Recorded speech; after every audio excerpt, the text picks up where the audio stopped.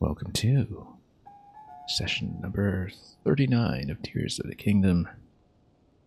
Again, we're having a double stream today. We had session 38 just a few hours ago and made a pretty decent chunk of progress coming down the west coast and making it down here to the Tabantha Bridge stable or thereabouts, where we just completed the tutorial on how to use the bow and arrow after about 200 hours of play, significantly using the bow and arrow. So now we really know what we're doing, and now we're playing with power. Current scorecard is, I believe this is currently at 93 shrines and 272 Koroks. We'll see how much more there is to accomplish. So we just came across a bridge past a geoglyph that is located just over there across the canyon, so we'll probably head there first. There are also a number of other things to do. There was a Korok escort from the stable that was perhaps worth taking care of as well. We might want to get a harness on a horse. Also, it's raining now, so let's not go down until we're sure we want to go down, since we might have some trouble coming back up. We just completed this shrine as well. That's the one with the bow and arrow tutorial.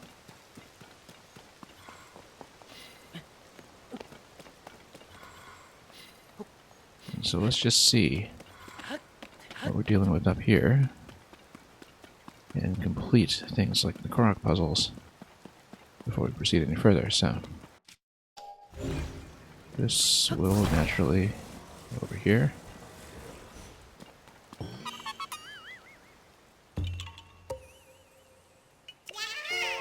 And we'll just maintain elevation until we have a good reason to descend.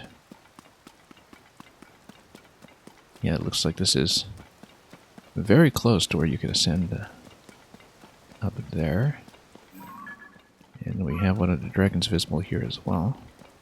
We need to start shooting claws off the dragons, because that seems to be what is related to the quest to restore the various goddess statues. At least claws are what we require off the red dragon dinner. I don't know if we require a different part over here.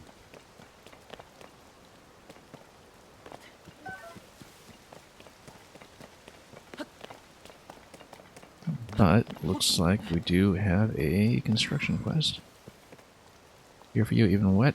This is fairly simple. We're just going to use the boulders.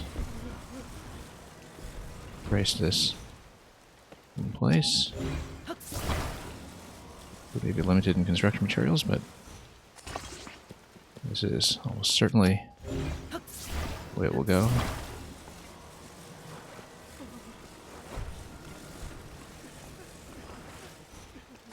Go nice and tight. Can we still talk to him? What's the difficulty? There we go.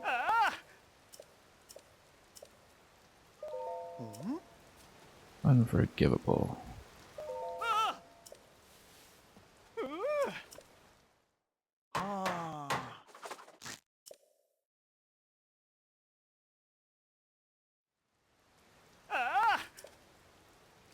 Okay, fairly straightforward.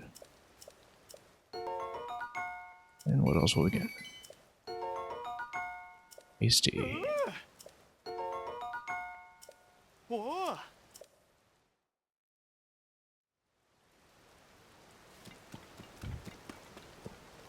Alright, so that works. I think that's probably the only thing up here. And yeah, as we can see, geoglyphs is all the way over there. That's where we'll be heading very soon. I might want to do the Korok escort first, since it's just going to be within our path anyway. Also, this shrine down here looks like it has not actually been done, but I can't quite see. Yeah, it's directly ahead of us actually, so might have been one that I haven't actually tagged just yet, but since it's just beyond that ledge. Okay, no, that is the one that we tagged already. Let's get this unpinned.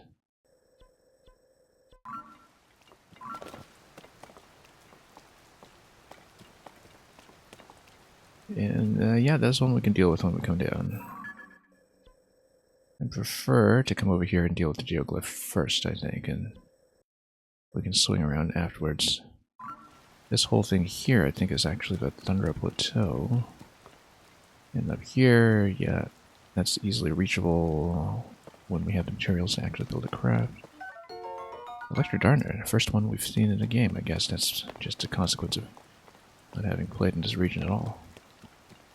Yeah, this plateau here is a major outdoor shrine in the previous game where we had to load the various orbs, I think. Yeah, that's far enough that I think we should take care of business on this side first. But at least we know that is there to be done. But we've got a lot of other shrines over on this side as well. We'll have plenty to pull us in both directions. But let's stick to some semblance of the original plan and come down this way.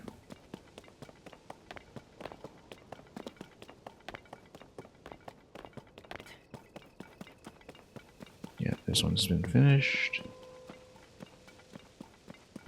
Probably there are reasons to get on top of the mushroom platforms, so I like to think of them, mushroom trees.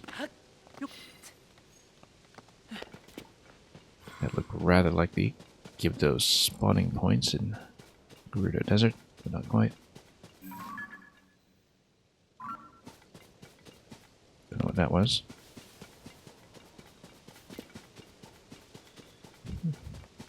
So yeah, we have a Korok to escort right over here.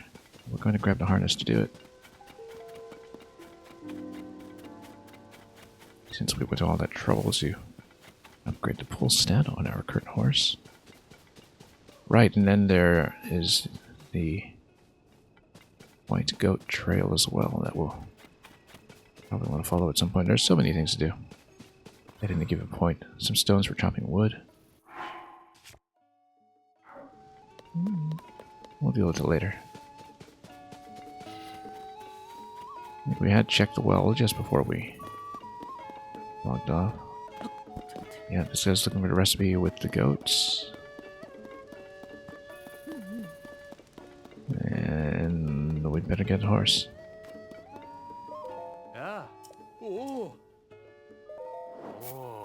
Nope. That's alright, we want Goldberry.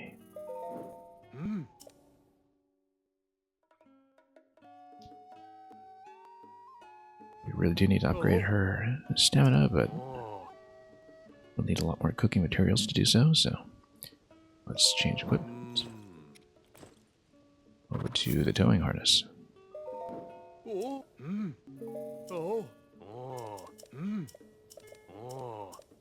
Yeah.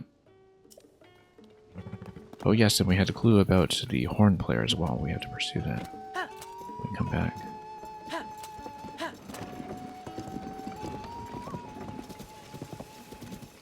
Anyway, we'll definitely try to follow the trail, and we're not also dealing with this guy looking for his friend under the blood moon.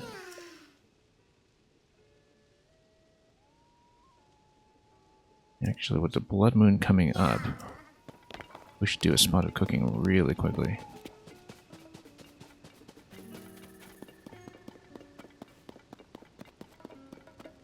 I never really planned cooking around a blood moon, but bonuses are often worthwhile. Let's see what we have ingredients and try to do that. Starting with the hearty truffles. Hang on, let's see recipes.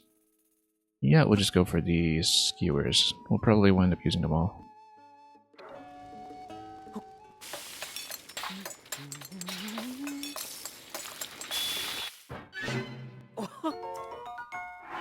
Nothing too special.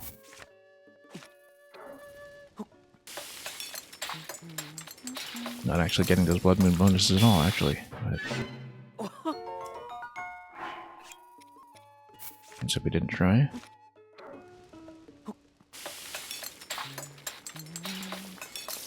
And we'll put in some other dishes there as well, since we went through so much recovery food in the process of the Gleok fight not long ago.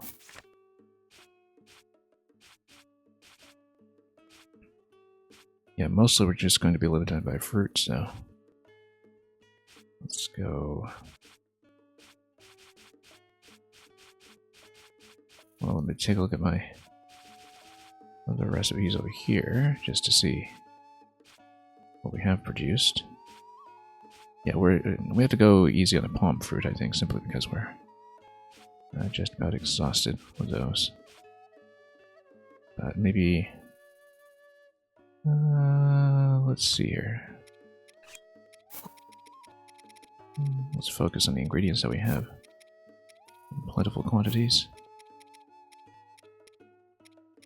Just as filler, mostly.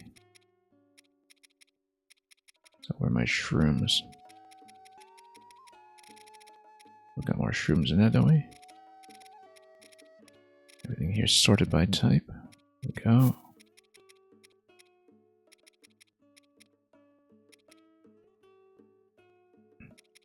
And with all of these, what were we going to add? Maybe some herbs. That looks good. We'll do a few of those. This is what we did make about the meat. 11 on that one. Very good.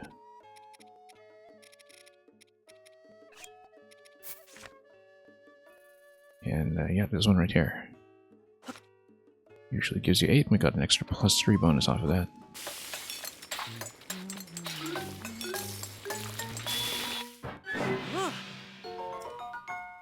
And we'll get as much efficiency off of that as we can.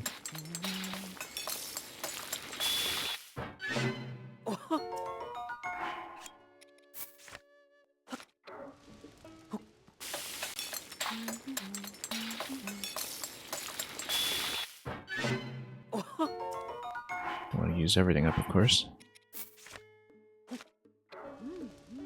because we will need to do quite a bit of cooking for the horoscope donations at a later point. Now, let's see how we're doing. We have about 10 rows right now. It goes up to 11. We could definitely do with more dishes that are just pure hearts.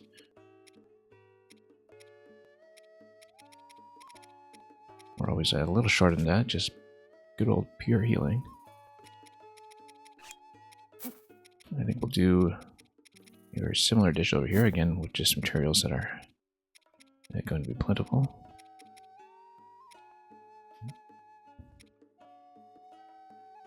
And splash fruit is swim speed. We don't particularly care about those. Yeah, let's let up on some of these ingredients here for just a moment.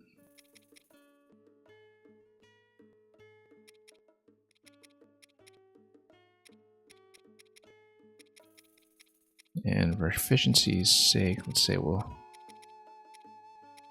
double up on... Actually, we do have some palm fruit. What am I doing here? Let's... we want to save it for better dishes, effectively. And then mushrooms for speed are pretty good too. Let's say we do this. We'll just have a few of those. Actually not very cost efficient, that one. But let's see what else we have. This one's surprisingly good. We're a little low on herbs. With steamed meats. Actually, how low are we? We can get more eye roll herbs around this area, so we don't need to be too frugal.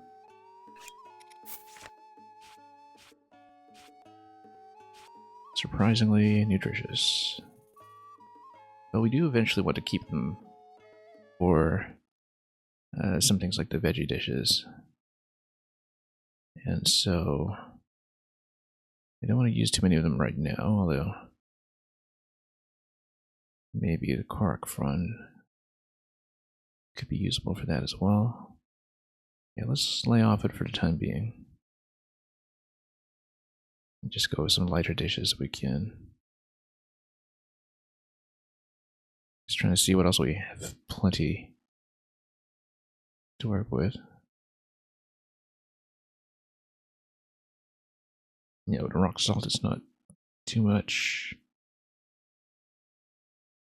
Again, we don't want to go too heavy on some of this stuff just yet.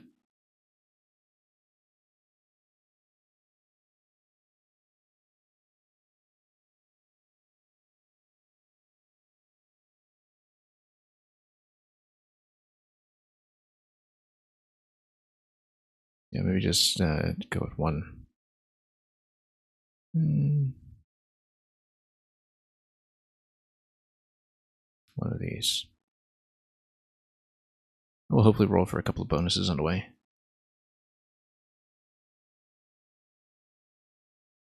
Yeah, a couple of those 4s and 5s. Not that effective, but you know, we could use a little bit of low heart filler every now and then.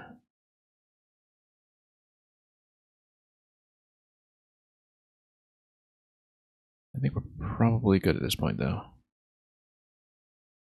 Just seeing what else we have here. Yeah, defense off the armor round. We forget about the armor round from time to time. I kind of wonder if we can combine it to get some of the defensive rating up. So put it with the iron shell. Perhaps we've got very few of these left, though. And combine it with armor porgy. And it was an iron shroom as well. I'm sure this would give me +3 defense for sure. Let's take a look. That might even be overkill. Let's put this together. Where's the iron shroom?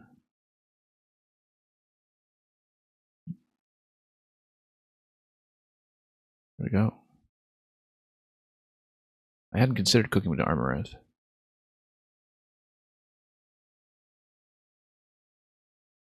Okay, that's 2.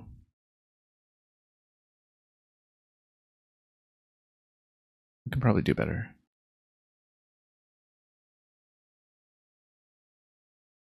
That's okay. I think we'll maybe leave it for the time being, so we have some additional room. Yeah, we could do it with a few more healing dishes, though. Just good old standard heals here and there. Where is my meat? Yeah, not very cost efficient at all. In fact,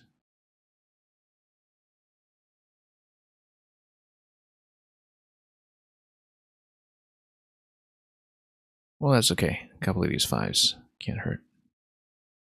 We do need to stock up more apples, though.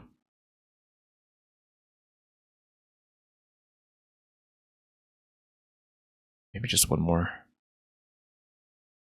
of those, and then we'll have some decent filler.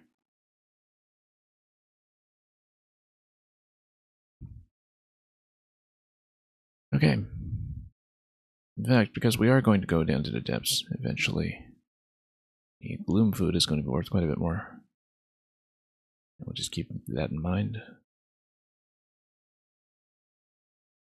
And then we wanted to take the horse for the Korok escort. Here it is.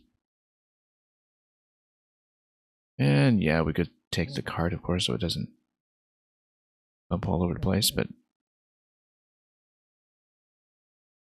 we can also just bump them all over the place and make them go oof.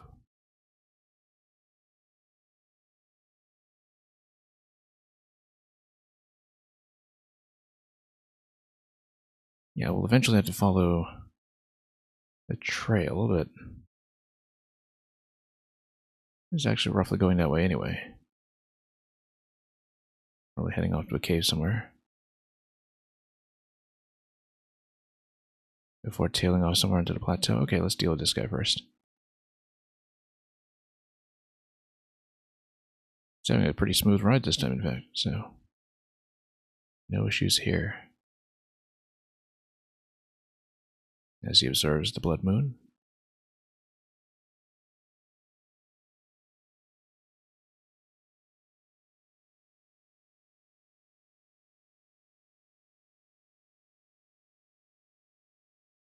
Let's check in first, then see the blood moon come up.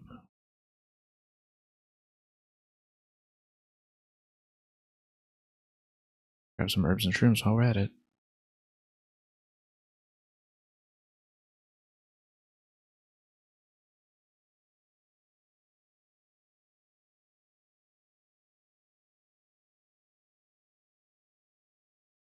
Okay, so. Also, I see my sound is actually dead, so let's fix that pretty quickly before this gets out of control. In one moment. We'll be right back.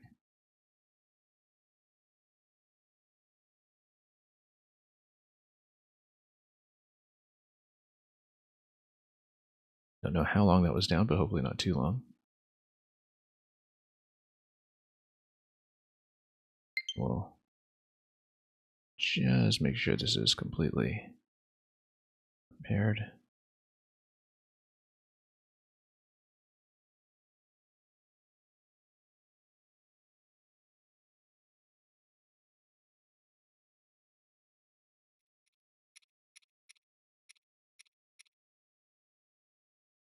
Should be fine now.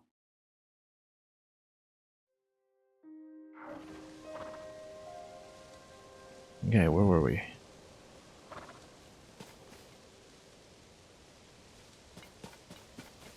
Yeah, I just checked it a few minutes ago. It seemed fine, but we got distracted by a spot of cooking, and now we want to go back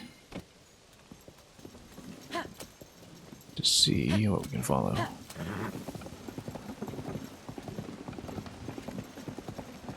That trail that seems to have veered off towards the plateau.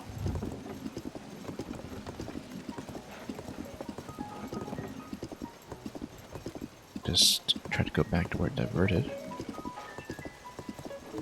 If we can find it.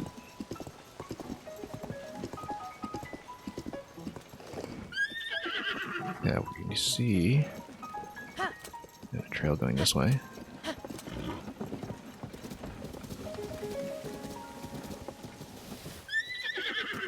Possibly going across.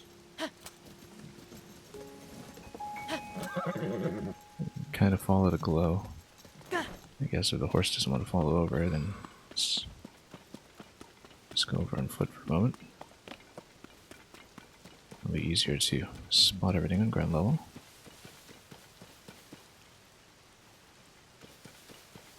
We'll just follow the glow. This works too, actually. A little bit easier to see.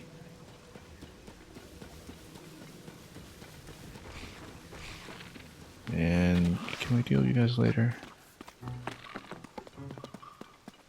Later is better. Will eventually take me to something interesting, I'm sure. Oh, white goats. Here we are. Okay. So we're all here. Let's make sure we take care of these guys then.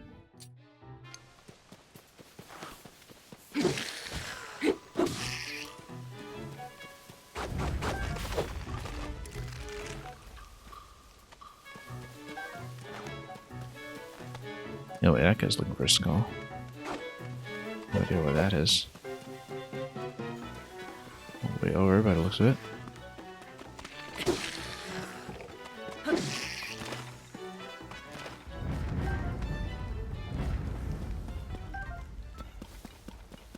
Now that we know where the goats are, we can just loot all the nuts we saw on the way, but let's get back here first.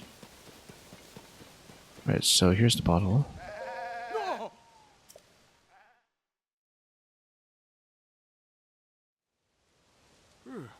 Now what do we do?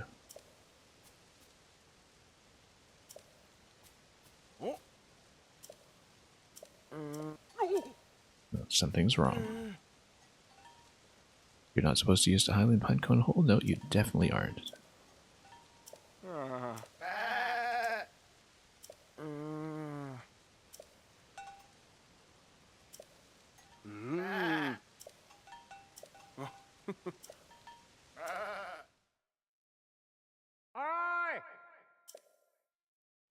Anyway, soar along. Guessing White Goats and the Lost Recipe were in the same place? Oh, probably not. Maybe the White Goats set out to find the bottle themselves because they couldn't stand to eat the wrong recipe anymore.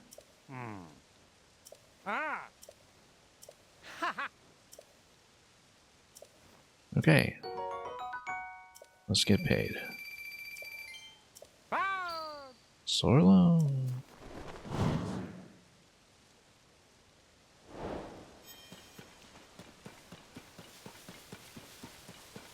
Anyway, then we can just grab the pine cones on the way back. That'll be our tip. Lots of arrows here too, that's nice. Oh, from the goblins trying to shoot me, no doubt.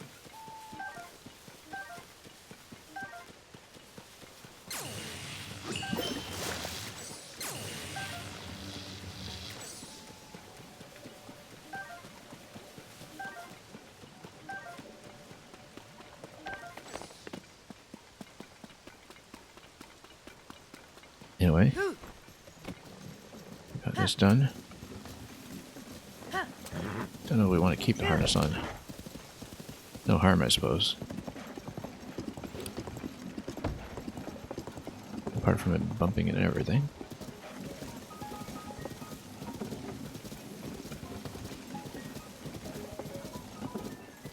Anyway, next order of business is going to be... Well, first of all, everything's returned. That's nice.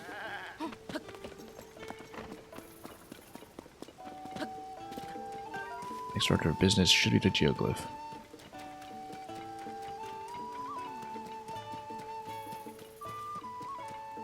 It's quite a ways over. I don't know if that's accessible by land. I guess we'll have to ride and find out.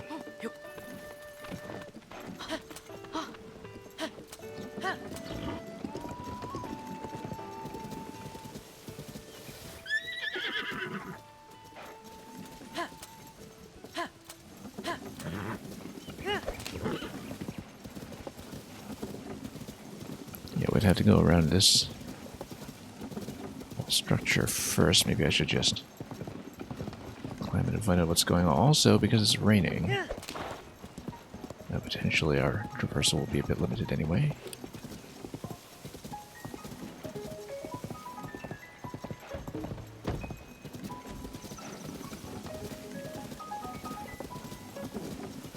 But we'll see. We can always look at it on the way back. Given that it should be a fairly gentle ascent up here to head up to the next geoglyph cutscene. Let's see what lies below.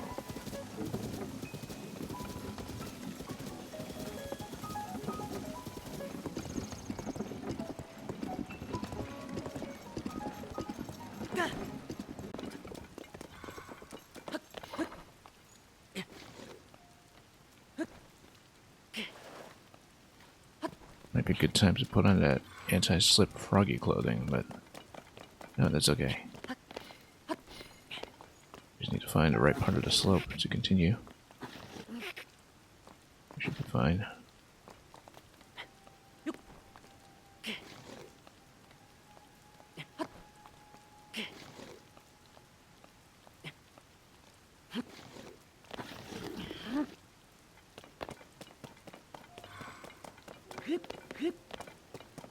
Yeah, we'll get up there without too many issues. Just a matter of finding the right part of the slope. Alright, let's see what cutscene this is. This, I think, is one of 2 geoglyphs remaining.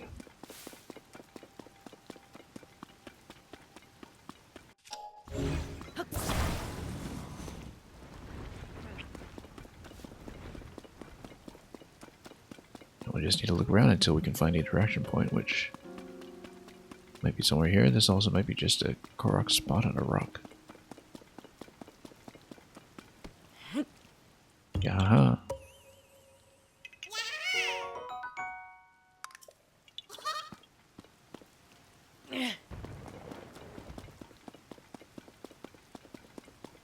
Then I guess we'll run around until we find the correct location. Just stand in a circle.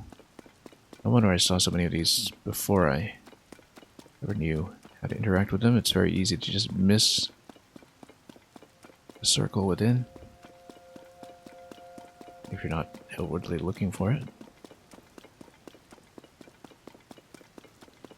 And indeed, even combing over this the way we're doing, it's hard to see. So we'll probably have to run around like this quite a bit until we find the correct part of the rock face.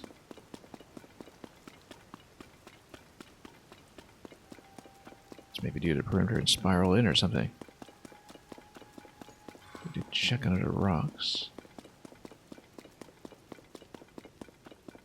Yeah, this isn't that large a structure. You'd think we'd have seen the circle by now, but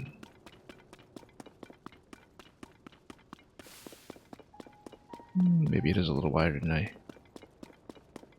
give it credit for. Got the Korok over there. You got everything over here. It might also just be on the end somewhere. Remarkably difficult to spot. Maybe that's the reason to, get some elevation gain from time to time, in case you have a more precise view of it from above, like in a balloon ride or something. Which I think is what the game was trying to teach you to do if you bothered to talk to Impa, but we didn't, so here we are. Where could it be?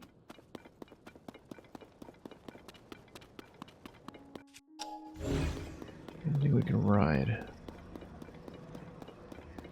I was thinking maybe it's one of the boulders just sitting on top and obstructing it, but I truly don't see it.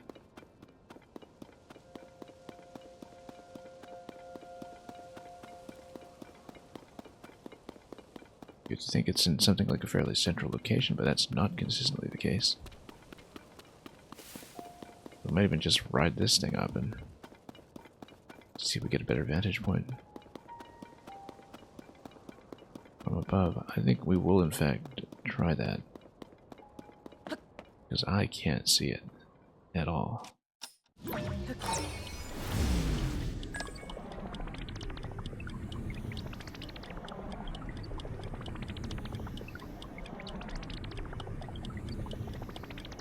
I still don't see it.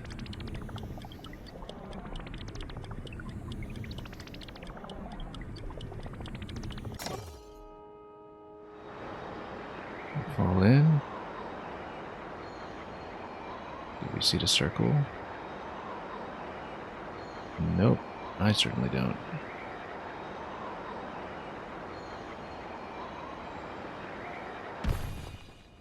Well, I mean, this is definitely not one of the ones I've already activated, so.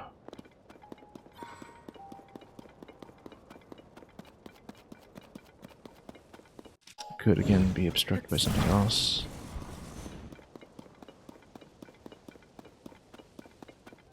Is it really that difficult to spot? Wow. That's unusual.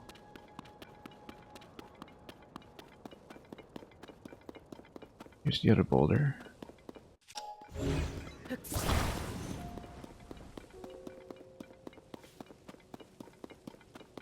Wonder if maybe this is something somewhat puzzly, like over in this circle, perhaps. Something else I need to unbury or reveal. That would be unusual relative to how we've been uncovering these so far, so I truly don't know. Let's not let anybody kill him yet. Let's go for ice. We're running a bit low. I'm using ice a lot.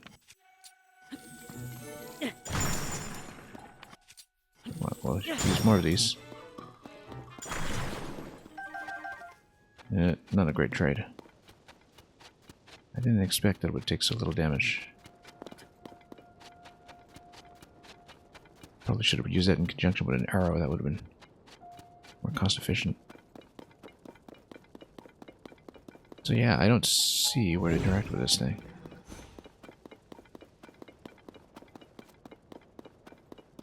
Hope it's not something quest locked where I need to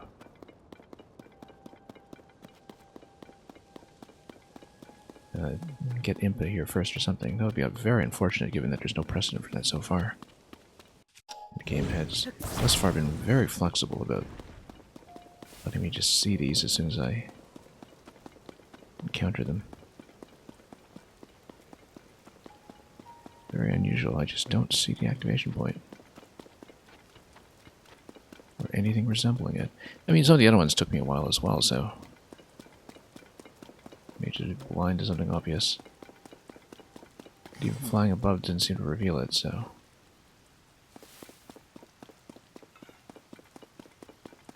What could it possibly be?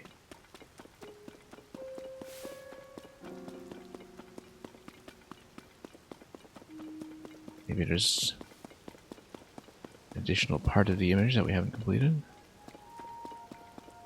It sort of joins itself to this part of the terrain? I don't know. Possibly the circle is a little bit on the outside? Truly don't see it. Yeah, it would be a real shame if this is actually quest locked. Did we check this circle already? Or this boulder? Or this edge?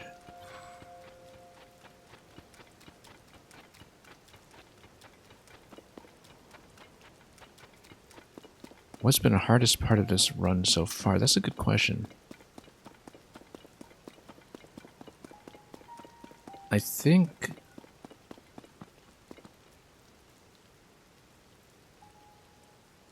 well, I've taken down one of each of the major Gleok types at this point. But they are one of the tougher things to do without the paraglider. Simply because each of them have a flight phase at the very end of the fight. And usually we can get around that if the terrain is friendly. And if we have something like a long-range bow or something. But it's kind of dependent on both the place where I'm fighting them as well as my equipment. And so that's one thing where I'm not always necessarily certain that I can do it. In terms of required content, nothing has really been a problem.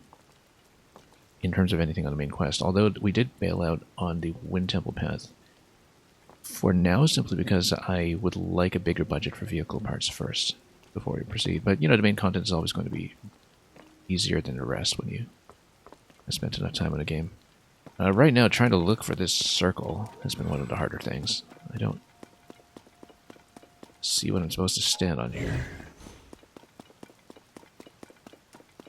It should have been a little obvious to me, but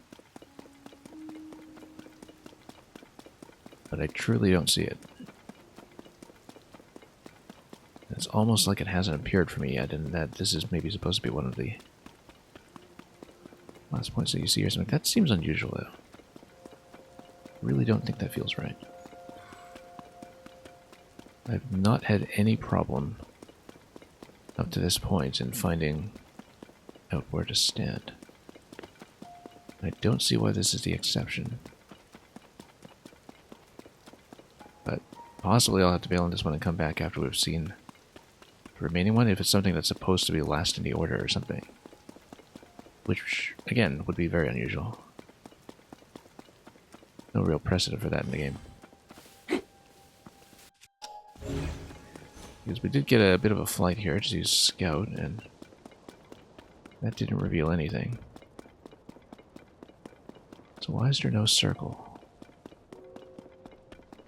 And we just forgotten to check some wing of it off to the side? I don't know. I also know that the last one after that is going to be on a rock face over here. So this is really the only one that We just can't seem to see it all. Maybe it's weather dependent? I don't know. Didn't think it was. Where was that stone that I was able to ride up for a higher vantage point? Let's see if we can find it. Just checking everything off to the side here as well in case. But I've been running around this thing. I truly don't see the circle, but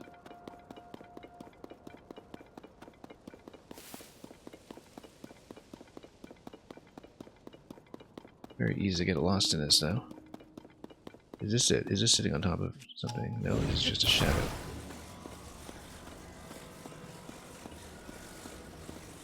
Don't know if there's a puzzle that I'm supposed to solve here to get it to appear or what. No interaction with the sky that I can see. Nothing to reveal from below. I just don't see it. And this is not something I've previously marked on a map, so... I marked this point over here, but that was just approximate.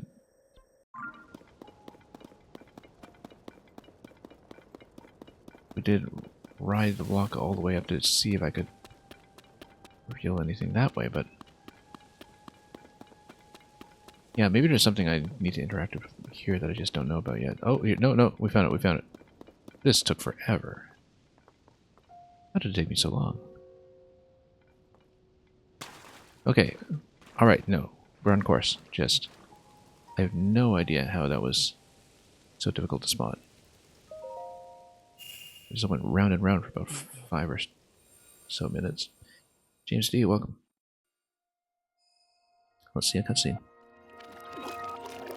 One of the last ones remaining. From the geoglyphs, anyway. Well, glad we inspected this thoroughly instead of giving up on it.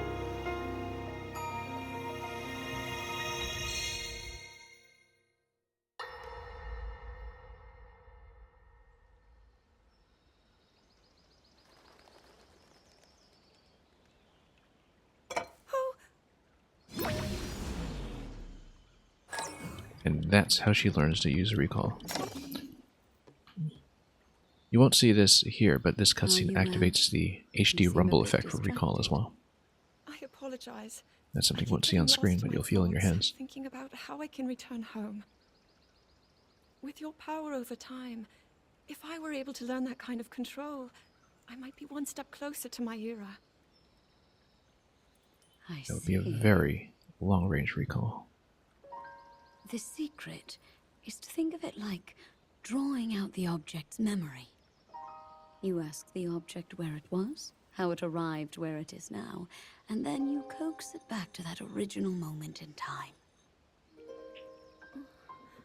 The object's memory. I'm sure it will become almost like second nature, and you will be able to find your way home. But Zelda, there is more on your mind than just that. Huh? You, of course, do want to get back to your time. But you also desperately want to help us out in this era. Am I close to the truth? How did you know? I do not believe it is possible to keep anything secret from Sonia. Oh, your concern is very sweet, Zelda. But listen, you can focus your attention on returning home.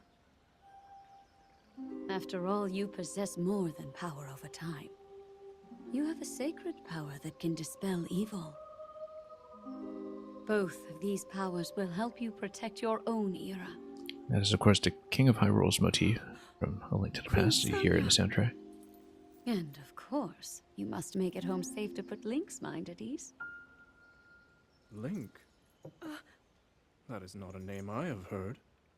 He is a royal knight. He had been originally appointed for my protection.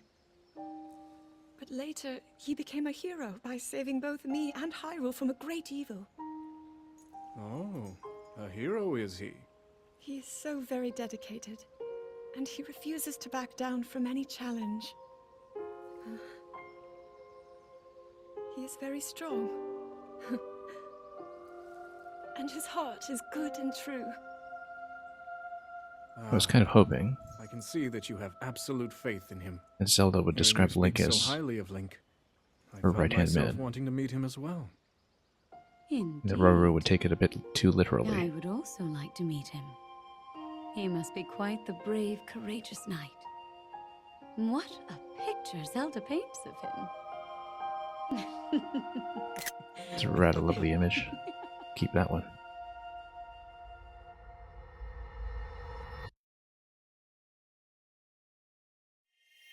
I wonder where they are dining and whether that's somewhere accessible.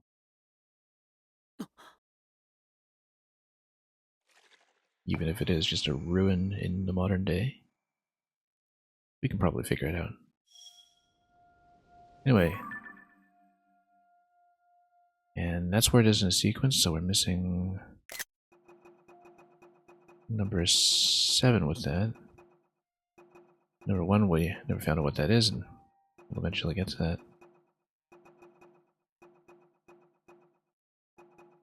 And yeah, some of these are from the other tiers of the dragon. Notice that tier of dragon 8 switches to number 9.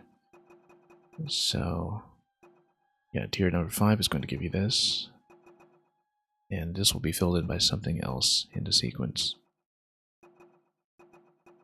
Tier of dragon 11. And I think we're just missing 1 then.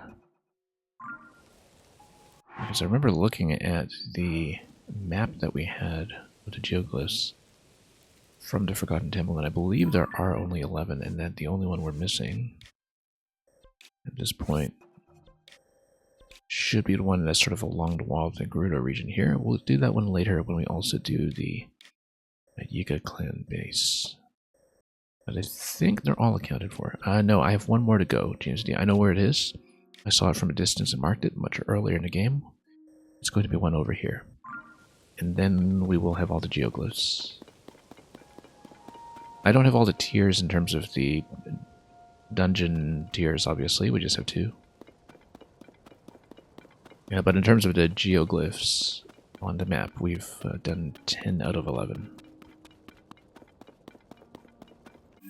Let's see where we're going to go from here. There is a shrine down here we can go to. We never did figure out the cave under the ancient columns, and of course we can wrap around here for this shrine. So let's see what the easiest route will be. We probably don't want to descend too far just yet, because we'd have to come all the way back up. So I think we'll come back for that one when we go south. For now, we're going to go back to the vicinity of the stable and do this side first. Just to fill in that one shrine we saw earlier. Yeah, you think that's your last one as well? Yeah. Oh, I guess because you said you hadn't really spent much time in the Gerudo region anyway. That makes sense. Oh, actually, I'm doing that one. We know we'll need to go back anyway to the path towards Rito Village. Maybe it makes sense to do this one now and then head back, but I'm wary of having to cross the canyon all over again and make a way up. I think I'd rather maintain elevation for now, and then we'll head down towards that when we go south. Because there is one thing that I do need to do on the way back to Rito territory.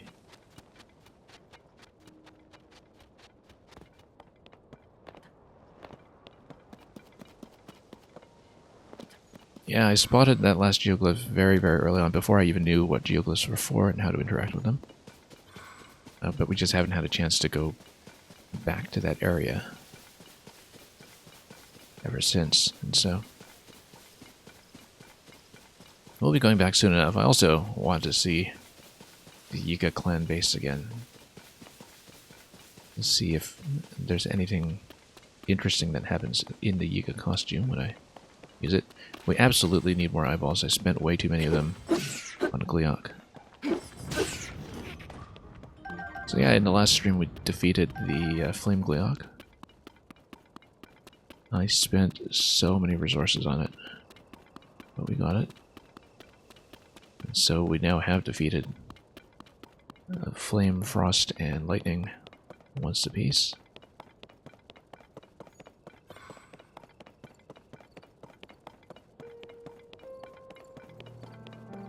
And yeah, in each case I just needed some way to get around the flight requirement in the final phase. In this case I just gained enough elevation to shoot it from the ground. And shoot it down.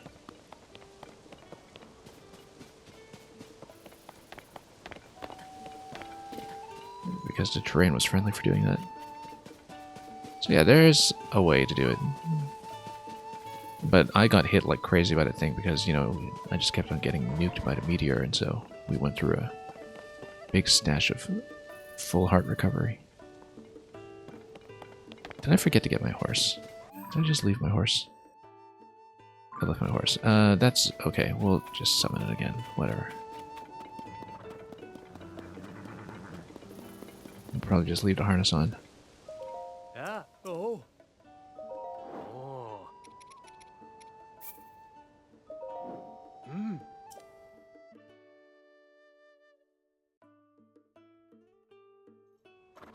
Oh. Oh. Yeah, we'll just drag the harness everywhere.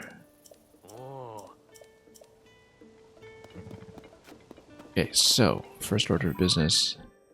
This shrine over here past the Thunder Plateau. Then we're gonna go around west. For reasons that will become clear. We'll stay on this side of the canyon for just a moment.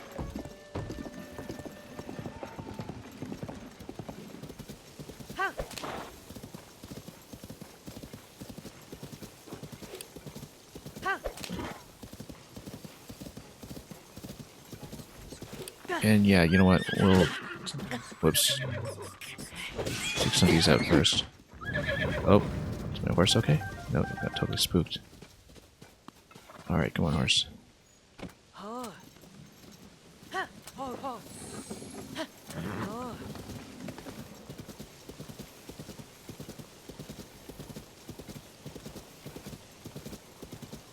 Is that a cave over there or is that a shadow? It's a shadow.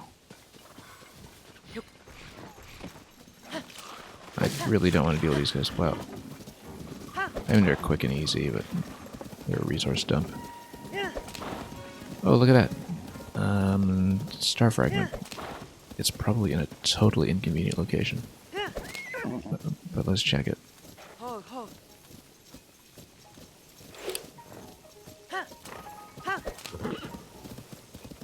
Just in case it is, in fact, on this side of the canyon. It might not be. If it's all the way on the other side, I'm not going to follow it right now, I think. Although star fragments are difficult enough to come by, though. Usually go out of my way.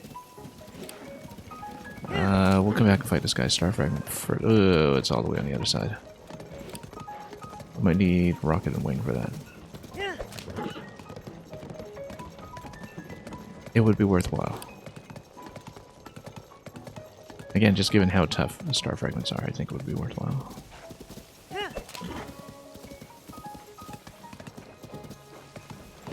This game is going to make me cross. Oh, yes, it is. And I don't mean it in an angry way, it's just going to make me cross the canyon. Shrine back there, yeah. We'll cross, it'll be quick. If you use rocket plus wing, then I just need to do it again on the way back, and we can just park it here at a 45-degree angle, maybe. Yeah, let's just do it. Usually wouldn't be this spendy, but...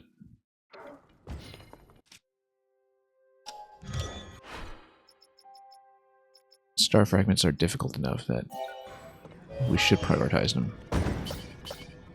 whenever possible.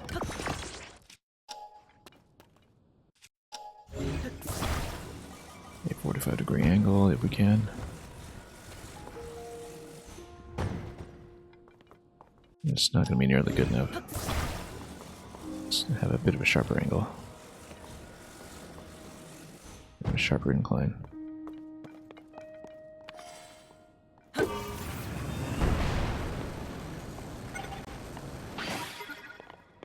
Whoop, nope.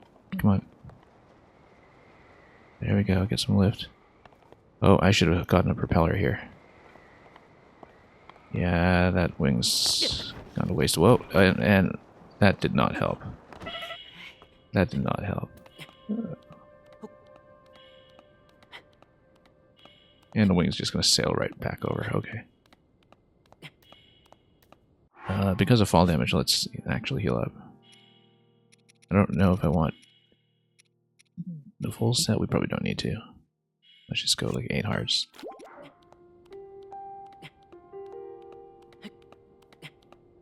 Yeah, that was a bad flight.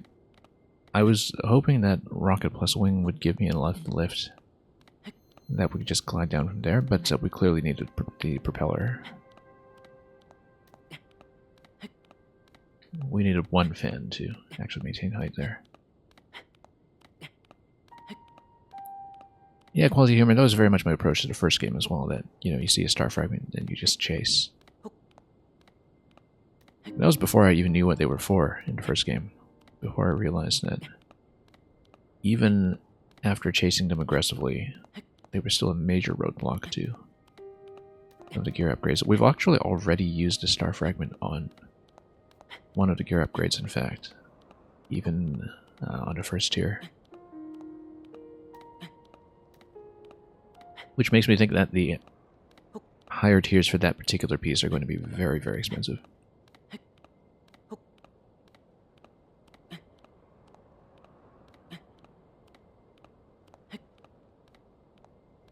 Anyway, too bad we wasted a wing. I was hoping originally that I could keep that wing on the flight back, because I do want to cross back over if I can. At this point, I don't even know if I'll bother. But we'll do it.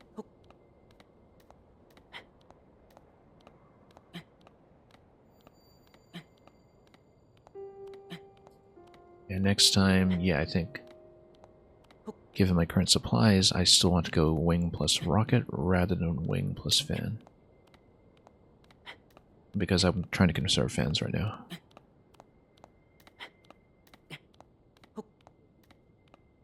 But even so, that was a much sharper dip on the wing than I had anticipated.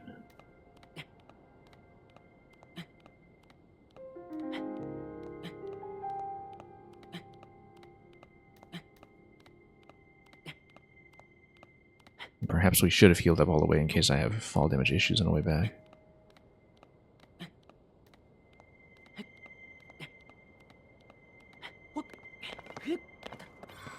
Anyway, at least this isn't going to roll down the hill. Which happened a lot more often than I care to admit back in Breath of the Wild. Sure, we'll fight you guys. Hang on, let's do it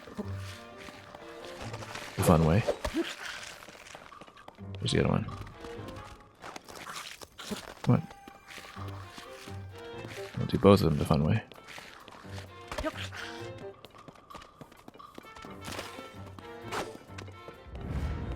There we go.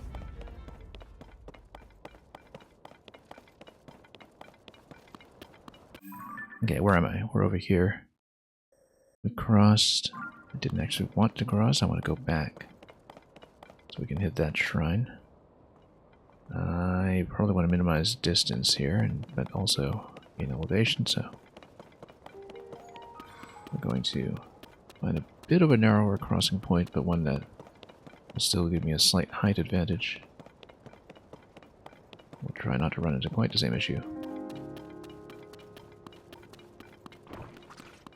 Hang on. Actually, let's shoot it this time so we can actually hit it in one shot. And multiply it. There we go. Only 2 pieces? Okay, fine. I was hoping to improve that. Yeah, rocket plus wing back over? I certainly hope so. We might want more height, actually. Like, I think height is probably going to matter more than the distance here. Slightly.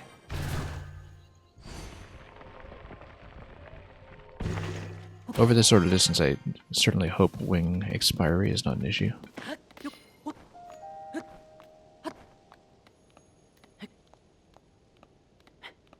But we'll go rocket wing again. And hopefully not die to fall damage and reset to a point before collecting the star fragment. Because that would be very unfortunate. Oh, he must have been up here previously because we have that star fragment, of course. That's kind of an interesting shortcut back here. You want to fight the constructs first? Tempting. But we fought them many times before. Let's just go rocket wing.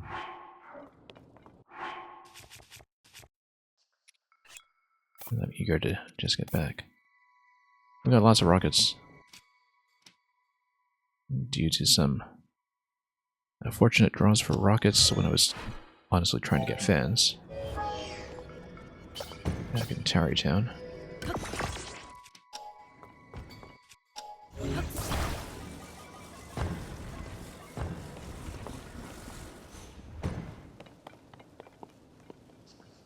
Okay, can we do this? I certainly hope so.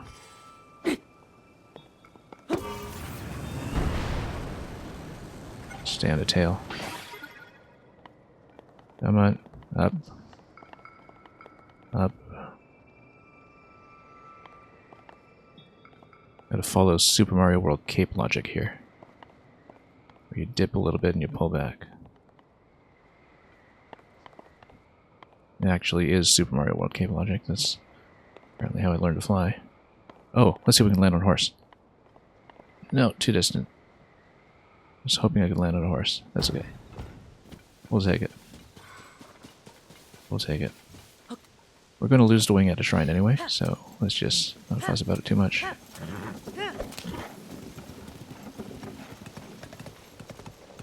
Well, that was much better flight than the one going the other way.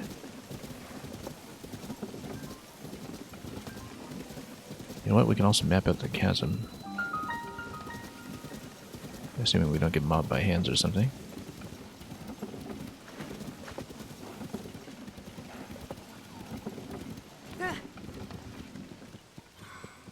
Not going down, obviously. Just want to map it.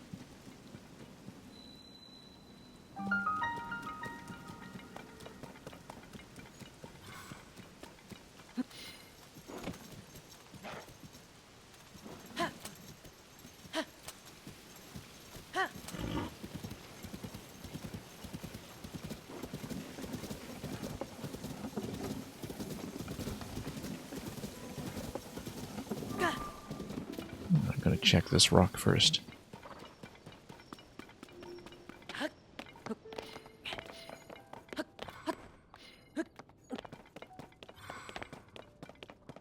Nothing, but we probably want to check that. I bet, you know, the waterfall drops into something interesting, maybe.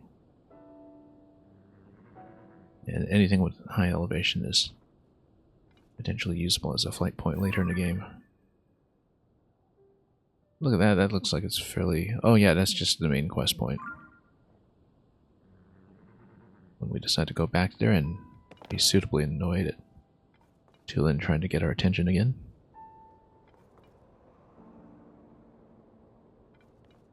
Okay, let's do the shrine first.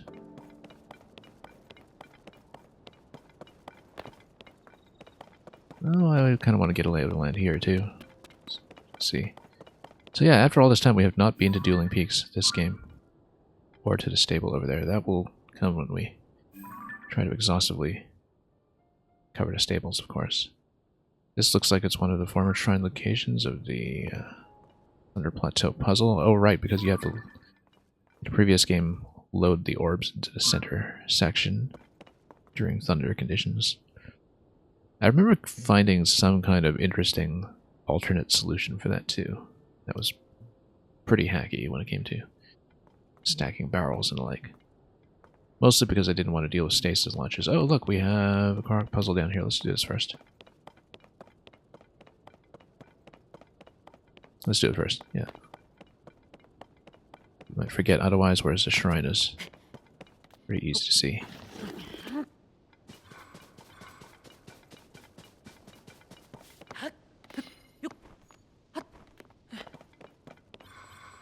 Okay.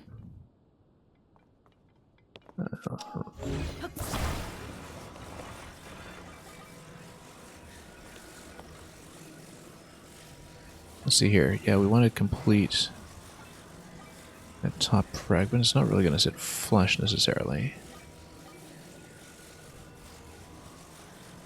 There we go.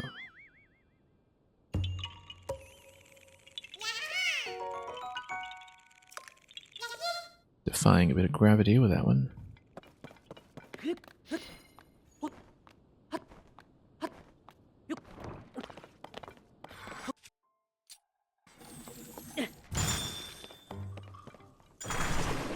Okay, finally, good trade. 1 for 5. Or so.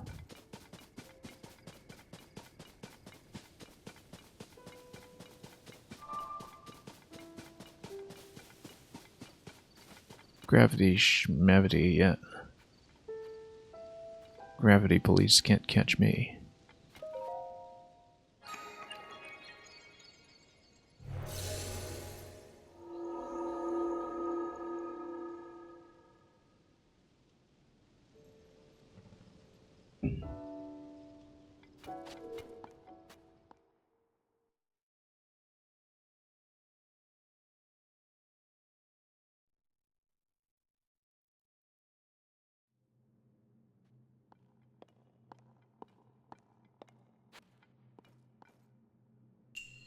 Built to carry.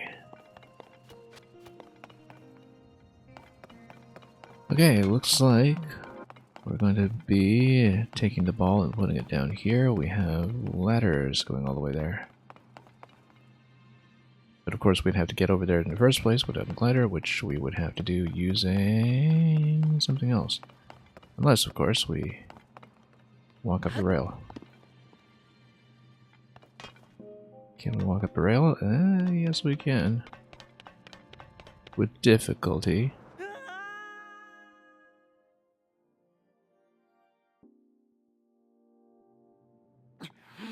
Maybe I should drop a shield and ride it with recall or something. But... Okay, so this is going to be a classic kind of paraglider roadblock. In that you're clearly meant to go up and grab the ball, and we're not going to do that. We do have to go up the other way, which is going to be tricky. If you are as bad a tightrope walker as I am. Not a big deal, we'll do it until it works. Ideally, we have other objects that we can manipulate in order to use recall.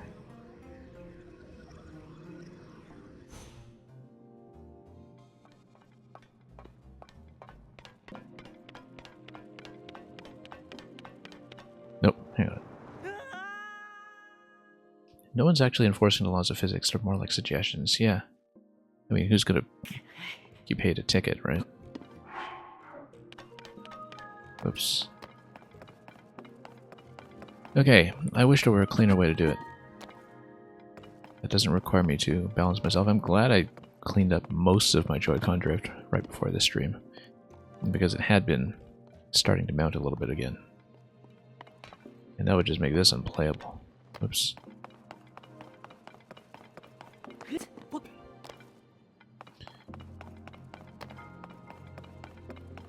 Yeah, I actually do wonder sometimes if dropping items in your own inventory to create a kind of makeshift platform might work.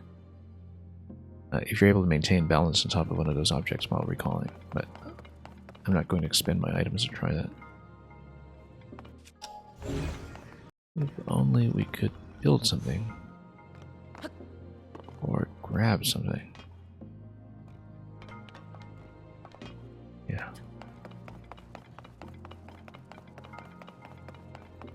Well, Well, having to do the tightrope walk here is a big ask, and of course if you run out of hearts completely, you do have to restart the shrine, so... Even if we get across this one, we have the other railings to deal with.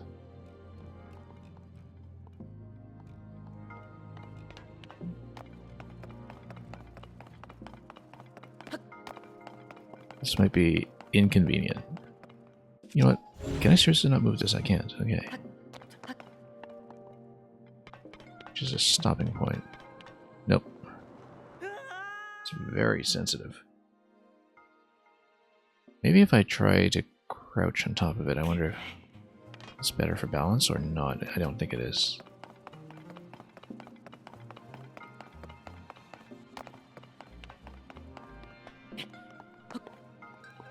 Yeah.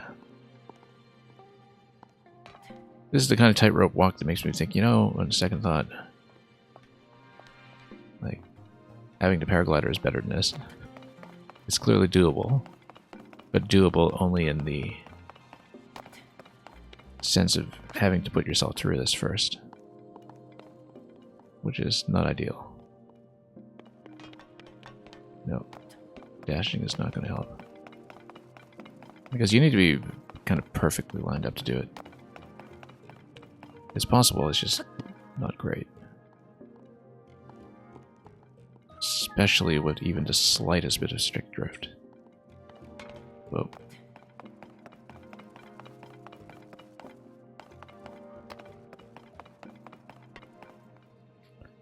Yeah, let me think about this. If I can have an alternative, I would like one. Whoa. Yeah, I do have a bit of drift. You know what? Spring Shield would do it. Spring Shield would get me across this. I bet. If we leave the shrine and come back, then we can just spring across. That might be much, much better. Let's try to tightrope walk a little bit first. Do we take a death or something?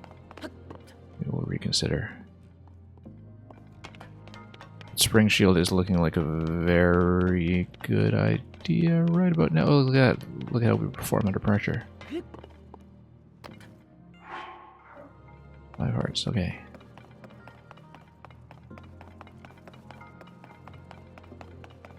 And yeah, this looks like you're supposed to walk across the ball or something first. Let's not do this until... Oh, we got plates. Okay. Now we're talking. And you're supposed to probably attach and suspend, so things actually stay in place and don't tip over. That can be done. Like, just box it in completely, really. Yeah, just loop it under, box it in. And now we're in business, because now we can actually move around a little bit. See. That it would need. Maintain this in place, and then maybe recall it into position.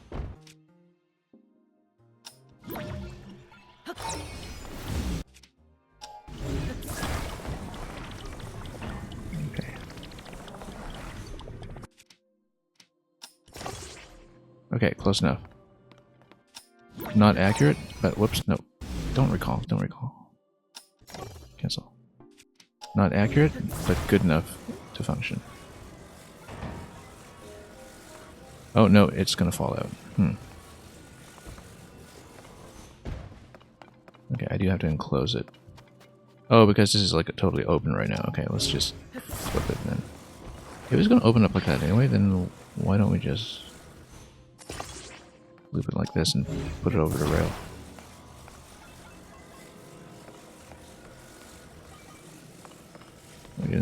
It'll just fit over the rail, right? So, no big deal as long as we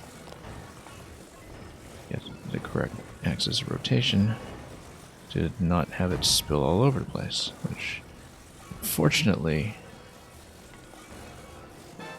you can't have the axis of rotation you want. Zypher coming in with a party of 7. Let me actually pause for a moment so I'm not shaking this thing all over the place with motion controls while I give you a shout out. And I hope that things on the maker side have been going okay over there. Whoops, let's not accidentally shake this. Let's loop this over first and then complete the panel. I think that's the way to do it. Okay.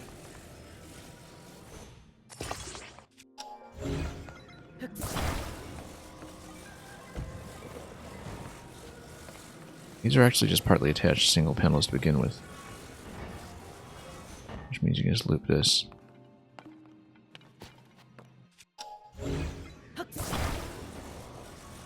Send this across slightly. Over recall. And then come back.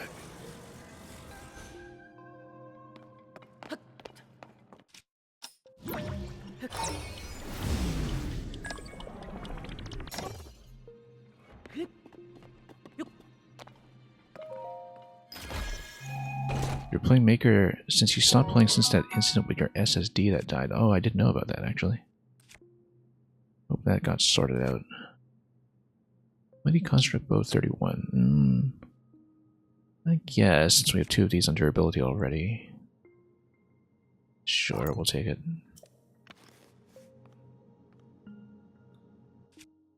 Okay, let's flip this a bit so it... Hang on. Doesn't hang down quite as badly. You know what? We can probably just make this jump. Thank you so much for the sub. For the gift sub, I should say. Just like old times between you two.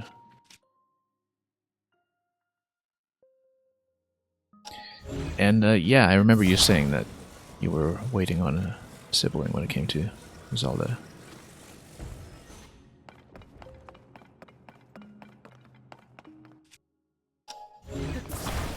Yeah, thank you so much, Cypher. I'm sure James D will appreciate it, given that he's been very regular on the Zelda streams and probably doesn't want to be bombarded by even more ads. The way that Twitch has been doing with me lately. And thank you for that, James D. With a little tit for tat.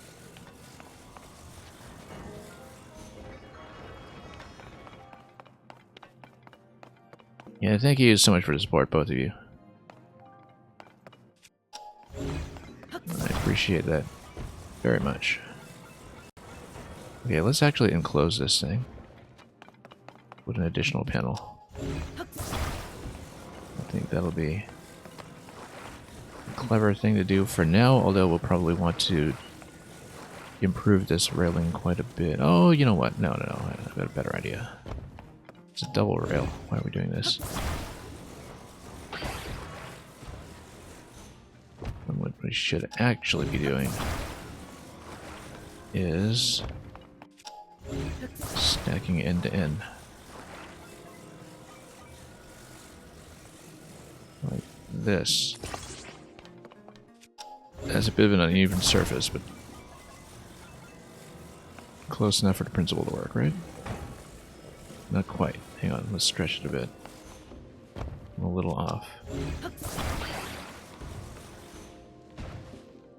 Actually, let's do it like this.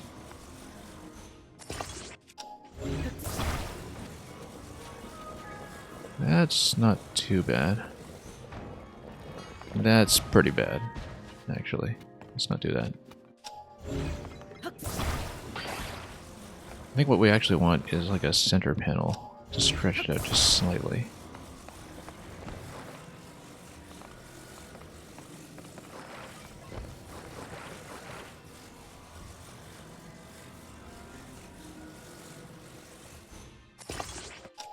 Yeah, really appreciate the support from both of you.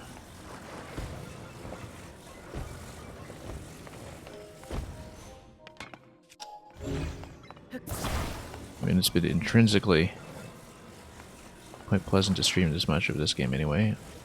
It's the most I've ever streamed anything.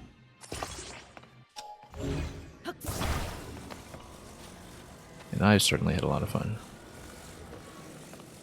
This is not quite right. To stretch it out just a little further.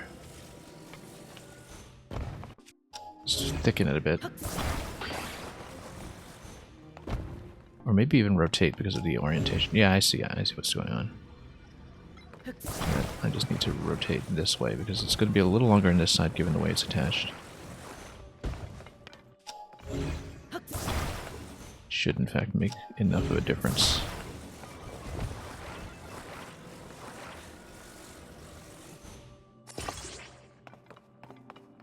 And yeah, thanks. I need to update my emotes. It's been some time since I expanded them, and I actually have a couple of unused slots right now. But we'll get to sort it out at some point. Yeah, the bully one is actually something I put together as a reference to one of my own earliest Mario Maker levels. Because when I was first starting out as an affiliate, I thought, oh, okay, we're not going to get too many subs here. I'll just make emotes that I want to use on other people's streams. And so I'd send people my bully level, and then I would just use my bully emote when the submission came up. And that was the way I did things.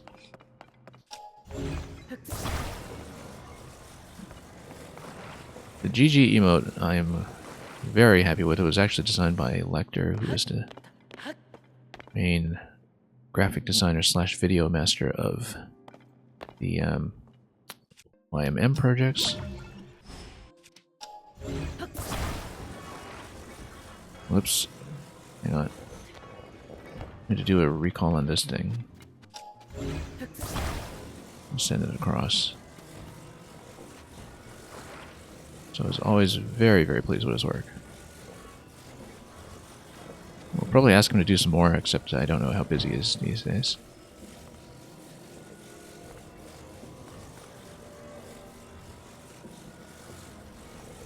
And yeah, all those beautiful animated trailers for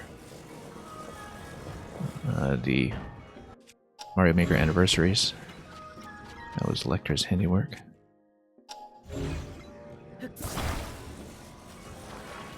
Right. Might need to improve this slightly to make it a bit more comfortable. Which it currently is not. Look at... Yeah, maybe just insert an additional piece or something, but we are out of fragments, so... What I should do is attach a piece like this.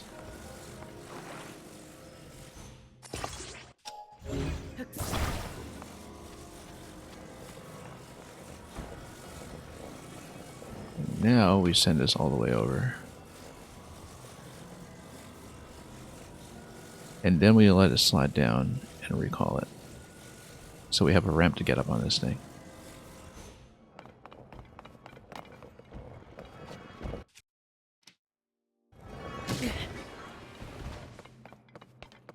That hurts slightly, but it's okay because it means we'll be able to get on.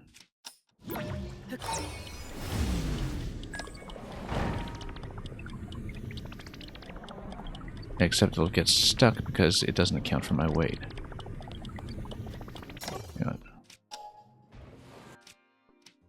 Yeah, the recall rules do throw me off sometimes. Anyway. Do it like this. We'll slide it down. Freeze it. Would recall before it's completely down. In fact, if I pull it back manually instead of letting it slide, then I can set it down gently and then recall it. Because then I can pull it down at my own speed and create all kinds of problems when I lift it by mistake.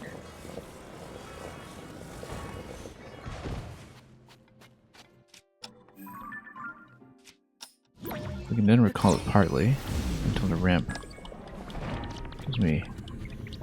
Let it go up. This is going to be a problem.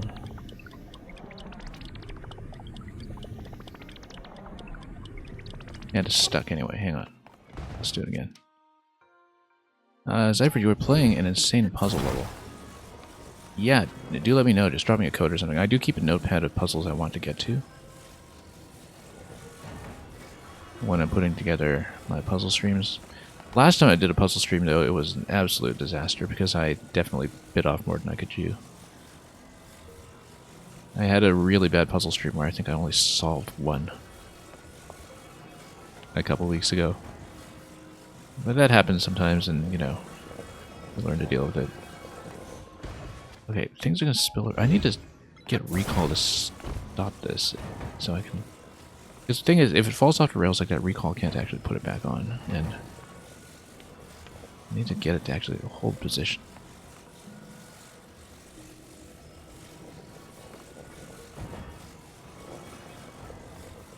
I think I need to stop it with recall as it's coming down the ramp. So we'll hold like this, and we'll switch to recall when it's just about to come off the ramp. Oh. No, no, no. I was just about to do it, except it was wiggling and I couldn't get on. Let's try it again.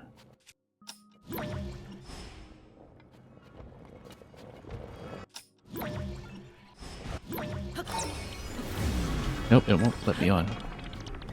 It keeps shaking me off. Okay.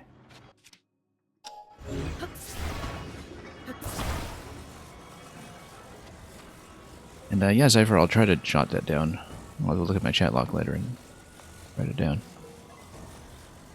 But thanks for letting me know about that. I'll take a recommendation. We obviously won't be doing it today, and probably not until I'm much further in Zelda. But I will definitely do that, and I'll let you know too when I do it, so we can show you a VOD or something. But oh no, this broke like crazy. Okay, we need to fix this. This has been less than ideal. There's got to be a better way to attach all this stuff. Okay. Because, yeah, I was using this piece basically just to widen the gap slightly. Might not have turned out to be a good idea. So I want it... No, I want to do it with this orientation. That was maybe part of the issue, was that the orientation was poor, but it doesn't quite line up anyway.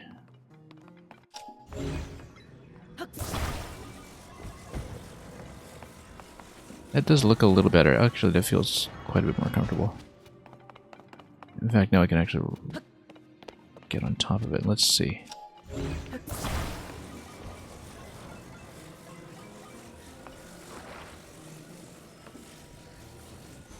Nope, not like that.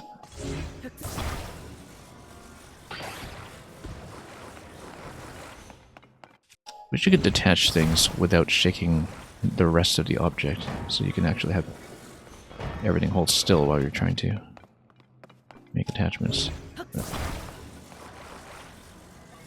And yeah, I know you mean when I jump back to puzzle levels, of course.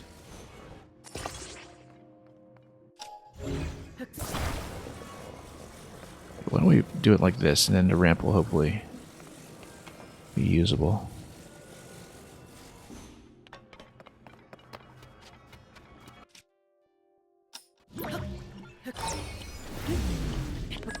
Nope, hang on. Didn't get on.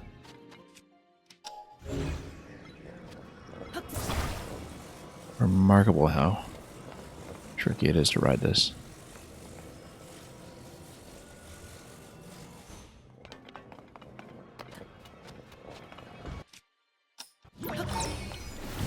Come on, let me on.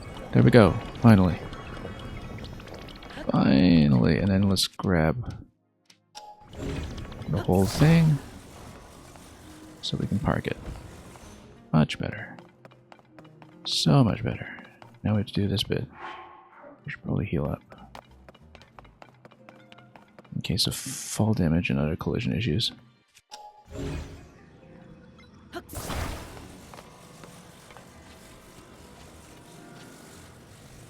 In fact, if I take off the ramp, this should probably stay straight, I hope.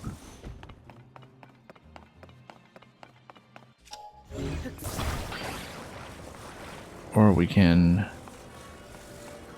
just bind this with some rods underneath, or we'll see.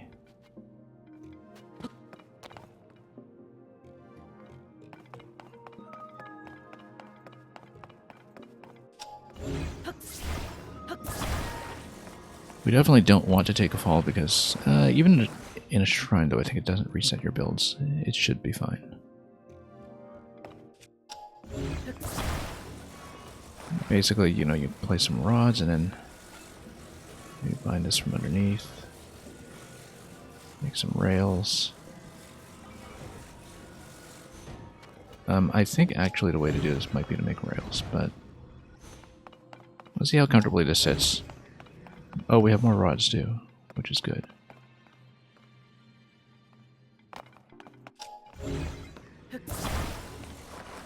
Inanimate carbon rods. Yeah, because then we can just stabilize this from underneath. I hope. And then afterwards we can just tear this down.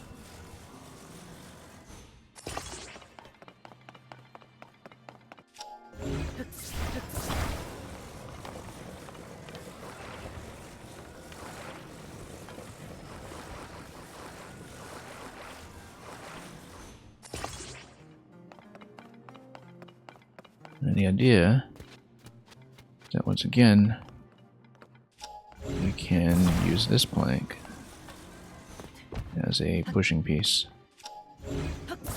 Ensure that we can actually reach the far side of the platform. Of course, then we have to attach the ball and send it all the way down, which is probably going to be fine.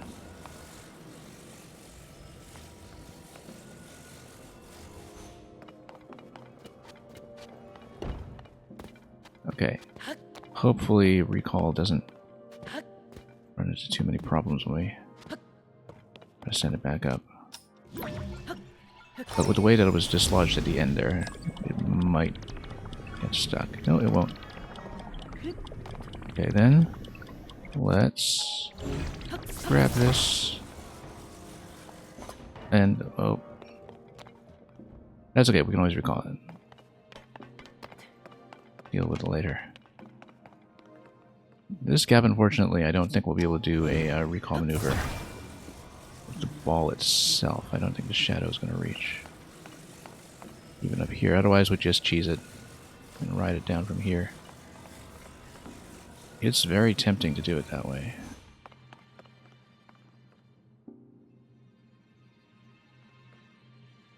Actually, given the reach here, I probably could do it that way. Send the ball all over there with recall. Let's gauge our height here, in fact. Because if we lose the ball, that's fine. We just dump the ball and we come back. But the problem is riding the ball might be a bit unstable. We try to send it up with recall this way. Let's just take it down a track. I feel much safer with that.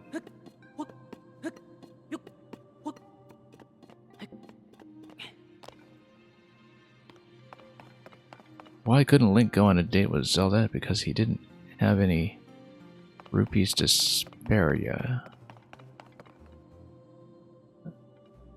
I'm not quite sure. I see what it's going for.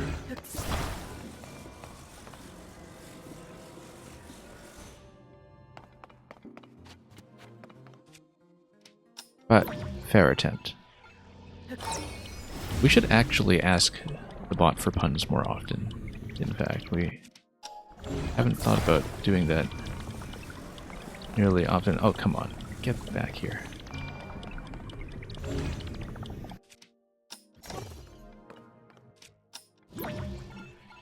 Well, now this is a problem, potentially. You know what? We'll just roll the ball. Whatever.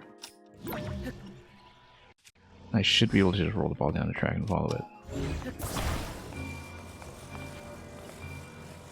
Problem is myself riding on a ball. That might be a bit of a tricky proposition here.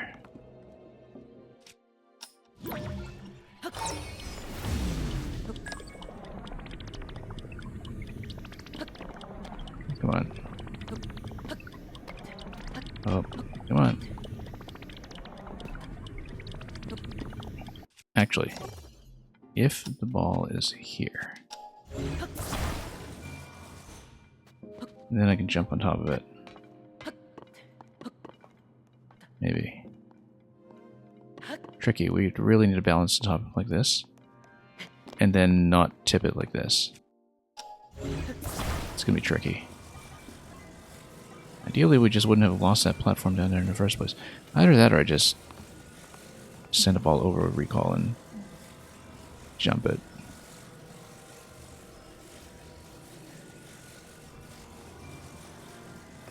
Looks like it does get far enough.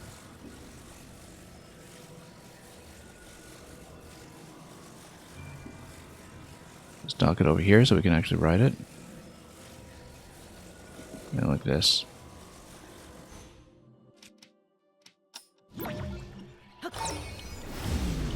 Okay, this will be a bit risky.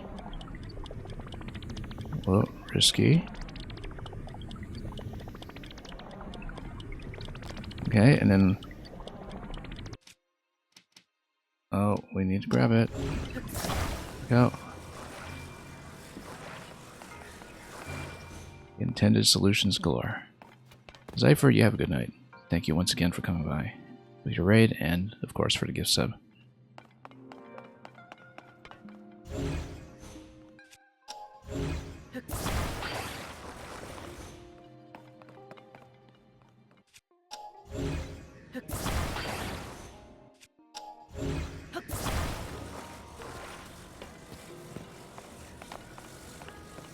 We probably just should have done a recall skip from the top platform, but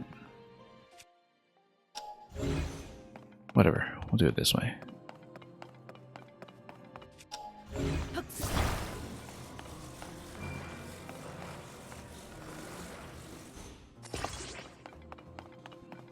We'll attach it.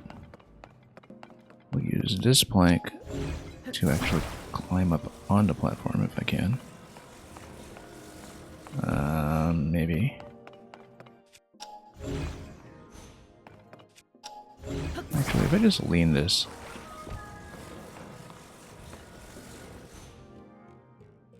Like this, and use a jump.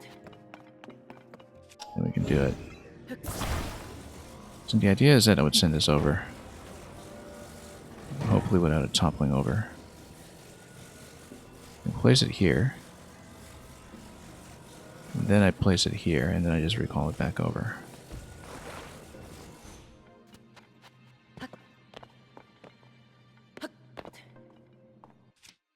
And hopefully it gets on a rail.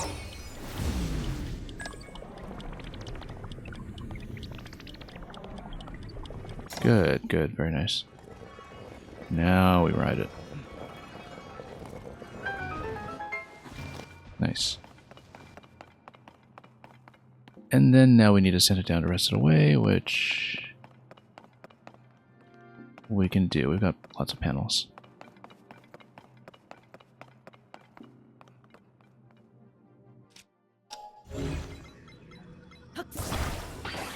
This bit might be a little tricky. We need to completely box it in, I think. Or at least have a very strict attachment over the railing so it doesn't just topple over. Or we'll just do a recall ride the same way we did before. And you know what? We can even do it like this.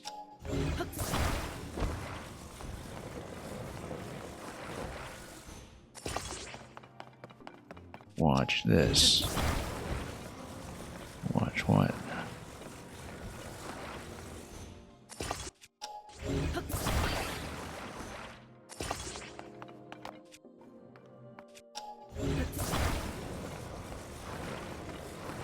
Totally intended solution.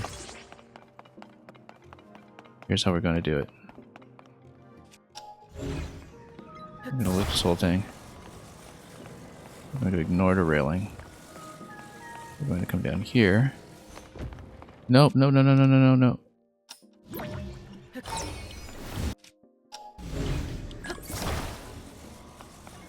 I'm going to...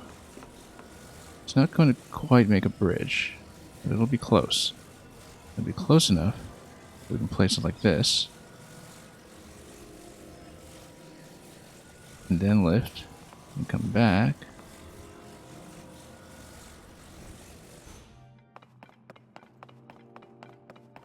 And then we recall the whole thing. And we're gonna switch to this.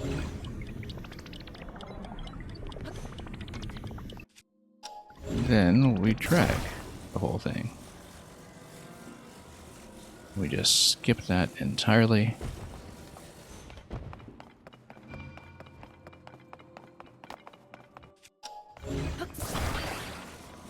And once again we say,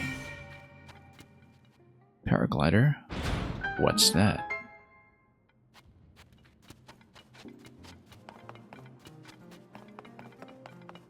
Alright, that took too long.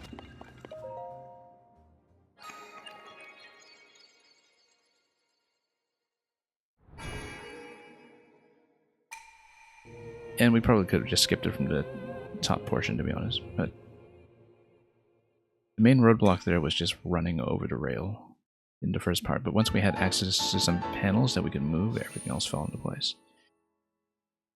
You're obviously supposed to just take the paraglider over to the ball directly and then roll it down the rail. And then build panels to get it through the other rails. But we didn't do it that way. And in fact, if you roll the ball down from the top part, you're probably supposed to take the paraglider back down as well to get to the next segment, so you don't need to ride the ball or the rail. But the distances are just close enough that recall works just fine. That was the most ass-backwards way you'll ever see in that shrine solved. I don't know, I thought it was very forward-thinking.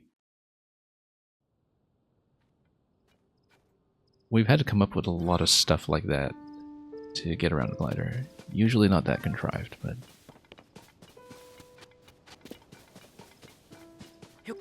but sometimes. The thing is, I skipped a few shrines early on in the game that I now think I could probably go back and do because I understand a few of the mechanics better now. Specifically how to use recall, which for the first few days I just didn't know how to use it at all. But now that we know that being able to hold objects at all can let you skip a lot of gaps just within your grab range, we have vastly opened up the number of options in situations like that one. So anyway, glad you enjoyed that, Samphis. There'll probably be more where that came from. I think that was shrine number, what, 94? Yeah, we've got 94 shrines in the bag now. So. Anyway, we've got to get the ferry sorted out. So the next thing I want to do... We don't want to go down here yet because it's a huge elevation loss. I want to go back to the crater. Because there's something I didn't check there that I want to check. And to do that, I think I do need to cross the bridge. So let's get back.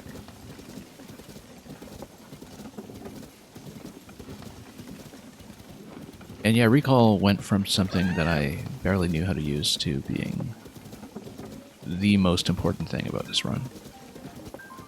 By a very long shot.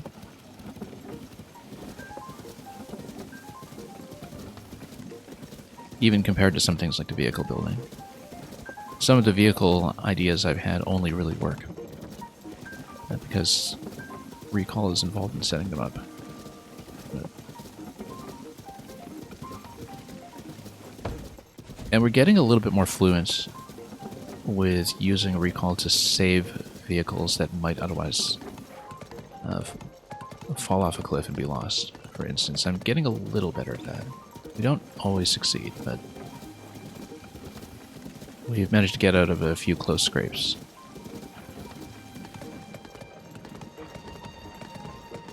I actually did take a few Twitch clips of that. I should share them properly. Anyway, across the Great Bridge. So there's something specific we're going to look for at the crater. Where we previously cleared a shrine, but there was something I missed.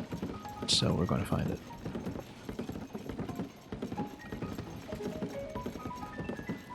yeah, recall, first of all, the range is amazing. Secondly, the motion aiming is actually really good. It's much more responsive to motion controls than a lot of the other powers, in fact. And thirdly, the fact that it freezes and allows you to actually kind of stop and think is extremely important, because then you can actually plan around it. It just wouldn't work at all, I think, if it didn't let you do that. So, there are a lot of things that are specific to the way that it's designed. You know, everything from the range to the freezing on it that make it work extremely well. Now, I wonder if this is the encampment with the horn player. We're looking for a horn player. He's apparently lost in a hole. It might be it. We hear him here, in fact. Great. Oh, sad French horn. Let's get him out. Oh, good thing I brought the harness too, because we'll almost certainly have to pull his wagon. Maybe.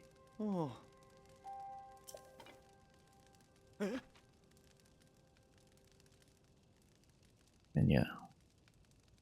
The Great Fairy went into hiding. Yeah, James D, we've had a couple of boss fights where we used recall already.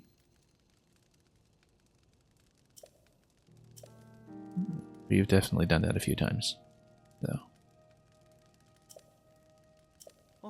And so yeah, he wanted to go to Rito Village. Well, we need him for the ferry. That's the most useful thing you can do. And then we can finally see what the material costs are for the next tier of upgrades, which is a big missing piece of information for me right now. Didn't used to be here. And while we have a horse, you've got a wagon. I think we can be friends.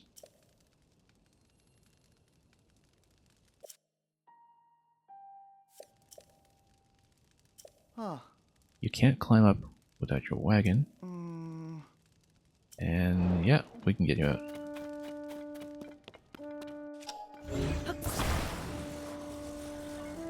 I wonder if I just need to get the wagon out. Maybe we shouldn't be smashing all the crates.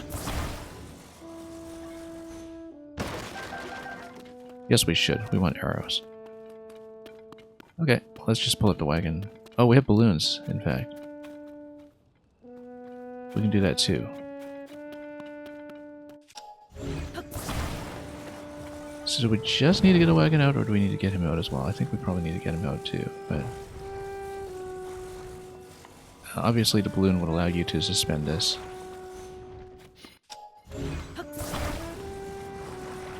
We're gonna do better than that. Whoops.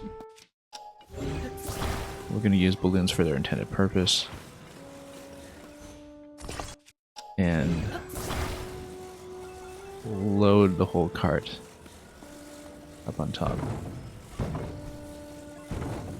Come on. Just shove it up there. Don't take your wagon away from you. Okay, I guess we need to load him as well. Then. Maybe we just need to put the wagon on top of the balloon then. Seems mean to take another fellow's precious wagon. Okay, he wants to get out too. Well, how do I move him? Pull your wagon out of the hole. Was you in it? Ah, okay, so... I would need to tell him to get in the wagon first. So we can do the same thing, we just need to tell him to get in the wagon first. And the same thing will work as long as we don't spill him, I think. Get in the wagon.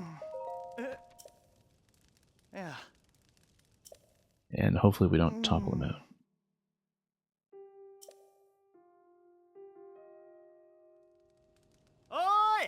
Okay. Let's see if this works. Without spilling him over. Oh, you're falling out? No, you're not. No, you're not. We've got you. Maybe a bit of a lower location. You're at a hole. Yes, you are. Nice and easy. And the cutscene will take care of the rest.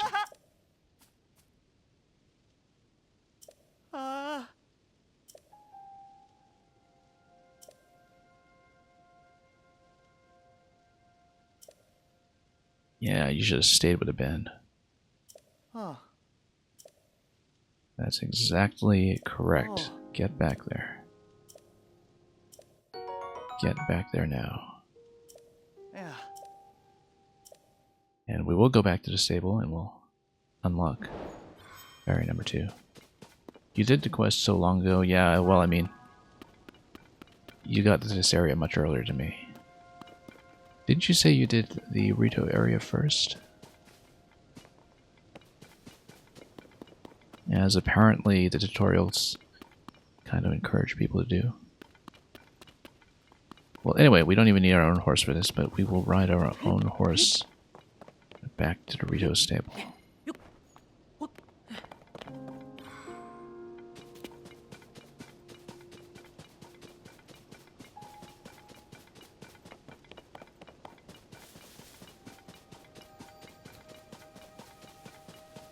And then get the next set of gear upgrades. If we can. We could also do the rocket glider thing and go directly to Snowfield Stable over the canyon like we did previously, but we're not. Yeah, we're gonna ride, so. Now, I have ridden this whole path before, so I don't think we'll see anything particularly new. Let me just make sure we're properly oriented here. Yeah, I mean, I could check all this stuff here, but we had been there with a shrine and everything, so let's just follow the path.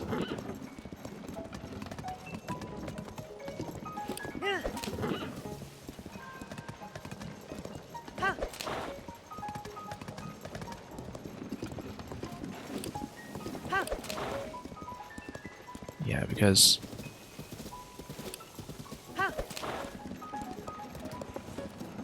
the sooner I can find out which materials I should not be selling, the better. And so we'll try to get more ferry upgrades going.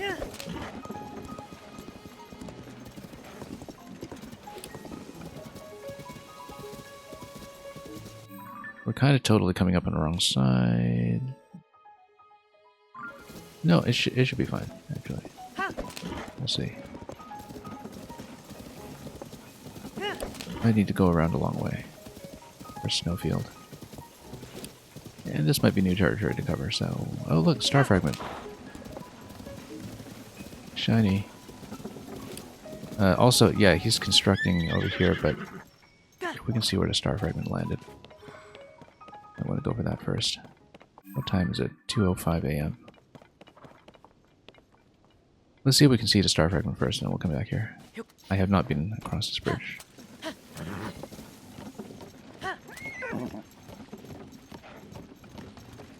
This I remember from the first game, this location. Chest down there. If we can see where the star fragment landed, I'll go for it. If I can't see it, I'll go back and do the construction.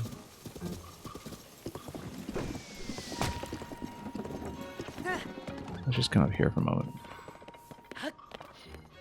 Let's see if it is anywhere within visual range. Because I don't see a glow, so...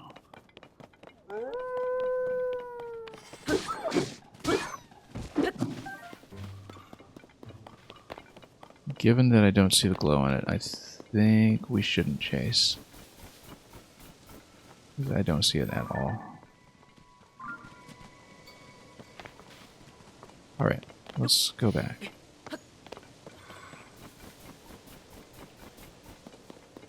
Yeah, you like doing the side adventures? Yeah. I've barely been looking at my quest log, and as I was saying...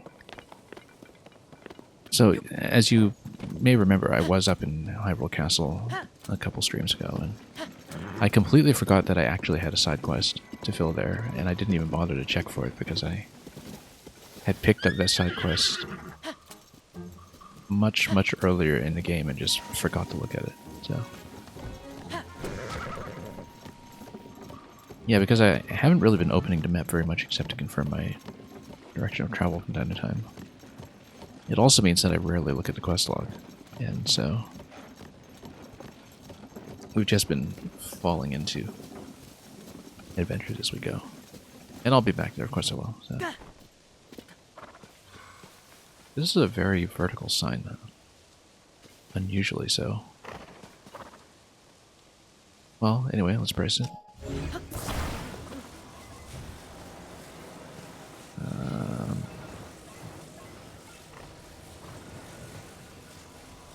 Line it like this first of all. We'll need to support it. Before it all blows over, it's going to blow over. Let's actually build support for it first, in fact. So we can shove it, we can stand up.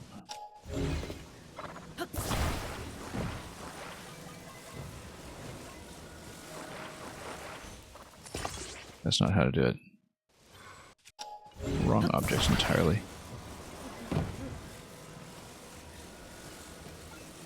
Fix my angle here.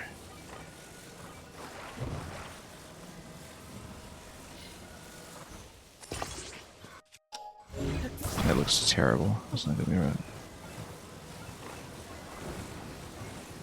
It's not gonna be right at all.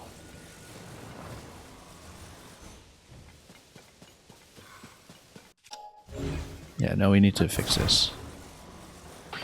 We'll attach on the top as the anchor point.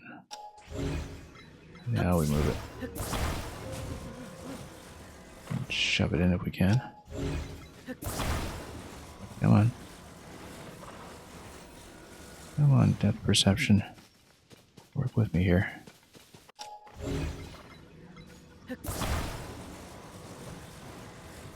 Stay grounded if you can. Okay, no, let's do this again. Attach it elsewhere.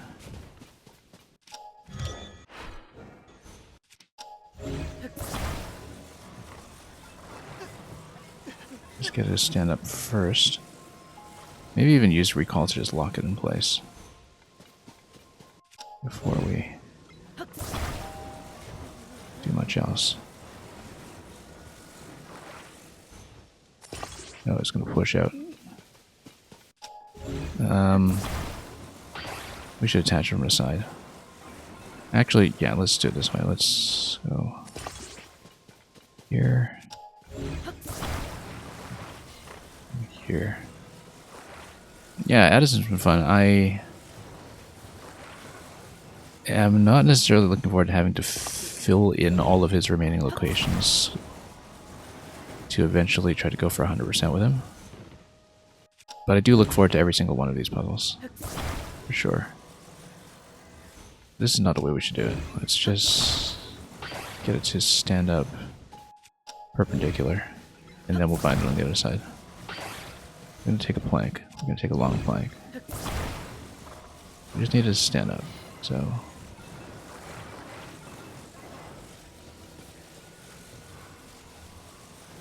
yeah, the positioning on this one is going to be a little fussy, but we'll make it work.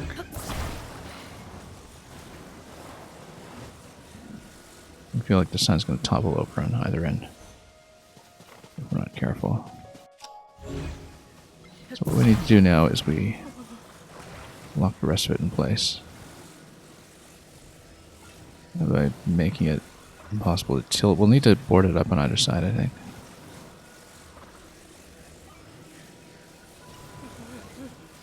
Yeah, actually bind it like this. It's going to try to go for this central anchor point though, which is annoying. Because we need to not do that. I'm going to do this. Then... I don't exactly know how it's going to sway yet, but we'll shove it in like this.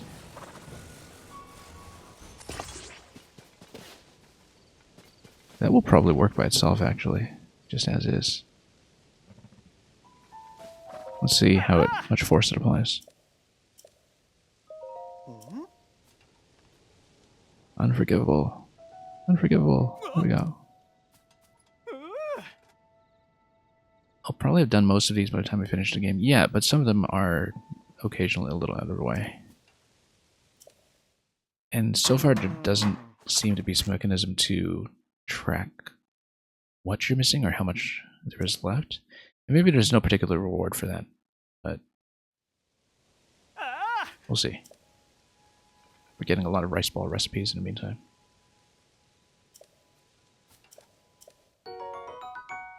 The thing about doing things very exhaustively in any game with a big map is that, you know, filling in the last few locations is always something that is tricky.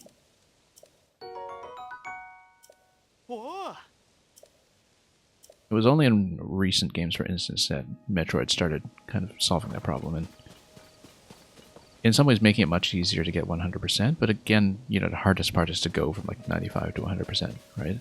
Unless you have some kind of map cleanup tool that's available to you.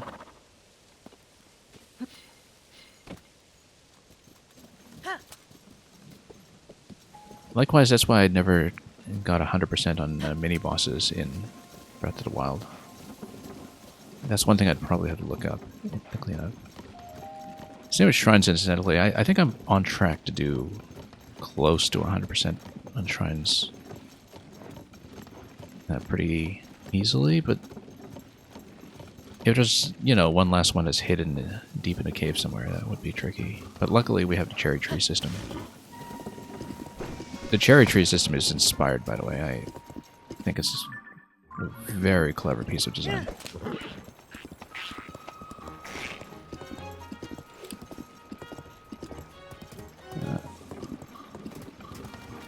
Okay, this guy's gonna try to toss fire on me. Whoop, let's get out of here. No, no, don't beat up my horse. Okay. Okay, he's gonna try to firebomb me. Go through this cave. We'll probably check this cave. We'll ascend, actually. We'll go too far. Not cave, but bridge. Yeah, going for 100% usually turns the game into busy work. That's the thing, is that... Oh, we've done this. Is that I think it's important that, you know, if you have 95%, there should be some quality of life feature to help you get to 100%, because at that point you clearly know how to make your way around a game, right?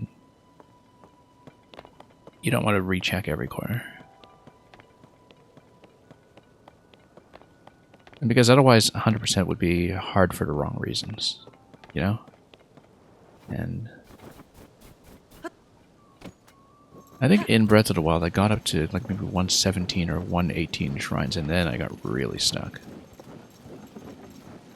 And in the end, the locations I was missing weren't even that hard to find or get to. It's just that,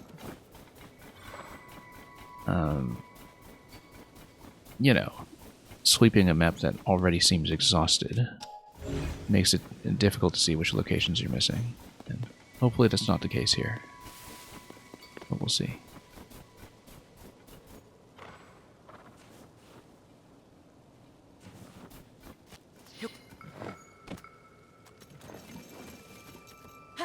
And yeah, James, yeah, I know that there's a percent tracker in Breath of the Wild as well for post-game. In Breath of the Wild, that's how I eventually did 100% in quests and such, is that until I saw the quest tracker after fighting Calamity Ganon, I didn't actually know how many quests I was missing. And for the longest time in Breath of the Wild, I was still missing 3 quests, even with the tracker. You know, I played the game, including DLC, back in 2017. I think I was missing 3 quests or so that I didn't clean up until 2020 or so, when I finally went back to do it.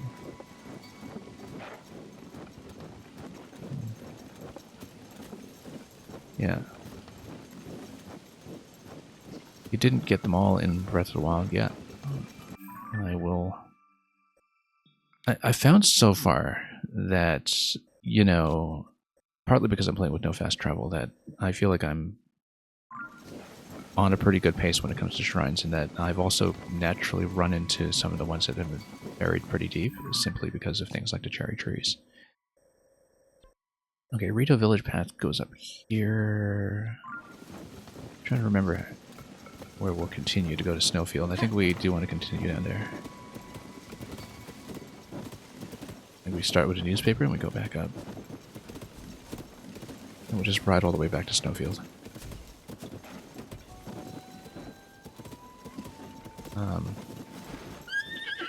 If I'm correct. Actually, no, we kind of came down this way. Yeah, okay, no, we were fine to begin with. Let's try to figure out where the intersection was, too. And get back on the main road. Because there's a branch over here. And then we came up over here. I'm just trying to figure this out again. Yeah, okay, no, because then we head east. Right.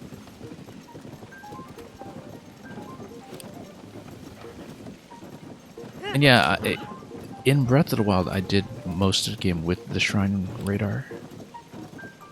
Here, of course, I haven't picked up the Shrine Radar, so... Oddly enough, in Breath of the Wild, I did most of the game with the Shrine Radar, but without the Object Radar. Because I didn't talk to Impa until I was about 120 shrines in. We've been here, I think. Cleared it, yeah, that's right. Not 100, the probably was about 110 or 112 shrines in. Then we did the Divine Beast and talked to Impa, and then at that point you start to unlock things like the camera. And it's with the camera and the object encyclopedia that you can select objects to track on a radar, right? So in Breath of the Wild, I didn't do that until very, very late in the game. And I did need that eventually because, you know, without the tracker, I probably wouldn't have been able to find enough bee honey or energetic rhino beetles to finish my gear sets. I definitely relied on that to finish my gear. Because otherwise, you know, what was I going to do? Just check every tree for beetles? Probably not. And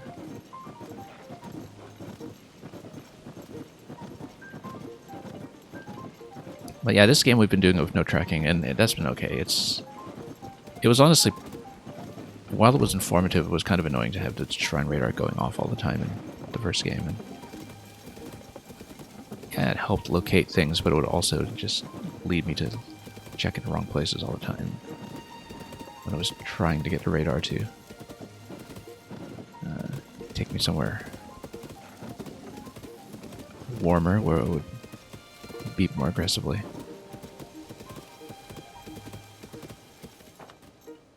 But that's one of the reasons I did no fast travel here as well, and with Pro mode, is that it's very easy in a game like this to kind of wind up focusing more on the map or on the radar or on your indicators than on the landscape itself. And I felt with Breath of the Wild that when I switched to playing it in Pro mode, when I did my Master mode run, actually, that I had a lot more fun with it because I'm actually engaging with the landmarks and the visual cues that are actually on the landscape, right?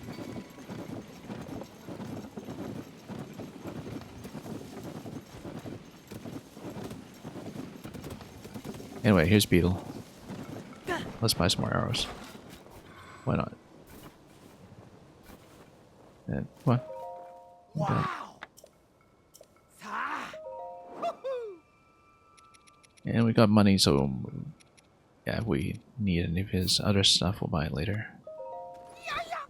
Probably need more bugs for some of the other upgrades, but we will deal with that when we know we need them. Because they seem easy enough to buy. Given how quickly he restocks in this game compared to the last one. Anyway, we'll go back to the stable. We'll see if we can get the musical troupe and drag them over to the ferries if necessary. There we go. Here's the crew.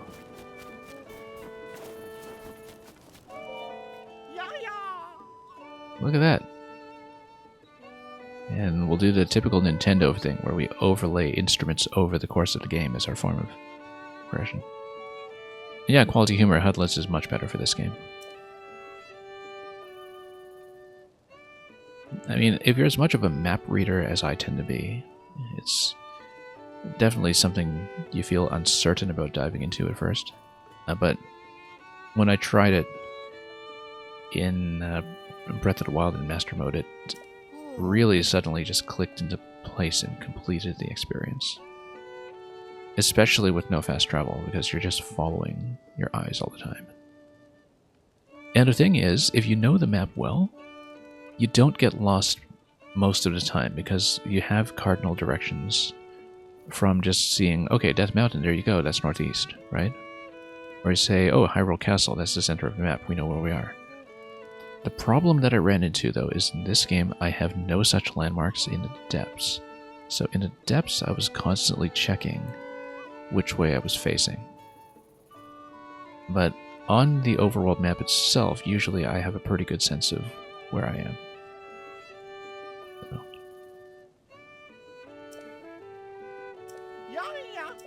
Anyway, out of a funkin' fit as a fiddle. He'll blow the stable trotters back on course. Yes, he will. Something holding up the show. We had to fix the wagon, don't we? Have to fix the roof. Okay. That's fine.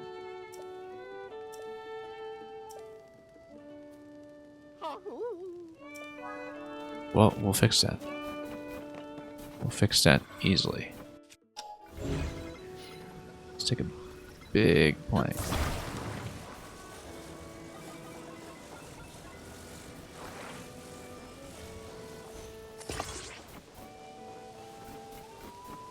I don't know if that covers it well enough. Let's add an additional plank.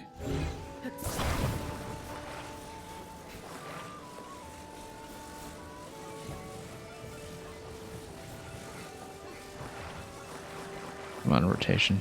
Work with me here.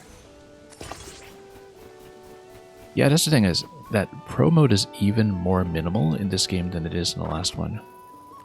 Which means that any moment in the game is pretty much a screenshot waiting to happen, right?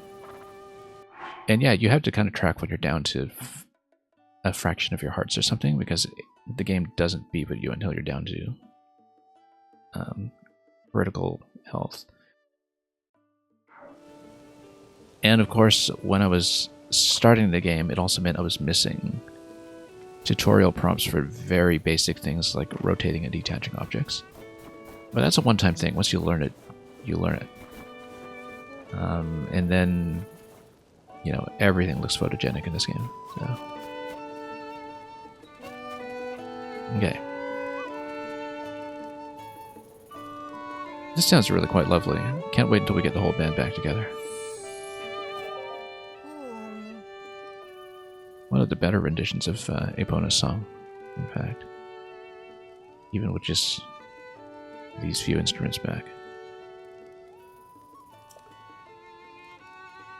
I'll take you. Is the roof fine? Yes. The world hasn't abandoned us. I'll never forget your kindness.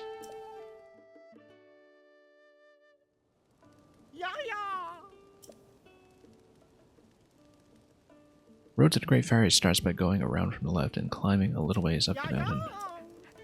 We know how to get there. Let's tug it.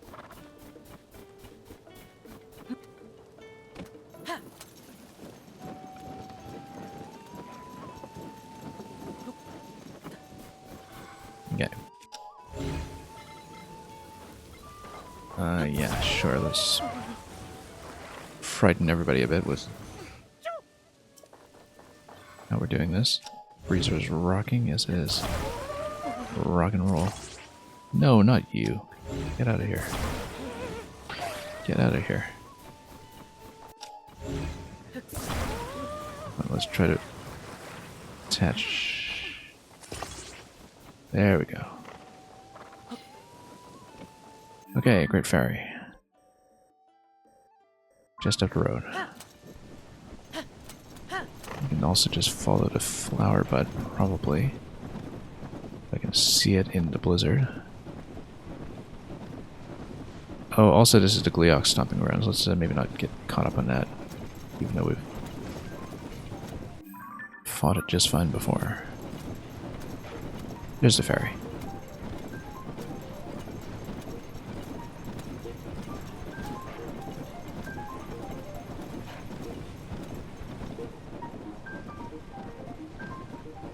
Yeah, really quite a gorgeous game. With improvements from the first game that are very subtle, but definitely present. Especially whenever you see like all these particle and fog effects and so on. Oi! Yeah, yeah. Alright, let's play.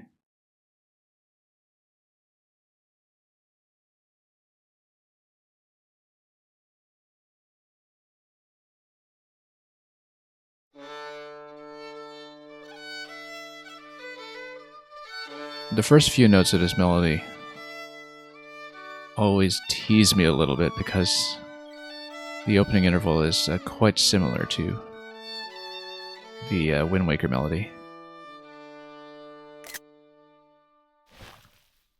And it doesn't go that way, of course. Yeah, it's the opening major triad that starts in a dominant. That just kind of evokes where Wind Waker was going, without quite doing that. Anyway, ferry number 2 obtained. Let's upgrade. Let's feed her materials and see what we're missing. Yeah, yeah. What a day. Oh.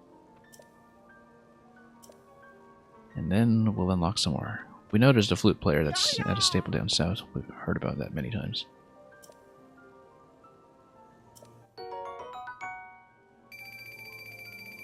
Well, ferry access is its own reward. Yeah, I like this better than the ferries being a massive gold dump. I wish it didn't just spoon feed you all the locations, of course, but that's okay. We found 3 out of 4 by ourselves. I was pretty happy with that.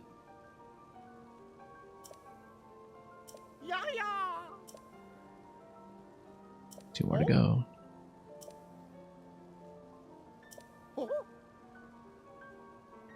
Okay, he's gonna take the horse. That's okay.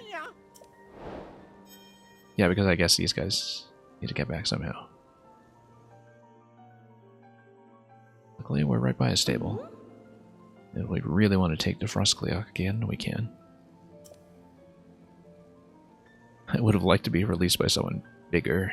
How picky.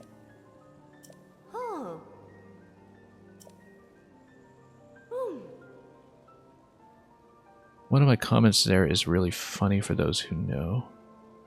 Yeah, I don't know, apparently, so we'll deal with that later. It seems the world is not so corrupted as I thought. Yeah, keep that in mind, and we'll talk about it weeks from now if either of us remember.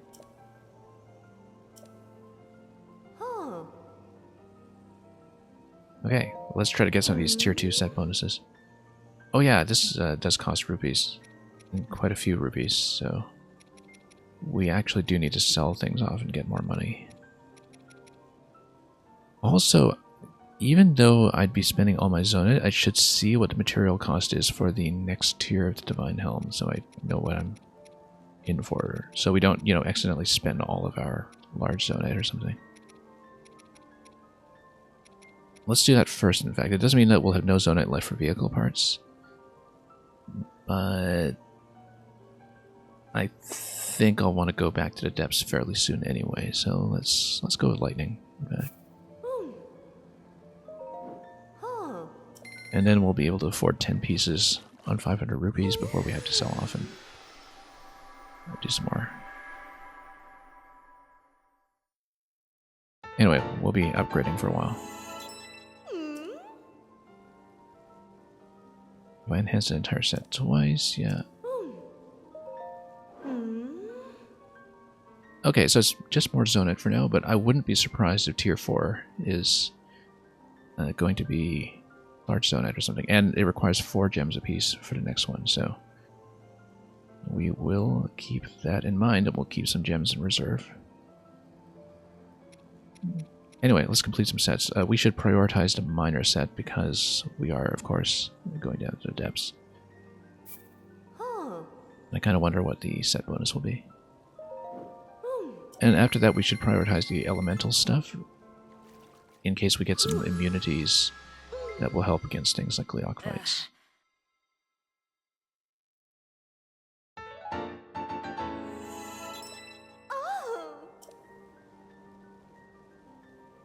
Doubly enhanced apparel, yeah.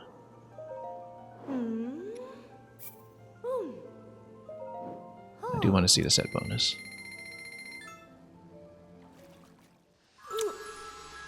And of course, enhancing the snow and sand boots are always good. Even though in the depths that won't apply too much. But I always like them on in the overworld when they apply, so let's do this. Maybe the depths tunic as well as the anti-gloom. We'll enhance everything that we can afford. And we'll check materials for anything we can't afford.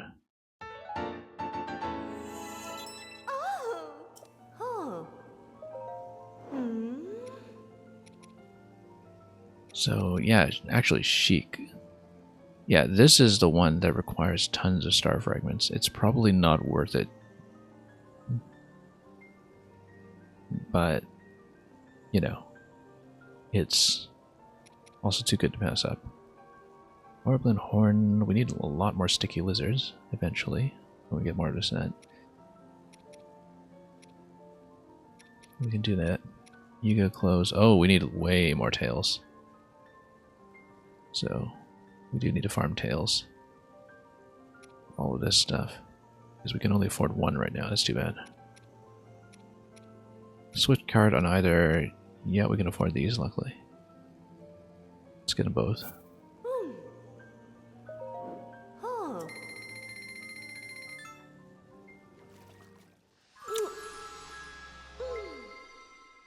I have one of the clothing pieces you know you don't have. Yeah.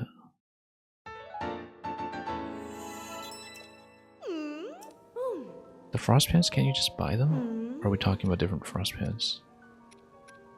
Or do you mean the cold attack ones? Frostbite? Yeah, we need butterflies for that. As I suspected. Well, let's get everything we can.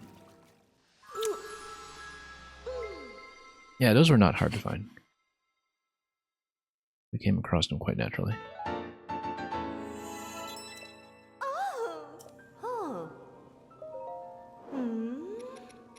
Definitely the Gloom Clothes. With the Frox Fang and a Dark Clump.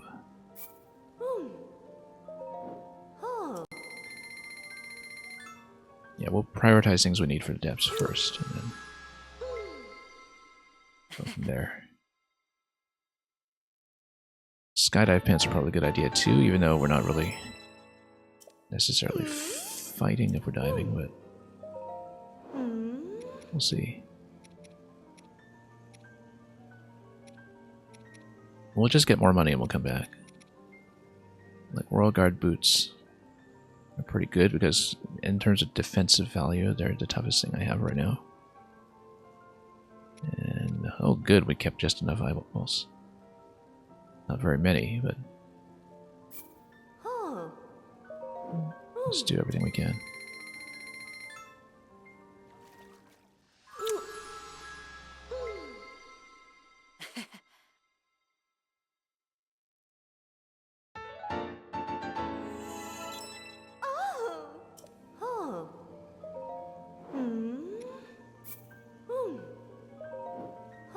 Yeah, we'll just do everything we can afford. And check materials for the rest.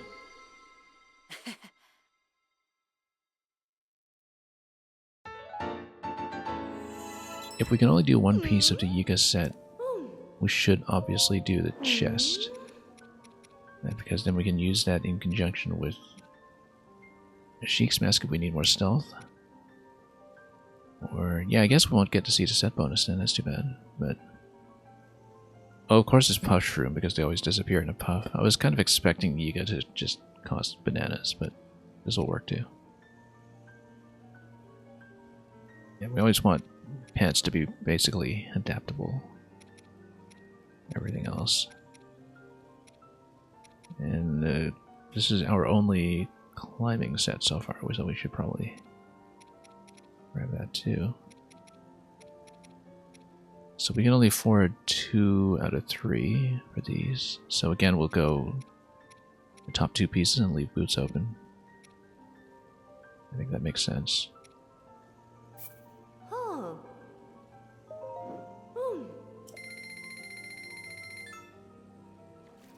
Yeah, we'll come back with more money.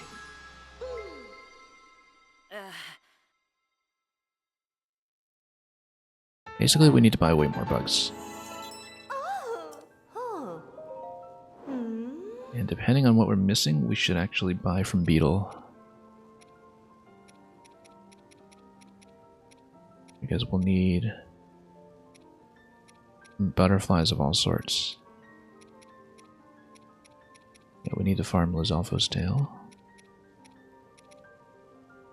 And we'll eventually need more sticky lizards for the rest of this set. But yeah, more butterflies in general. Luckily we do have the fireflies. For what that's worth. Got plenty for the snow quill set. Let's finish this one first. We need way more fireproof lizards to complete this set. As I suspected. You hear a lot of people struggle with gold. That's surprising to me.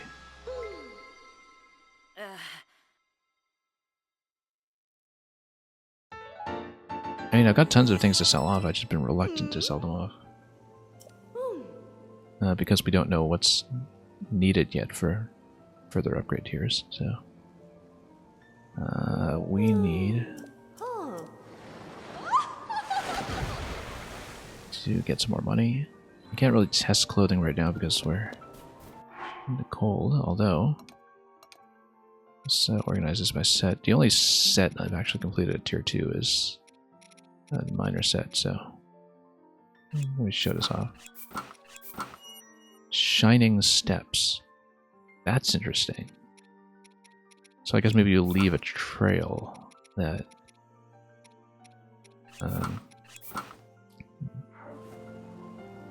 illuminates behind you. That'll be really good, actually. I'm very happy we picked that up.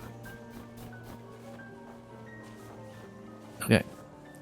Let's head back and grab my horse, too.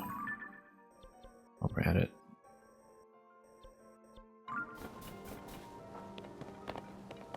Maybe even grab some fairies, since, you know, fall damages. Not so much a consideration right now. Since we're not flying everywhere.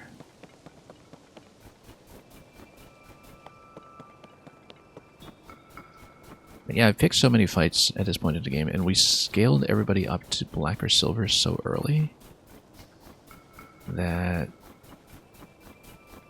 I've basically been okay in terms of cash. Even after spending like crazy on the house customization. Alright. We've been here before many times. I just want to grab fairies if we're able. And yeah, we'll just nuke all of them. Claymore, yeah. Still can't guess. But mainly, let's get Rishu. And we'll jump and we'll just pelt everybody with my royal bow.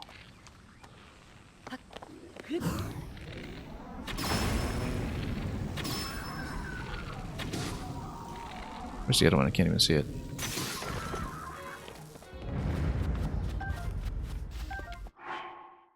Okay. We'll get a better one eventually. Well, that was simple.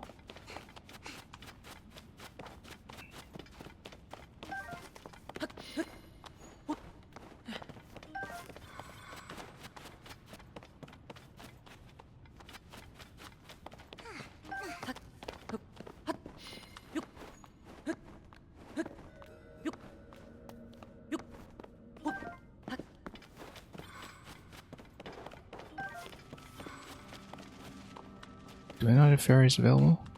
Oh, because I looted some that I haven't used yet, didn't I? I'm actually kind of surprised that I haven't just lost all my fairies. Yeah, we actually have some already. I didn't realize because we spent so much time fighting the Gleeok and everything last stream that... Oh, speaking of which, lizards. Let's grab some. Come on, I said grab some.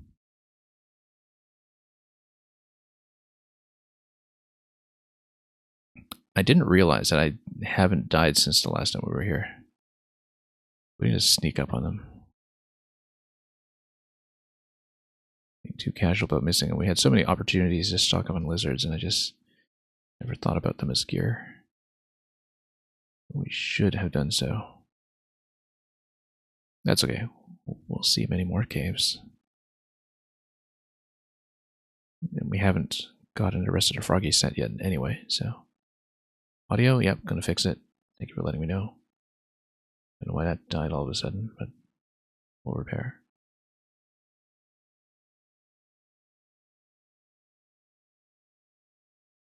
It hasn't been as bad as usual lately, but clearly could be better.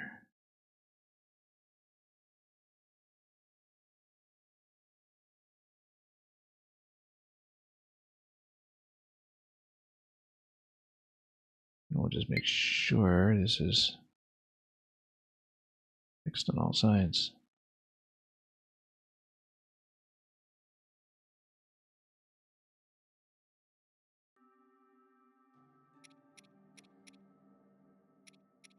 Should be back. Yeah, let me know if there's any distortion or lag or anything. I guess sometimes even after we fix it, we have some residual problems. Anyway, we already had the fairies. Let's grab a lizard carefully. Let's grab 2 lizards carefully. There we go. Any more? No, we haven't totally frightened away. Nope, guess not. Let's go.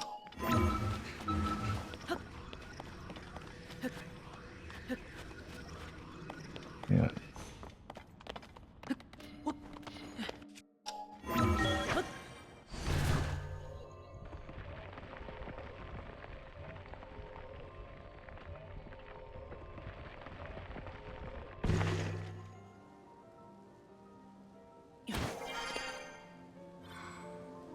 Okay.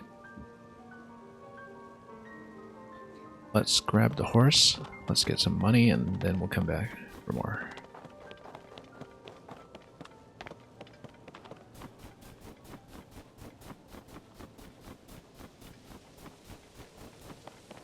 Where is the stable? That way.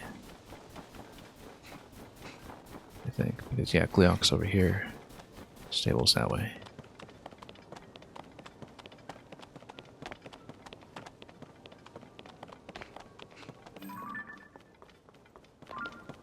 Can also steal some horses, but we're right by my stable. Maybe we can. Probably want to trade up to a good bow anyway. But we'll have plenty of opportunities to do that.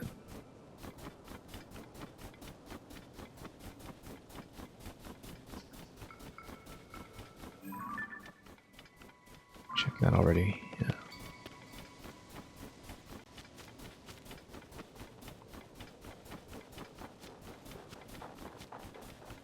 And suddenly we have armor.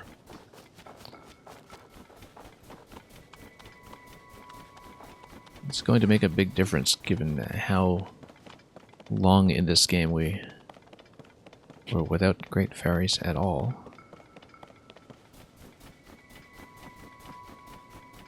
Only started enhancing gear in the last few days. So it'll be nice to not get one shot by absolutely everything. If we can avoid it. Yeah, we'll need to make sure we buy more animal parts from Beetle. Well, this was already spinny. This dog over here. Yeah, more butterflies from MVP. Awesome.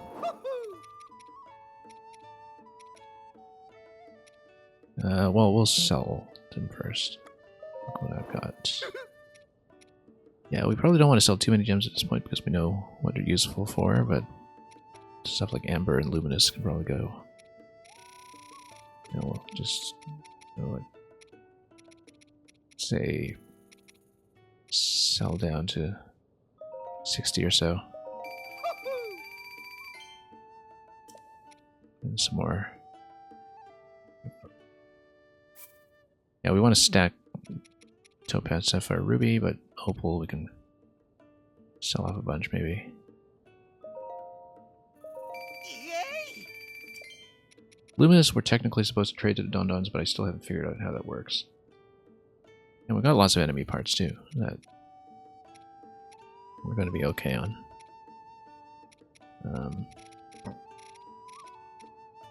If we really want.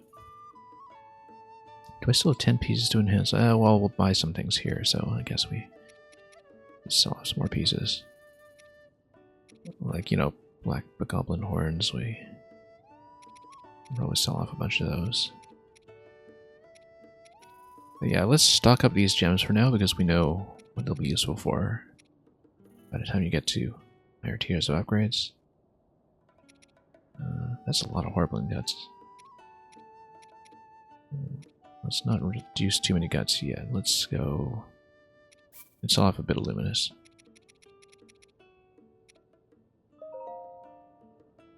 Wow! Particularly because we found a fantastic source of Luminous much earlier in the game. Anyway, what do you got? Let's buy some things.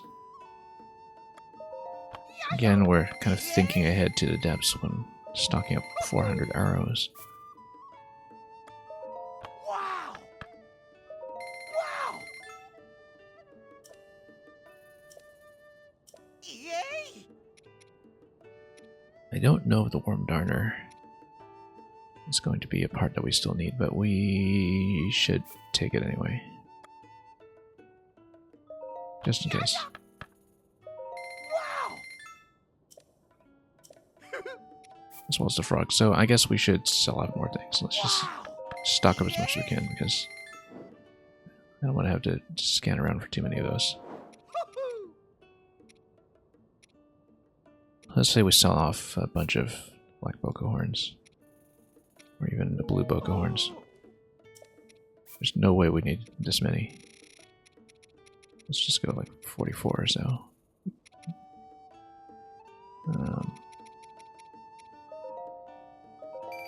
Because even the monster shop doesn't take stuff like that. For these prices, as far as I know. I don't know. We'll keep all the silver tier stuff, obviously, for attack weapons and such. I still use black for a lot of weapons, too, so... But yeah, we've got so many Boss Boko fans. We're fine. Boss Bokoblin parts are useful for some of the gear upgrades, though. Lots of stuff like the Royal Set, apparently. Wow! Hey! Bugs, bugs, bugs, okay. Let's keep going.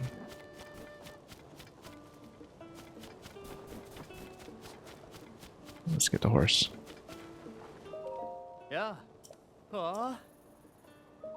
Oh.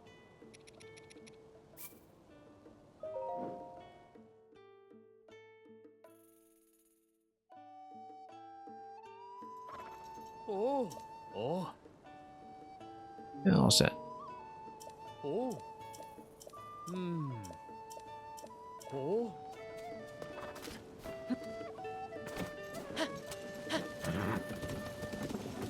So after this, priority for me in the overworld will be the last geoglyph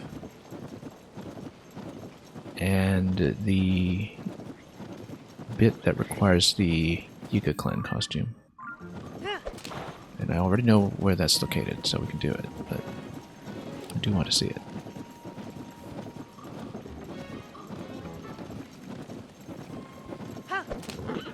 Fairies are actually more difficult to see once they are out of the bud.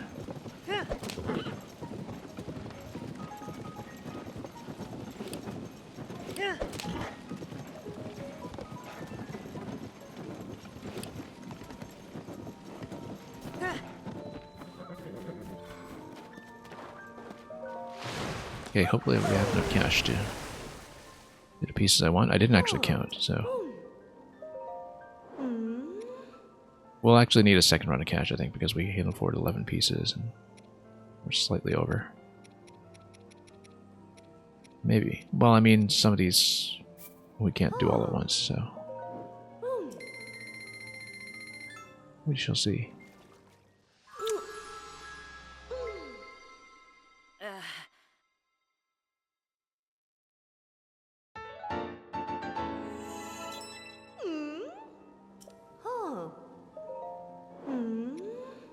Yeah, this one we don't have a set with it yet, so we can hold off for a moment. Because, okay, it's got Fire to Lizalfa's Horn. We got plenty of those. Climbing gear we probably should buff up, even though we don't have a set. Yeah, Flamebreaker, all that. We can actually finish this set completely, and maybe it'll give me some kind of ice immunity or something. So let's do Snowquill. We'll do it completely.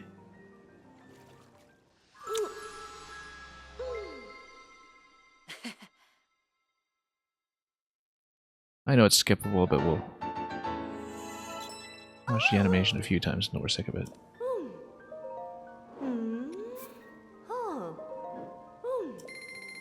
Although there's so many gear pieces, maybe we should just skip. Save us a few seconds.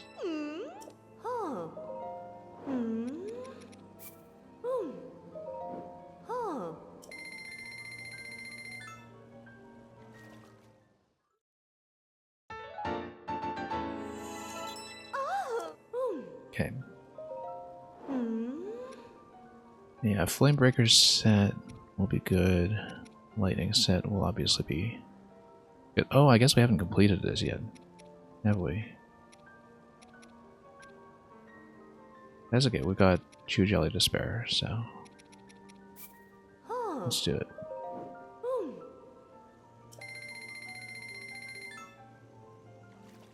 We'll probably have to come back with even more cash.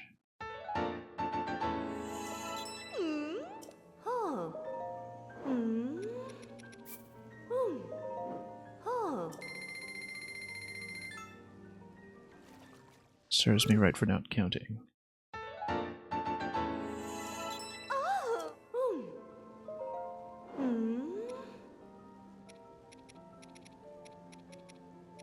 And, yeah, some of this stuff. Cheek's Mask would be nice, despite the Star Fragment.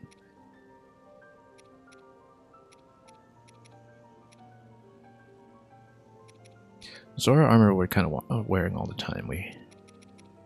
We'll want that even though we don't have enough fish. So, yeah, definitely the armor should be the priority. Because of the waterfall climb.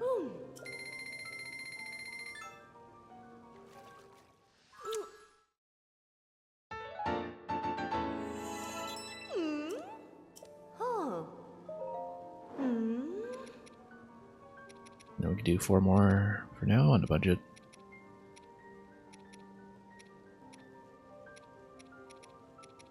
And then, yeah, we should maybe come back with a little more money. And I know we could always wait for the next Great Fairy Point as well, but we don't want to, so. We'll just ride back and forth and get this done. A little bit of busy work here, but probably gonna be worthwhile. And I probably want to unlock the third ferry anyway, just to see what material cost we're dealing with next after this. So we're going to be out of lizards for the Flamebreaker set. And of course now we have the whole Snowpool set, but generally I'll want to wear snow boots. Unless I have a very good reason not to, like ice immunity or something. So...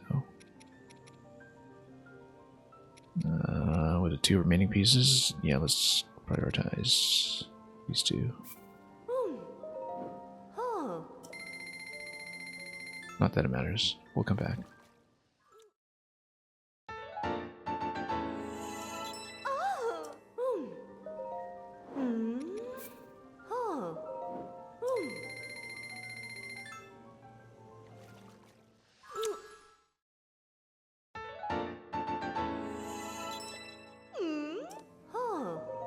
Okay, let me just check materials. We don't have the money, obviously, but... so we know what we need. I might screenshot some of this stuff just for my own reference. Although we never really take the time to check screenshots, so...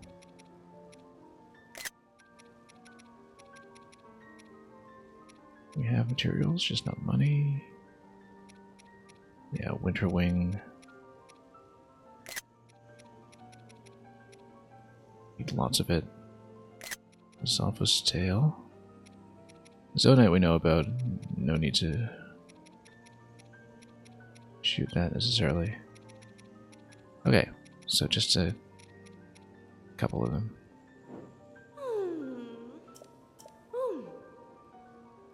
Wing Peak stable, yeah. It's actually the one we haven't seen. Now let's get some cash and come back. For just the remaining pieces.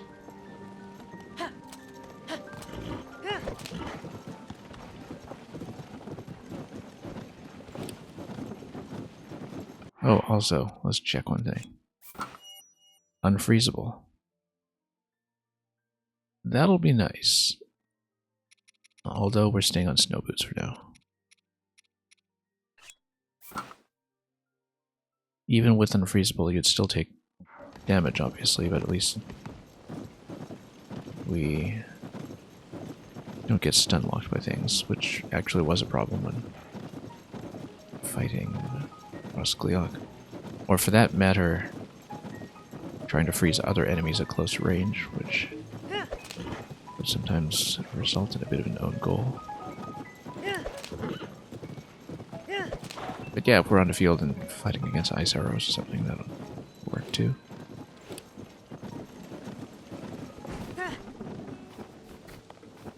I'm really looking forward to trying that glow effect, though. That'll be a fun one. Alright, let's get some more money. Wow! Ah! Woohoo!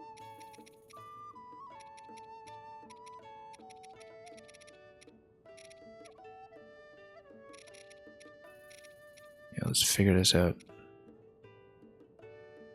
Even just, 17 pieces of this. We'll give ourselves a bit more headroom above that. We won't need this many Bokoblin horns, will we? I certainly hope not.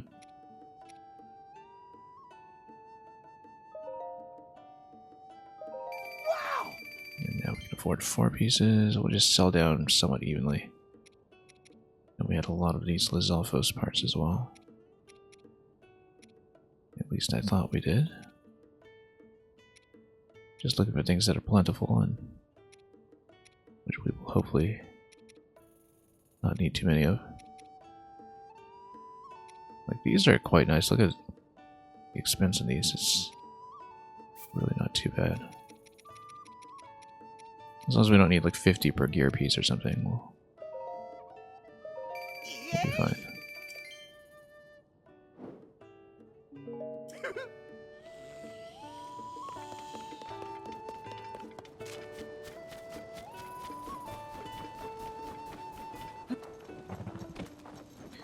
Okay, one more round and then we will go. It's been a bit of a long gear upgrade intermission here, but we'll be feeling very secure now.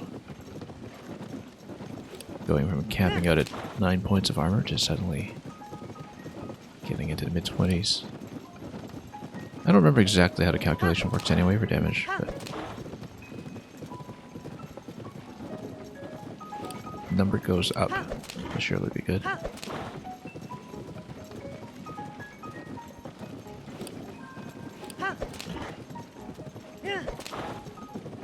Yeah, I feel like we're going to be in much better shape.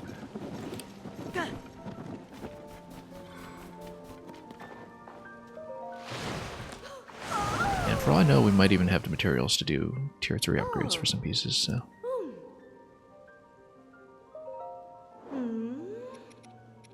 Okay, let's just get the remaining pieces.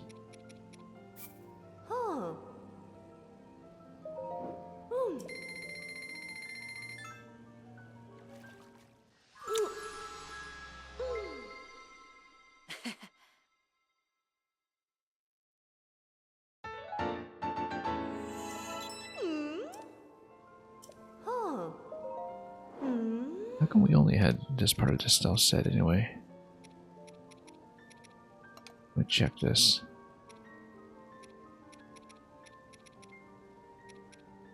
Oh, because I was from Kakariko Village, I think we just never bothered to get the whole set, maybe? It was very early in the game, perhaps I just had one piece. We'll go back and get the others at some point. But we don't need more stealth clothing, obviously, given how many options we have for that.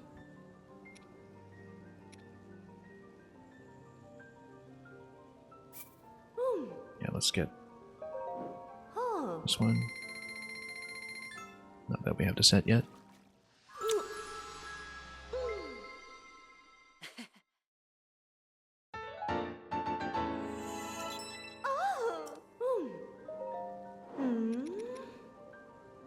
And do we want to spend a star fragments? Of course we do.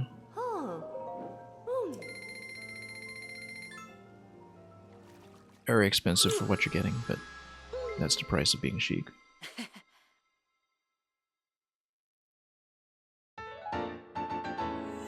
Yeah, it's too bad the CC hat doesn't appear to be upgradable.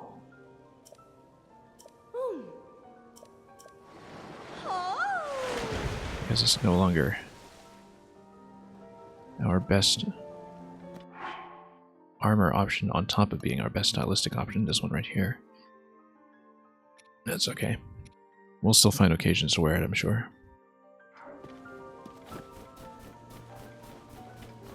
Anyway, let's get out of here. Maybe stock up more of those butterflies. Just in case we complete the warm weather attack set. We'll see.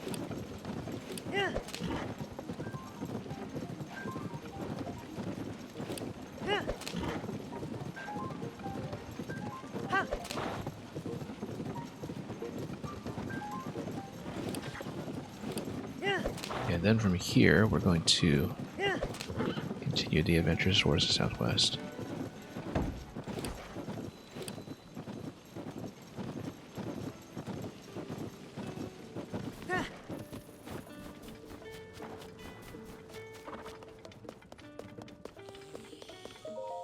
Wow! Sa! Woohoo! Everything's sold out. Okay, that's fine. Right, we're still in the same cycle still, so. Okay, map. Where are we going? Let's go back here. If we can. And do this area, and yeah, the target is going to be to move towards the Geoglyph and the Yiga Canyon. We haven't done this region at all, so we may be very heavily distracted by whatever's down there, but that's just how it's going to go, so. Speaking of which, the remaining ferry is down here. My outskirts stable. We can kind of go for that as well. I think that's the one that required a flute. And there was another stable that was telling me about a flute, so we'll maybe follow that path and work our way down. In that case, it may actually be advisable to take this path around Forgotten Temple and then down. Although we hadn't really looked at this region yet. Past Thunder Plateau, so that'll require another crossing. Either way is fine, really. There's so much to see.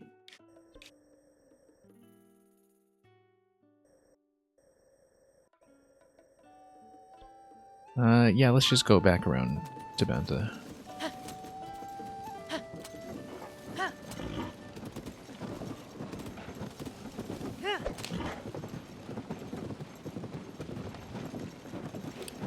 It'll be... oh, I say that, and of course I proceed in the opposite direction. This way.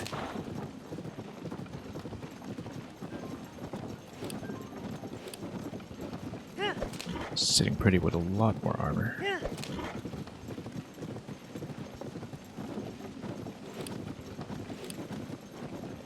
Yeah, we'll have to start purchasing much more aggressively from beetles, so we're not constantly trying to pick up dragonflies.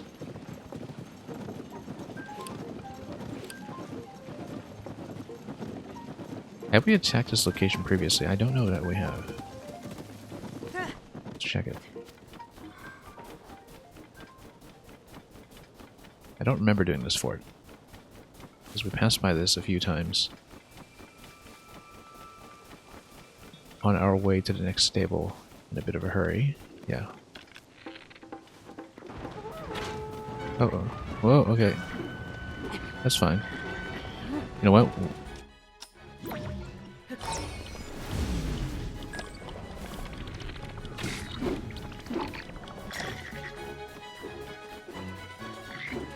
Okay, let's... first of all... play it this way. So I'm gonna start using explosives.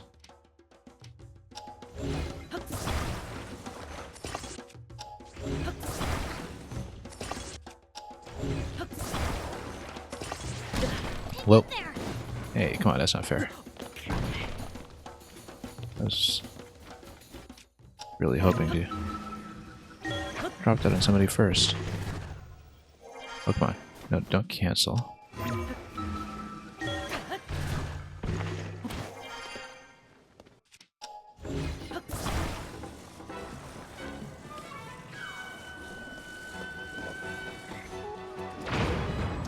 There we go. That didn't do much. That's okay. Oops. Oh, we're on to terrible bow. No wonder. Let's go with this one. And we don't need ice, obviously. Let's take this off remote. Or rather, I think I should probably just press B out of it. There we go. Oops.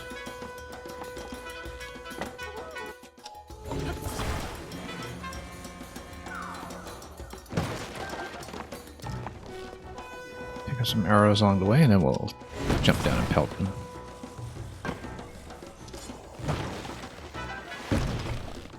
As long as we don't get knocked back.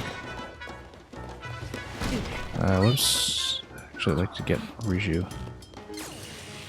Because, yeah, against the Bokoblin squad, lightning arrows usually work pretty well, depending on their color.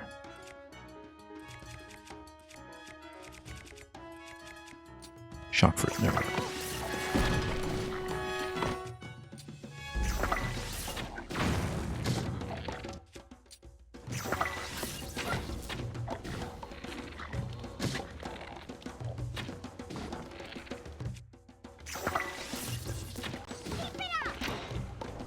Let's get Rishu again.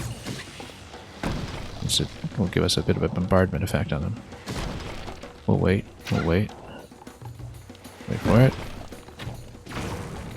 Here we go. And he's already got a weapon on fire. Let's just burn off the shield if we can.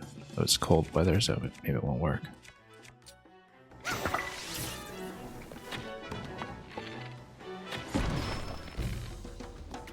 Maybe it'll work.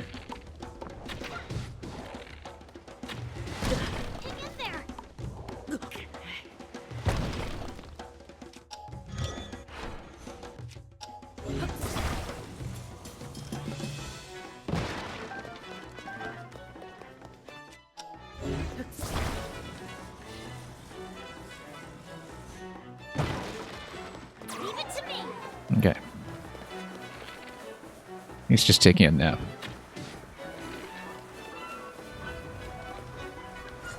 That's why we have some of these weaker ones over here. Let's just... Whoops. Okay. Alright, guess we're fighting down here, I guess. Oh.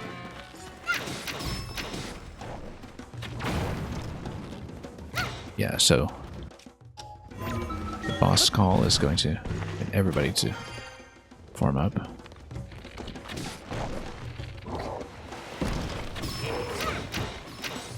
Badly damaged this durable bow, I guess. That's gonna happen.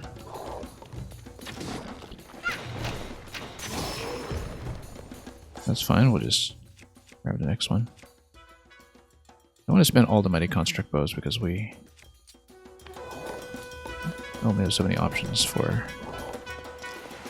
lightning conditions, but I guess in the depths we won't have lightning conditions, so that shouldn't be as much of an issue. Whoops. Let's start getting knocked down like that. Stop getting knocked down.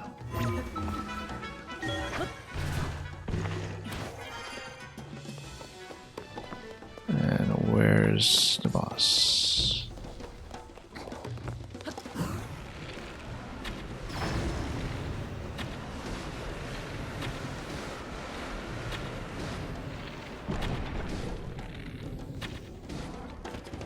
None of those were a headshot.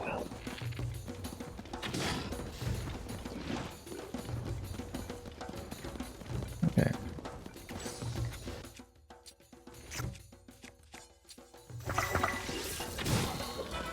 Make him drop it, and then... there we go. Down. Almost.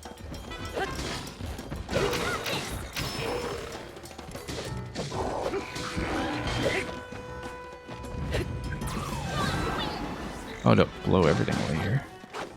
Need this.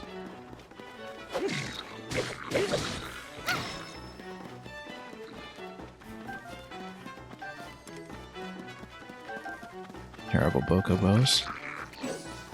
We must get a better bow than that. I guess once we loot the chests.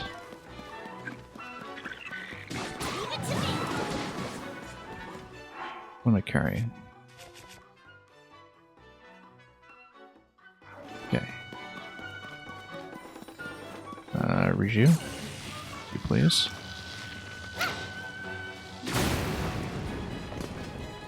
Blow you away a little bit, and then... yeah. I guess the attachment is down on this. Okay, we'll... fuse the entire cage. Look at that.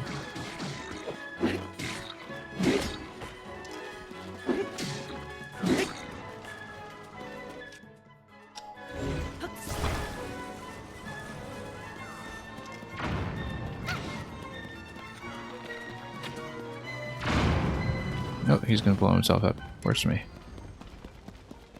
Works for me. As long as he didn't toast everything.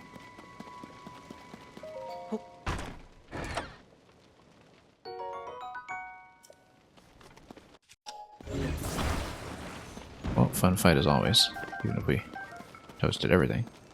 Oh, we toasted all the truffle, that's unfortunate. Didn't want that to happen. Anyway, let's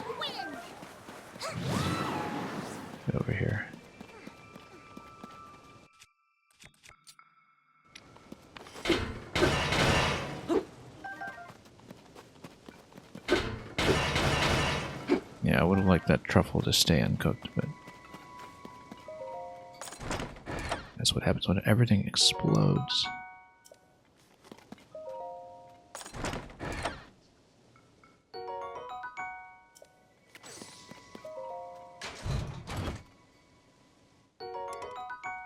Interesting. Yeah, let's rate it out.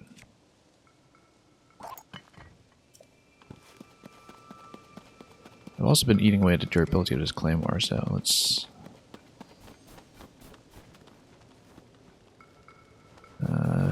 see about that.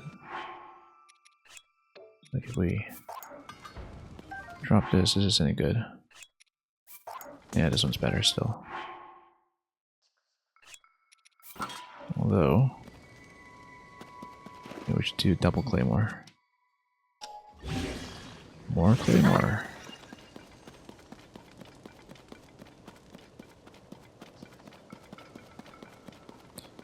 Now, the guy you need to rescue from the cage, he's not here. Not at this base, not yet anyway. Oh, we should have gone spike ball on one of these. Let's do that. Yeah, this one's already kind of limited durability, so maybe we'll go. No, we can probably still do it. We'll do it on this one.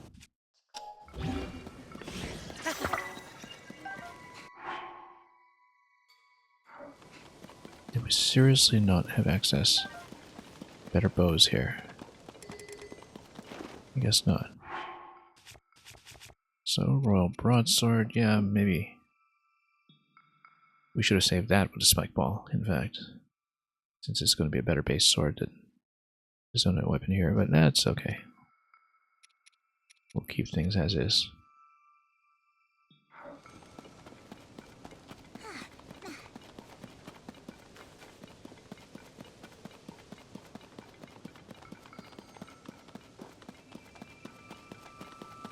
Nothing else to be seen here, I don't think. Alright, let's go.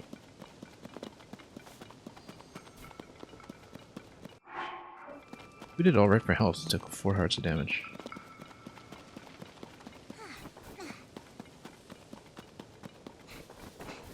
Sure, the armor upgrades made a big difference.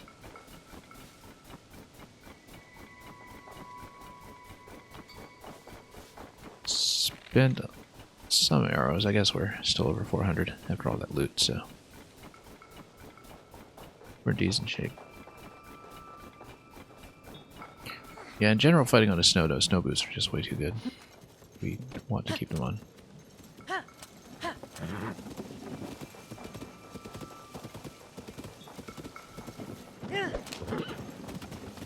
So yeah, we're gonna head southwest in some fashion.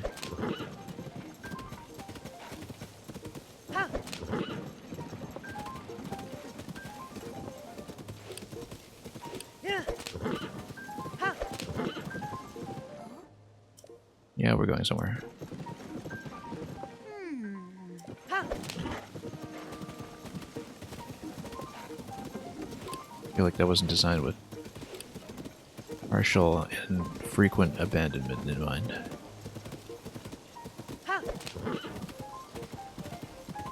Given how many times we've had to see that dialogue prompt by now.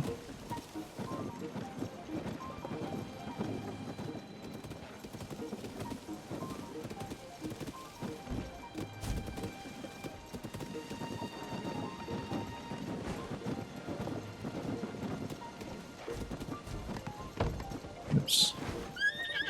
I was distracted by something. Let's keep going.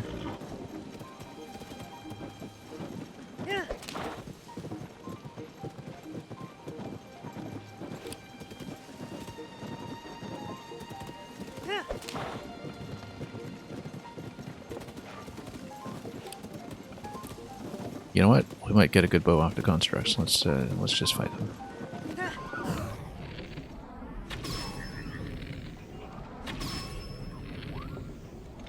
Oh, you know what? Okay, Rishu. People like to help out here.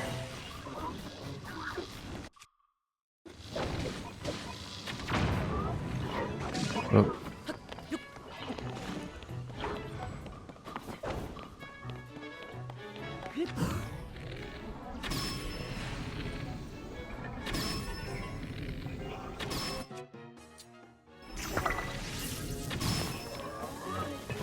Okay, let's whip it with something.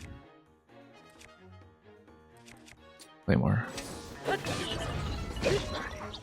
We'll eventually wear this one down, so might as well just do it at a nice, healthy range. And get a bit of knockback while we're at it.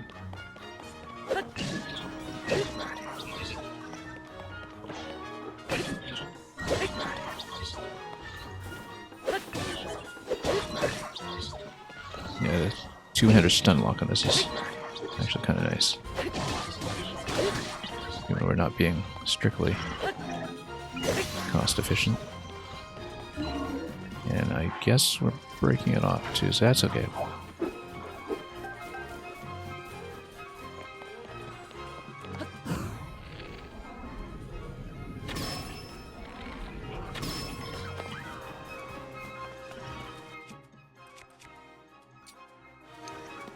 No, we want to save this mining weapon. Let's go with Reaper.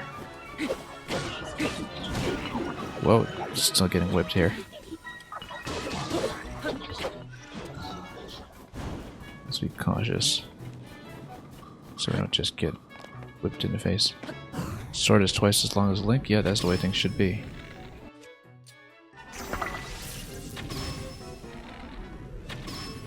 Here we go. Down.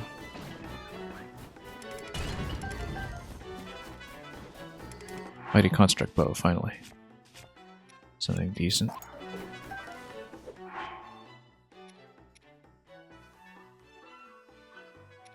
We'll switch this one. Durability. Although, since we've eaten away at the durability, no, let's stick with this one. Just then we can clear it out. After a couple more fights.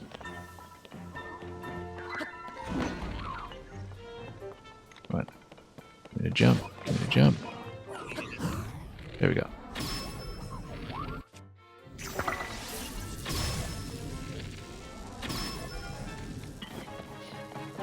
Okay.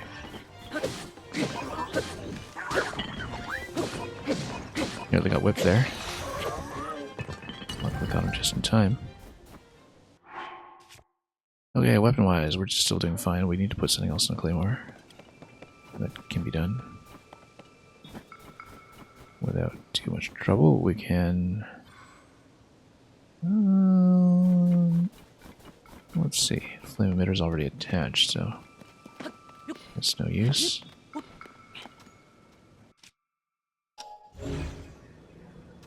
What else can we use around here? I wonder if you can merge a weapon into the horse harness. No, you can't. I didn't think so, but worth a try.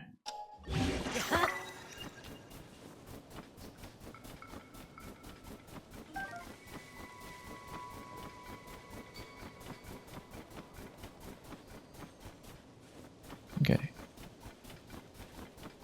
We're good. We need to remember to refresh health at some point, but we don't need to do that right away. We can make it to another stable. Just pay in 10 coins.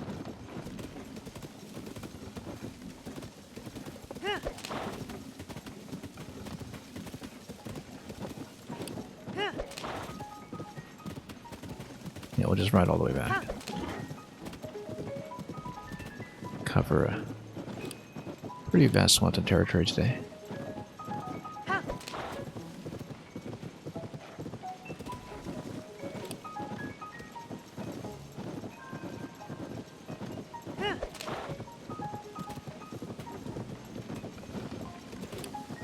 We've seen most of the caves in this region, as far as I can tell from the cherry tree. Speaking of which, cherry tree.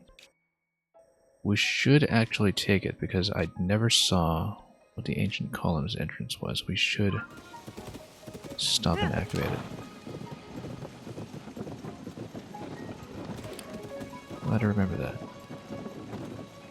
Yeah, that's where the flame Gleok was, which I think must have been restored by Blood Moon at this point. But... let's see. Yeah, that's okay. We're kind of in a neighborhood. Let's do it quickly.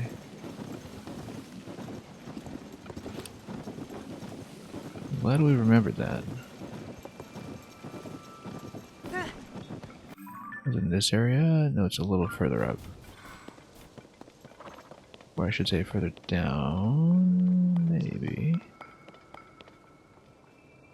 Where was it? Let's check up here for a moment.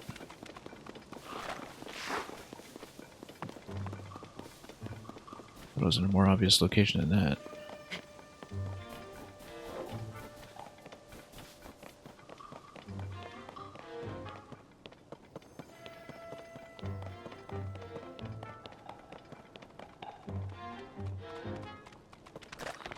Oh, fine, we'll beat you up.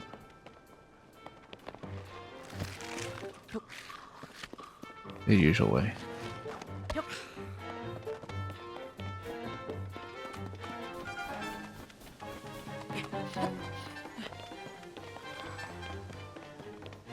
What was that cherry tree then? We marked it. That's what happens when I use a completely self-confusing map system to indicate anything. Yeah, it should have been over here. Over on that side somewhere. We just completely overshoot it. Oh well. Well, I mean, it's obviously not towards Dorito Village. But, okay, well, no, we continue along this path, is what it is. We want more ice wings for fighting things like a flame Gleok, so... hey, you know what? This is where we do this. Put on the last remaining piece. Whoops. There we go. Get unfreezable. Because these are very irritating if you stand too close and get frozen. Okay, that was briefly relevant. Let's go back to snow boots.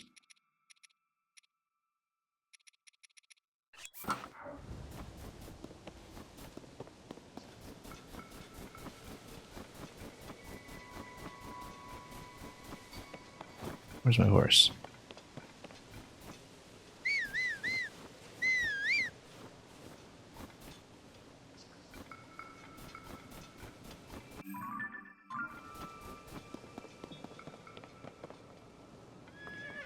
Here we go.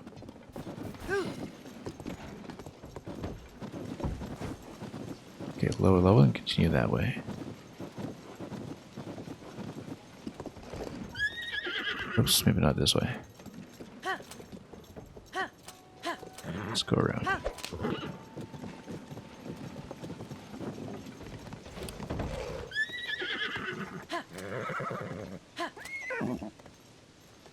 No, you refuse? Okay.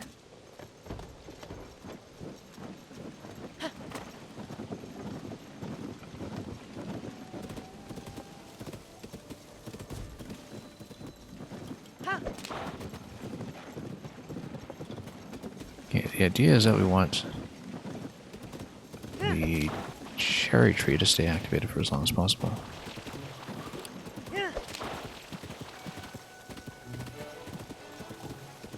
Once we find it again.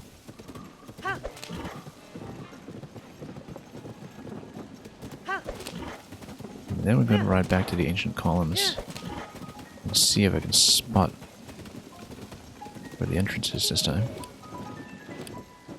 Did we miss this one? Oh no, we've got that one already, okay. We got it quite recently, in fact.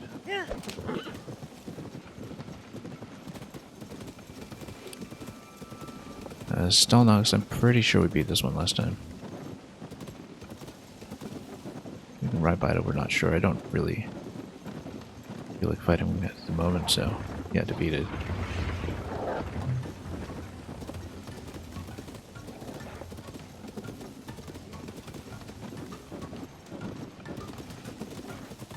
There's the cherry tree.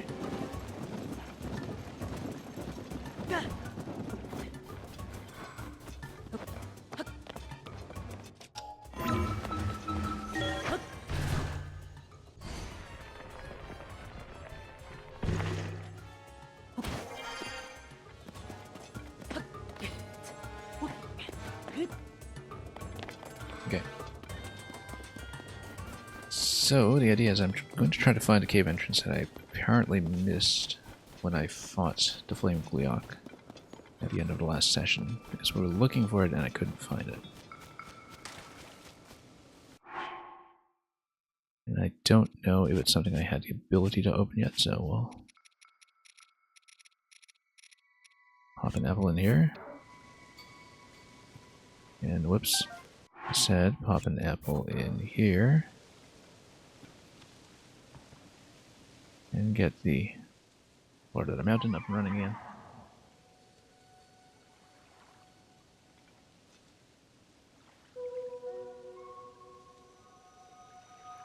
Yeah, it's just one specific location I'm looking for, not even on this side.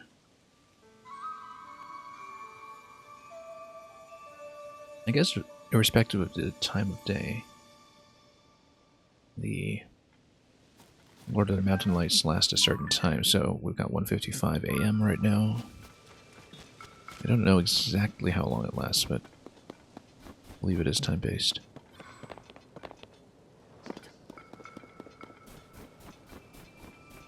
And we have this equally prominent tree over here that we should probably check for a Korok. Yahaha, come on, Yahaha.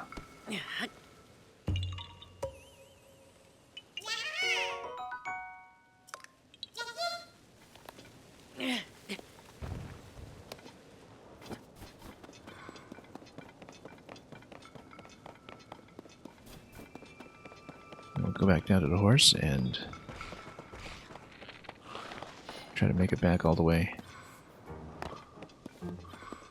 to Tabantha, so... I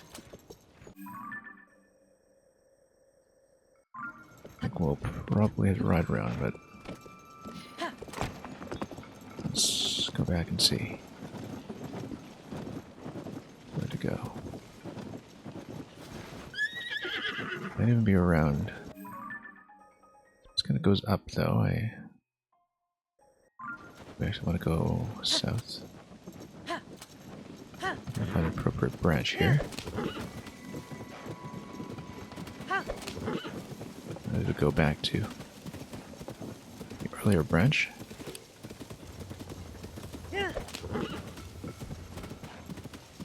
Serves me right for not having a map.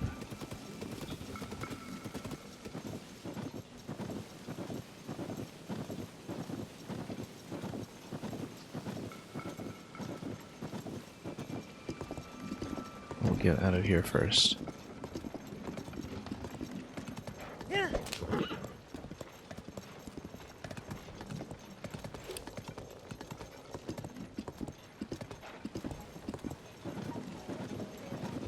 Probably not this way.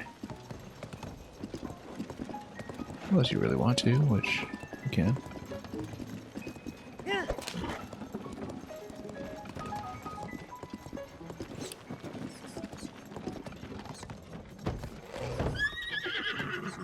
Prominent location, but maybe not the best for actually progressing. It is up there, that high point, though.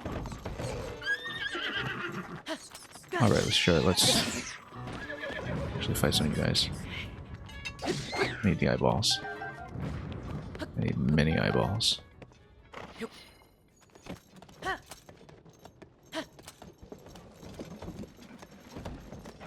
Given that we spent our whole bank on the Gleeok.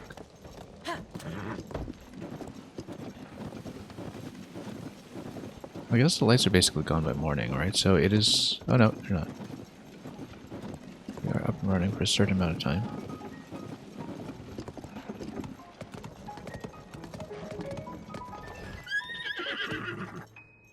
We took the horse into an unwise position. Let's force it down a bit.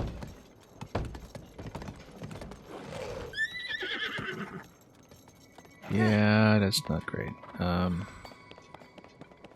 Shouldn't have ridden up here. There's a bridge, though.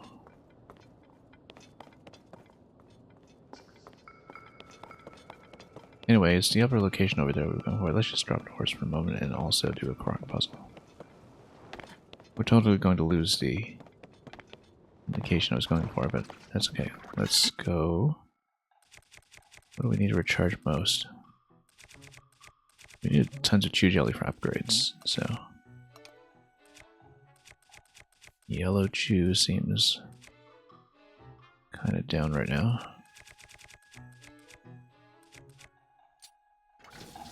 Yeah.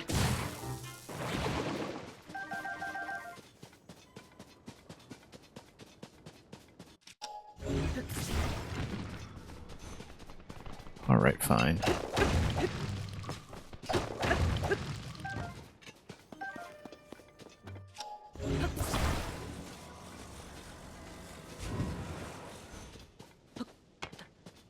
Okay, so we probably just need to make it symmetrical on the other side. Which means...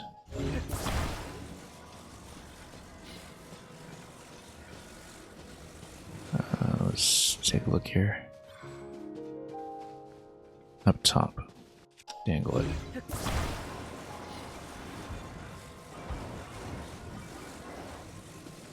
Like this.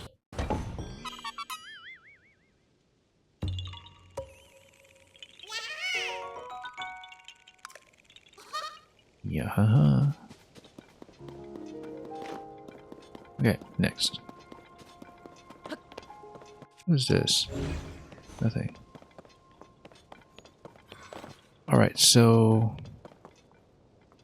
we're in a bit of a bind again because I wanted to come down here in the first place to get the ancient column location, which is down here to the south.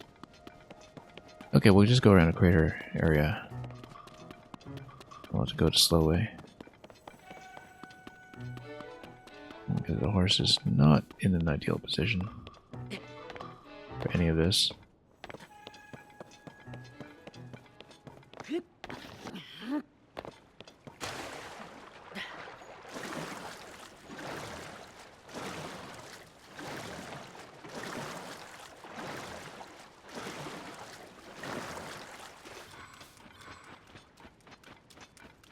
We can, of course, build a boat to proceed from there too, but we do in fact want a high elevation instead, so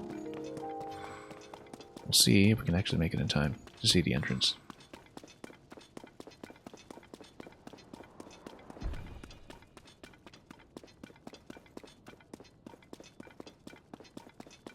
Yeah, this would allow me to go up at least part way, but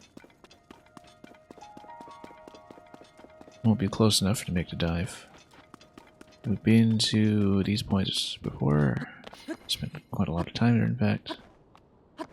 So we'll skip them and go for the one that's the point of interest that interests me most. Yeah, we shouldn't have ridden a horse up to that position, but now we know. That's just a limitation of not having the roadmap handy. Oh, we didn't get squashed by this thing. Just checking the health quickly. We're okay. Just need to be careful if we get into a fight.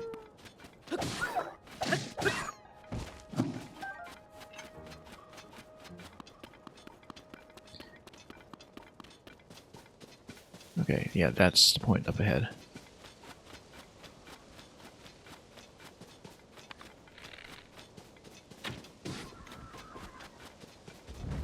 Shoot him in the back like an honorable warrior.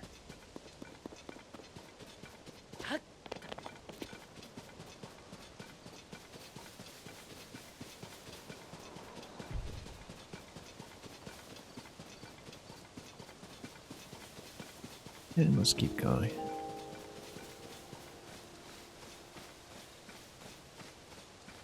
Yeah, so we see an indication of a column up there that will hopefully not disappear too soon.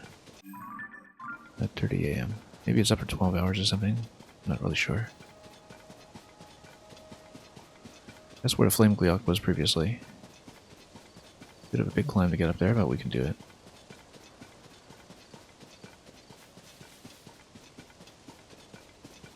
We just didn't see where the entrance was located horizontally.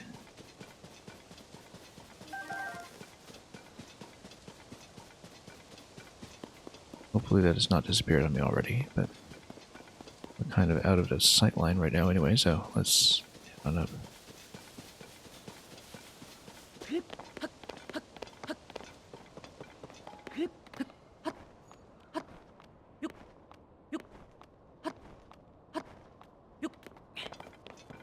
Yeah, because I have no idea looking at it where it actually bottoms out. No, come on. Too bad.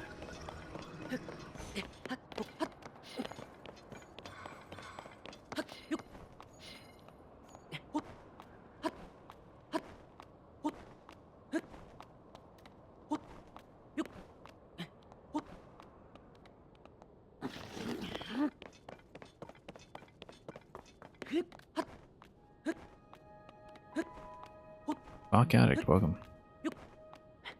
Alright, can we still see the indicator? No, we can't. I guess we should be able to. The lights are still up. So how far off were the lights here? Thought it was in this area. It's so bright out now that we can't actually see it.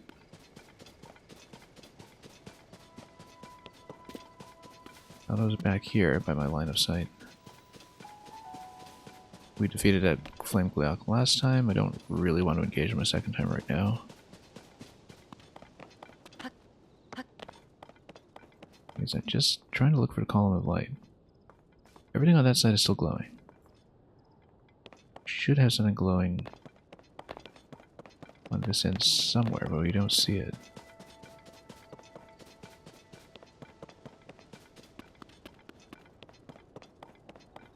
It's much too bright. And everything's much too faint. Oh, no, it's right there. I see it.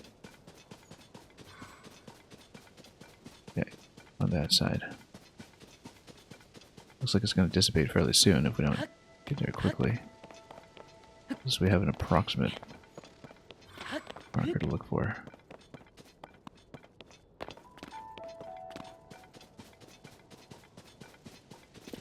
Maybe it is marking that former shrine panel. It totally is, and I couldn't get down there previously, so... Yeah, it totally is this location. We don't know how to break it. Maybe we need the Gleok to just stomp us with a meteor or something. Or we do some kind of big stomp attack, but we tried it with a bomb, I think. Or did we? We can try it again. Nope. Stomp. We might actually need the Gleok meteor to destroy this unless we... Let me think about that. What do I think is under there? It's supposed to be some kind of discoverable cave, for sure. Because this was just marked. Unless we're supposed to get in from underneath or something. And ascend through there.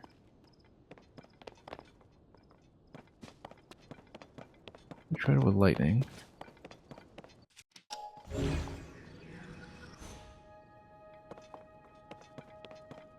Well, it's some kind of cave, which means it's at least going to be a bubble frog, I would think.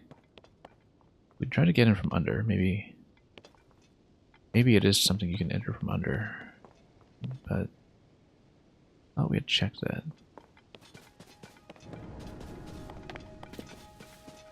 The only thing I can think of is... trying to get the Gleok into the meteor phase and nuking this. But we fought him around here by... offset enough that maybe that's not it.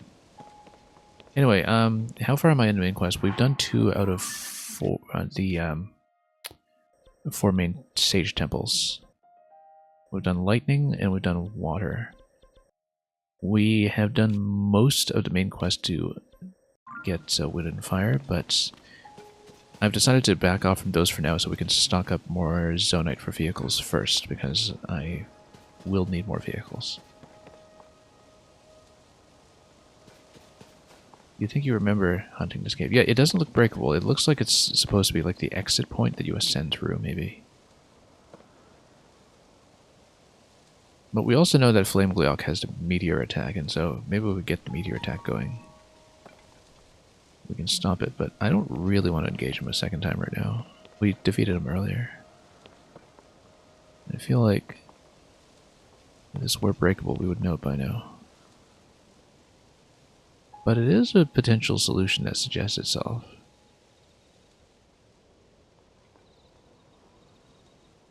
Because it is a very powerful attack that will just nuke everything here.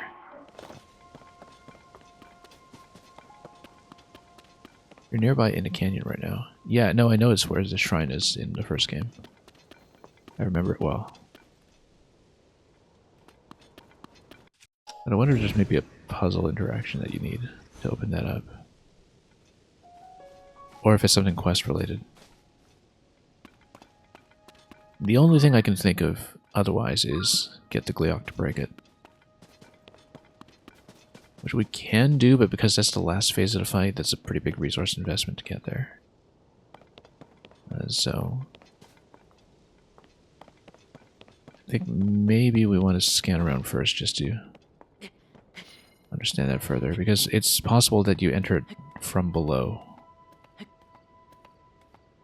Given how the column was positioned and how low it was,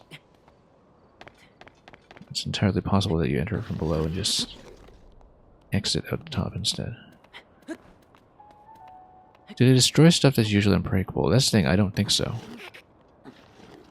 But of course the meteor attack is also completely unlike anything else we've seen in terms of firepower, so... But you would think that, you know, if it were breakable by that, it would also be breakable by bombs, lightning, etc. And it doesn't look like it. It looks specifically like an ascension point from below.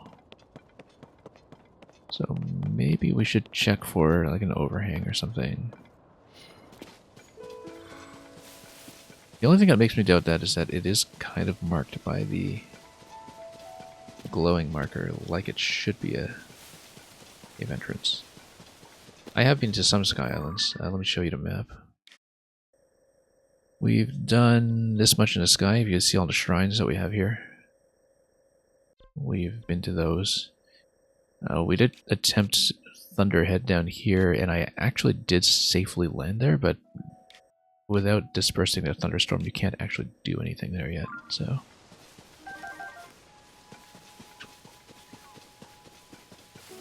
So yeah, we've been to the sky quite a bit. But I am completely out of zonite right now. I have 0 zonite, so I can't actually go back to the sky right now. Because we just don't have enough materials to build. Okay, so no headway on this cave, but we still marked it on the map. We'll go back and try it sometime. For now, priority is going to be outskirts stable, and we can do the canyon below first, maybe, if we really want, and just kind of follow the water from there. Let's do that. Let's go to the stable and heal up first, since we can do it. Then we'll grab the horse again, perhaps. Although if we're changing elevation, no real point in doing that.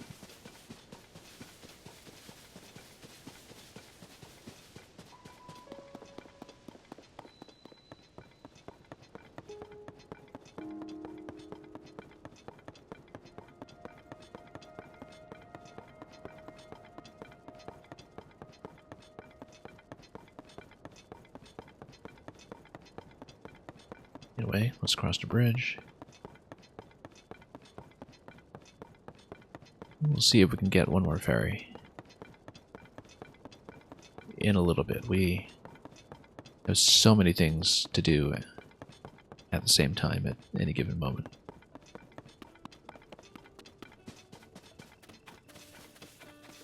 And first we'll grab the horse.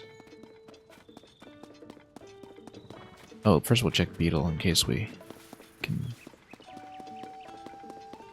buy anything else that is relevant to gear upgrades. Yeah, Winterwing butterflies, we need a lot of these. In general, we need more butterflies, so we'll take them all.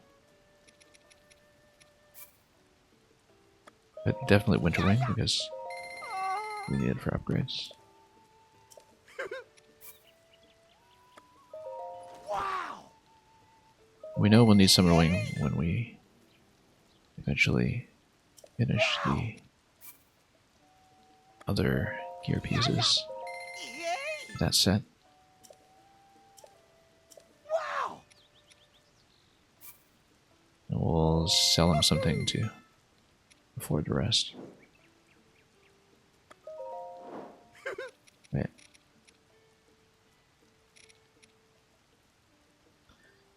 Let's see here. What do we have? We'll sell off a bunch of fangs or something, probably. Those alphas parts if we can. We might need those for gear later, though, so let's go. With something really cheap.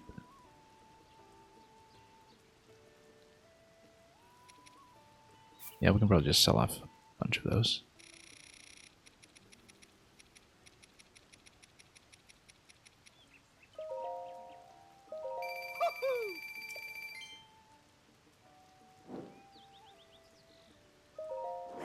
And we'll stay at the inn and we'll probably buy some more from him if he restocks. Wow!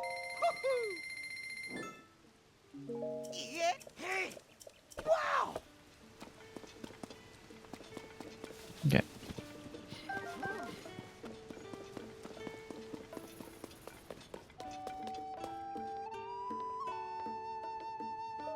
Okay.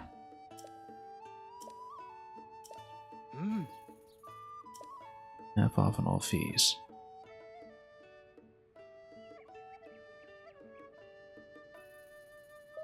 Oh. Oh. Alright, we'll do that. And we'll keep on going.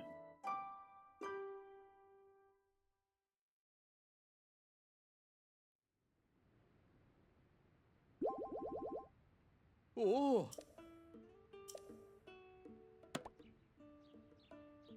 Oh. And yeah, we know all that.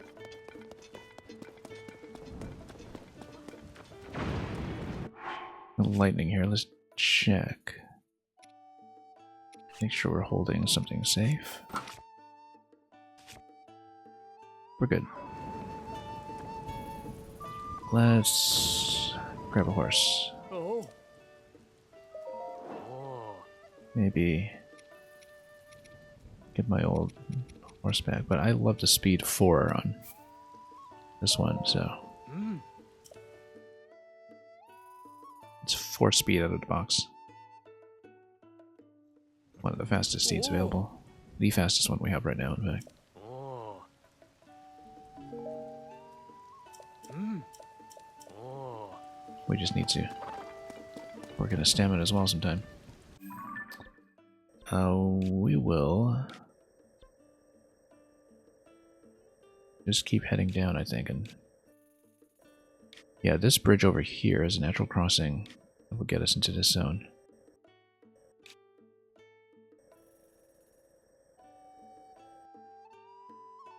And then we can head towards the other ferry.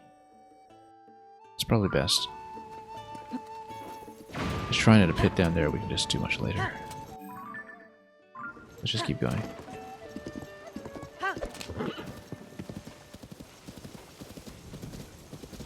We'll look at more of this area later. I do want to prioritize a few of the things we already had in mind, so. Sometimes we're not going to be totally exhaustive about everything we come across. Is where you want to turn? No, we'll continue this way.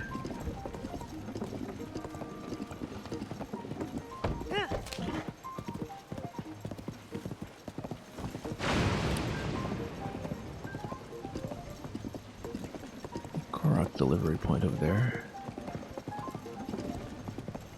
Sign over here, let's do it.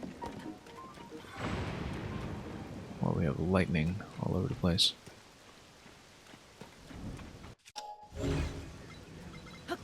Let's do a quick check on this. Okay, so we do 2 planks over it. Or 2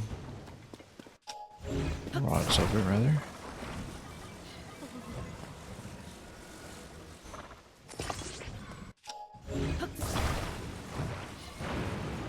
Spaced them out just a little bit. If we can. Might be a little too wide.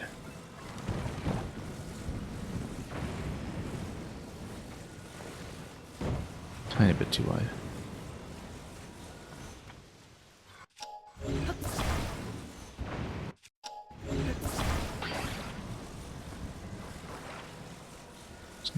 Part way.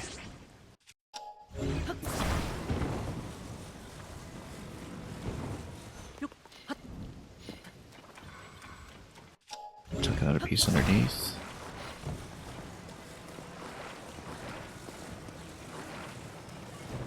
Whoops.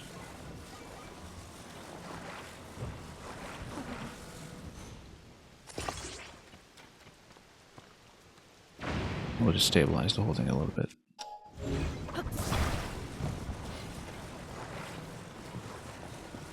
In fact, we can just build a base on the other side.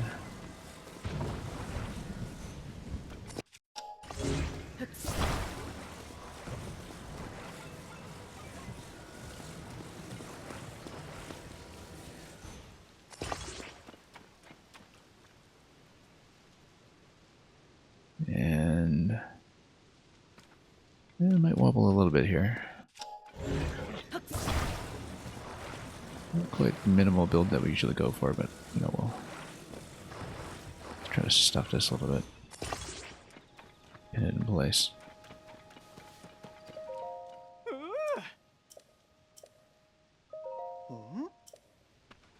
Okay, looks good.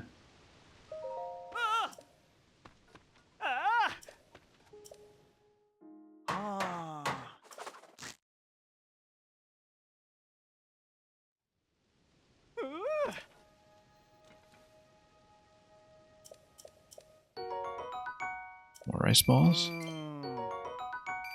Not more rice balls. Is he not giving me rice balls because I'm full up on food? I suspect he is.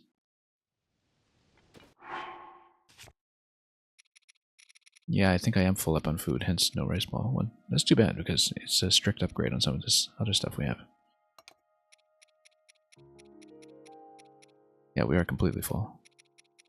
Well, next time we'll just remember to eat some of this stuff first.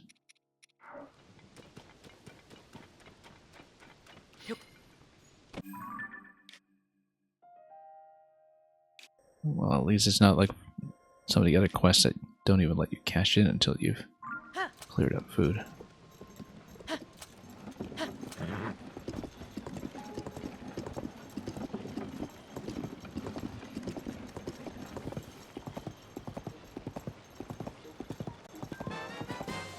And extra typo coming in with a party of 13. Let me give you a big shout out.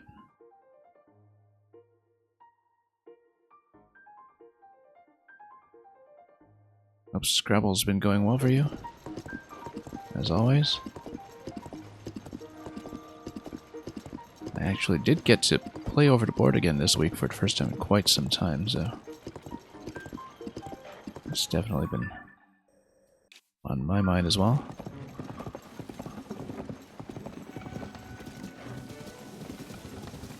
So yeah, welcome everybody coming in from the Scrabble stream. I hope everything's been going well with the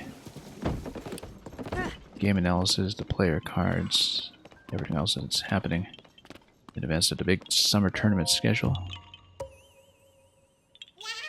And yeah, I'm doing quite well over here. I have not quit Scrabble. I was just saying extra typo, although I don't know if you were still on ad break or something coming in, that I was just playing over the board a bit this week. I have been kind of unable to travel for tournaments this year. I'm hoping to get that in order soon, but I won't be able to do Albany or Las Vegas this year. It's partly budgetary, it's partly just like scheduling conflicts, but yeah, no, I have been getting back to playing Overboard and trying to sneak in what games I can, although it's been a bit of a challenge from time to time.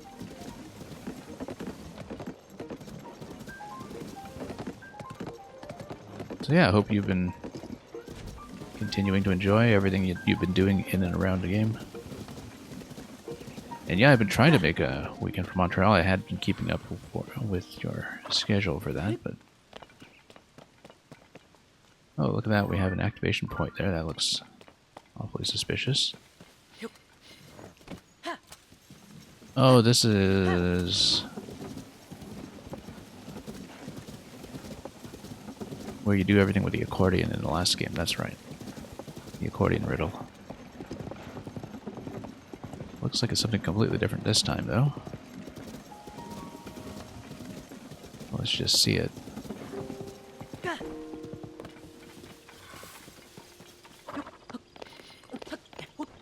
And you'll give me free entry. That's very kind of you. Yeah, again, is very much just a scheduling thing. But I would love to come sometime. For sure. And yeah, I miss you too. It's been fun at least to spectate some tournaments from afar this year, even though I just haven't been able to get out much. And so I know you've been having a wonderful time overboard.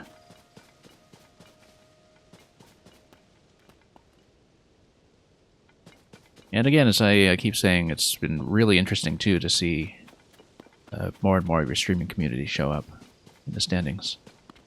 It's at live tournaments as well. Oh. Good luck Zelda-ing, yeah. We're making steady progress from streaming this much more frequently than I've streamed anything else. But that's what happens when you're a little bit homebound. So...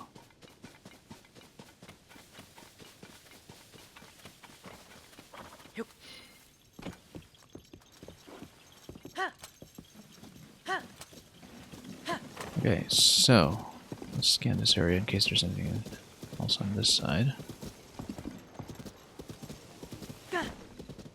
Probably nothing quite so redundant, but we'll check. Anyway.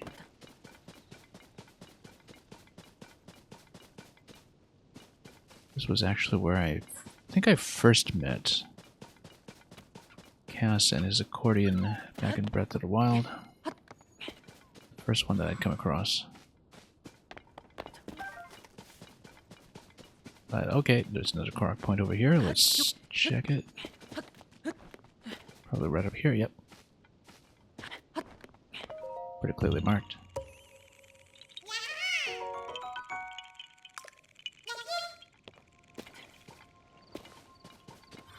Probably it for the moment.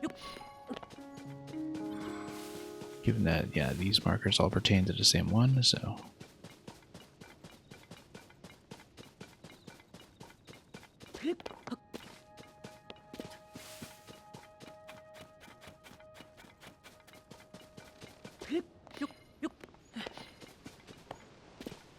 We'll talk to whoever this is.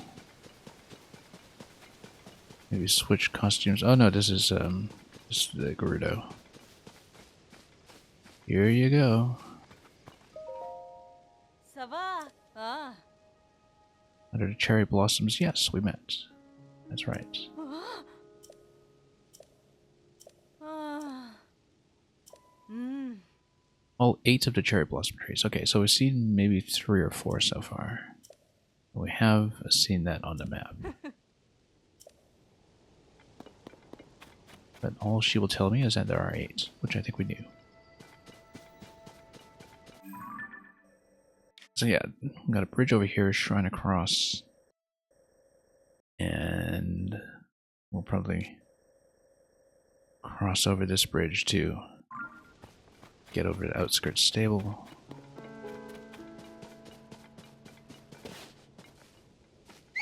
Where's my horse?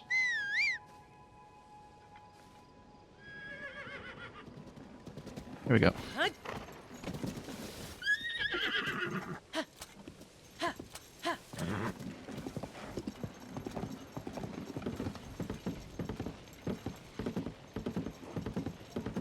Okay, and over we go. Oh, oops. Let's go around if we can.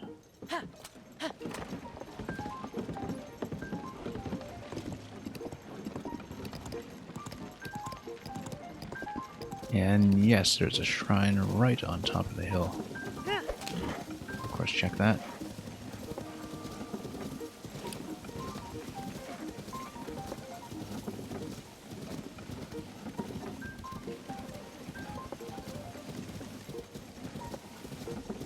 In fact, this might even be Satori Mountain, isn't it? Let's check.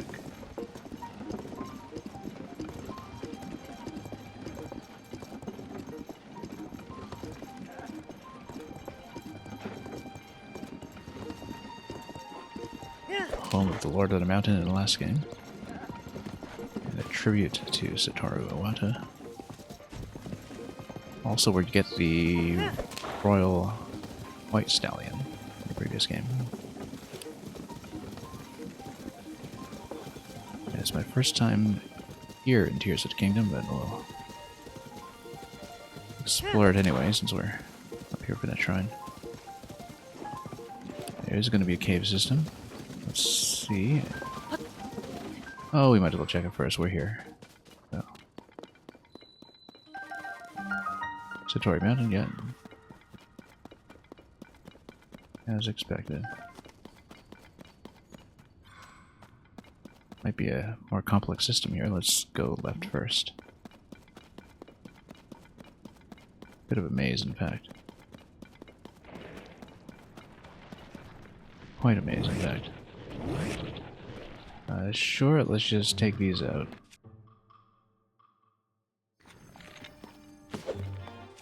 Switch to an appropriate weapon. The Reaper weapon will be fine.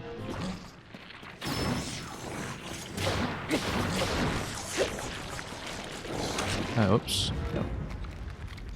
Gonna keep that up. Alright. Oh, just gonna swallow my companion. In her illusory form. Come on, get over here. Dare you.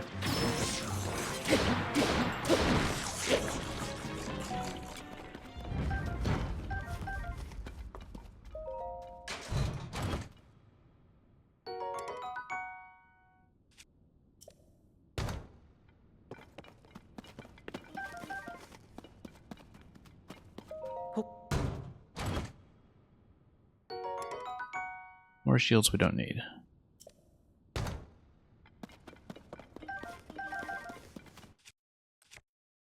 Anyway, let's bust down some of this stuff. Lots of gems here, actually. Quite a nice node. But we should take note of sticky lizards. We now know that we need many more of them. But we have already, so should actually take the care to loot them where possible. Probably spent too many of them on elixirs early on, too. Anyway, we'll continue traversing this maze by the leftmost method.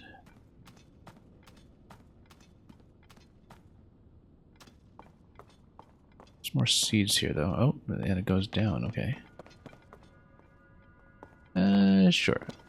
Let's get totally lost in here. Maybe attempt. Grab some of these on the way down. If we get lost, we'll just re-enter from the start and...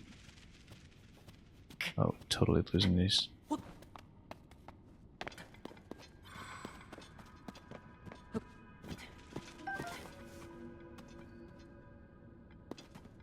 he's gonna lead me further. We should just follow it.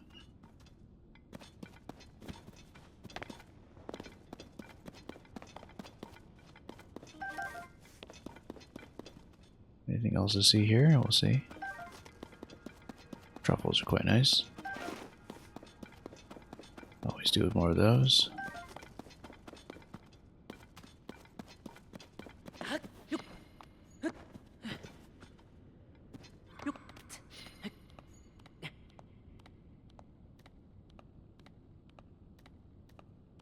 We'll just grab as many as we can.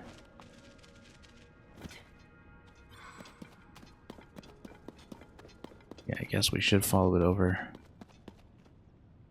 to the extent that we can. We can come back for the cave later. I guess this is just a bit of a drop point.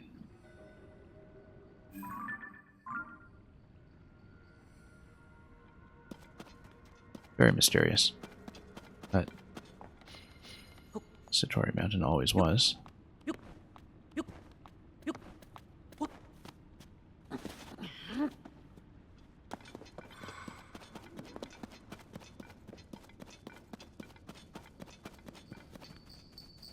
Oh.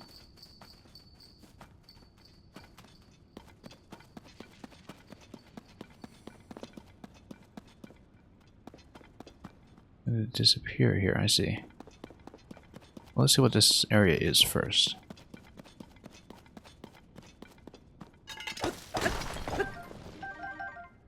Other than the wonderful mining node. Connected to other mining nodes. Must be something interesting here.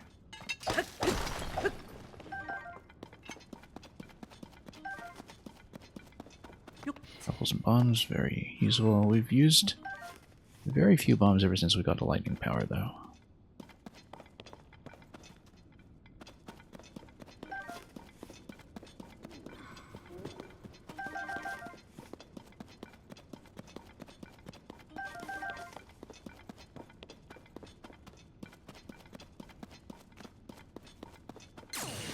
Oops, speaking of lightning. I feel like we probably did miss something here.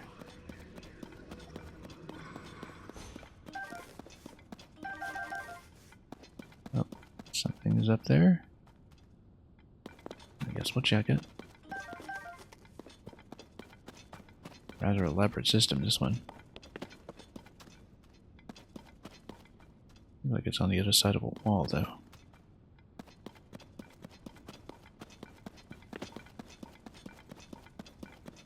We must be pretty deep at this stage. This is where we came in. We can always check downstairs and then just ascend back up.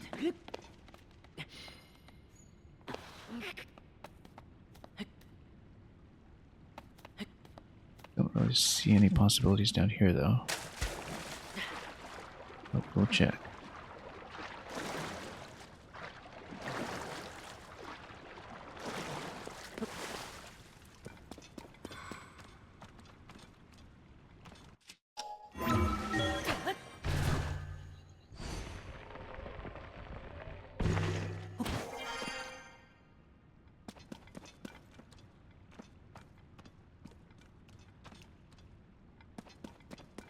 Yeah, because we previously across here. So we looted the truffles.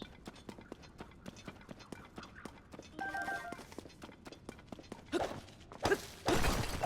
check everything we can.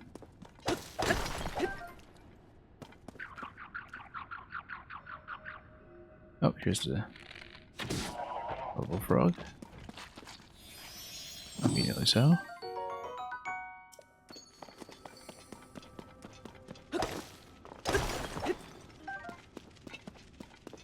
Oh.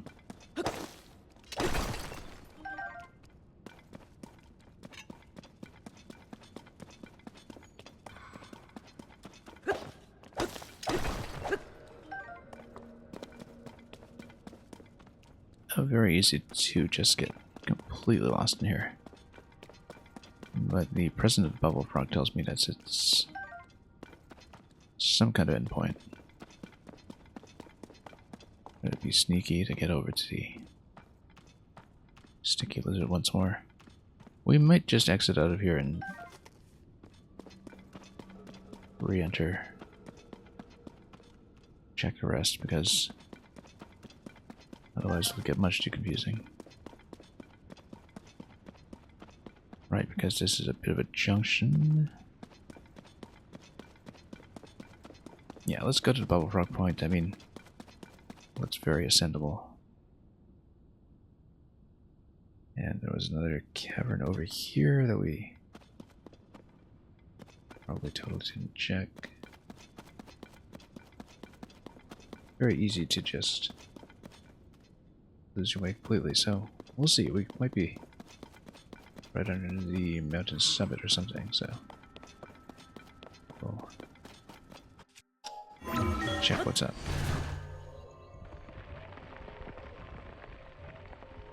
There probably is still treasure in there that we've missed.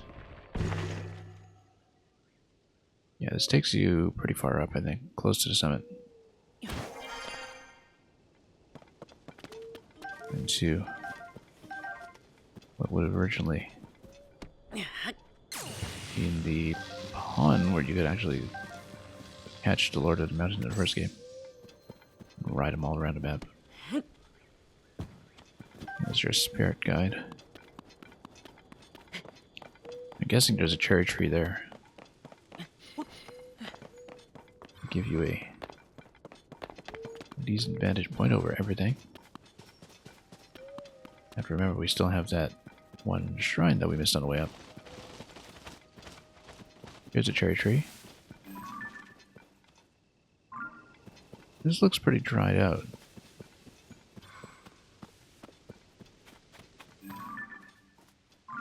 Relative to what it once was.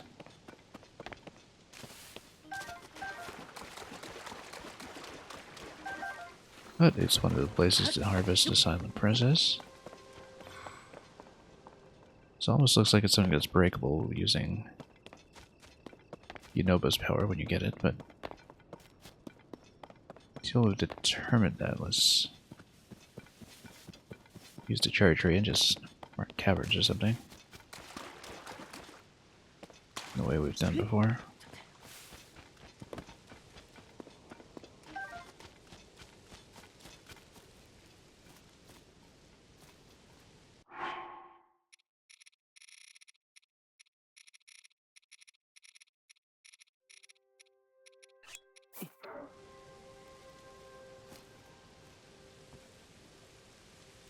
And let's get the Lord of the Mountain to show us everything.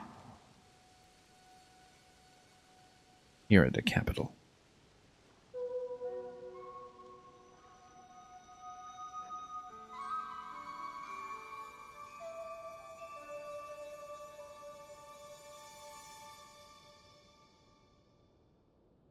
So yeah, the nearby note here is just Torii Mountain Cave, so that's not too big a deal.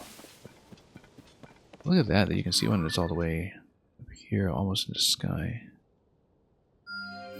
Oh, that must be the thunder location in the first game. The thunder wall. Yeah, look at that. It is the lightning strike wall in the first game.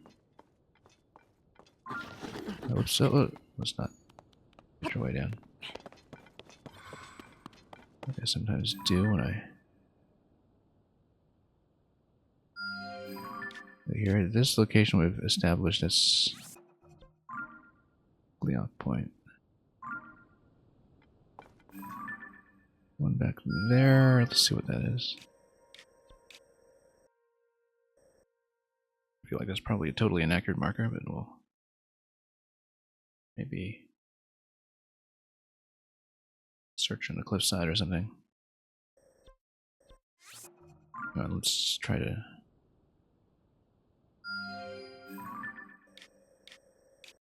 make it a bit more accurate. I feel like it's going to be much further out than that.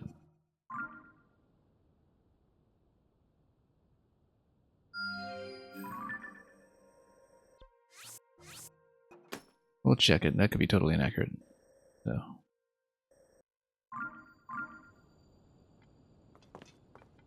I mean, we've seen that as the Gleok points. This over here we have not seen. This on the Thunder Plateau.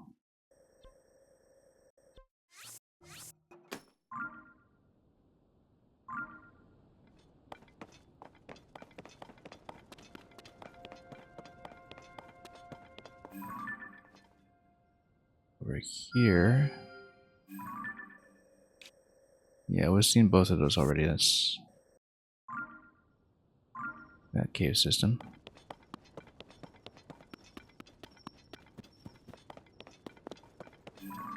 Over here.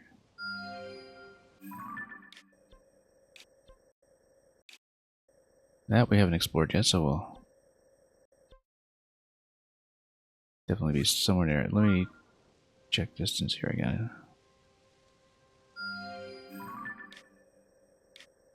Okay, man, that does look right. Have we tagged that shrine before? I feel we must have. Yeah. That's the one we wanted to see on the way up, in fact. This is just the Satori Mountain Cave right here.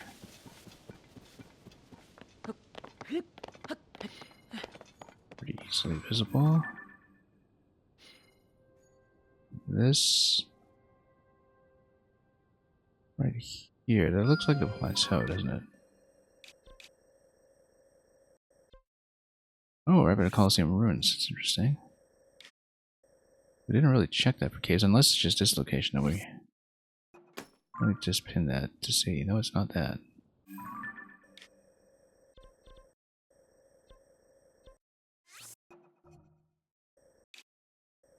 It's gonna make sure it's not one of the existing points we know about, like the Shrine of Resurrection or something. No, it's over there. Okay, that is something new then. That's right by the Colosseum. Something we haven't seen that's right along the side. Well, we'll check it.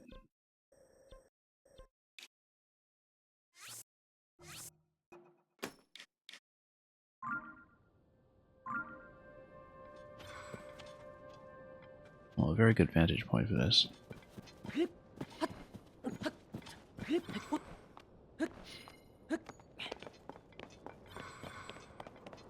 We'll go back into the Satori Mountain Cave in case there is something.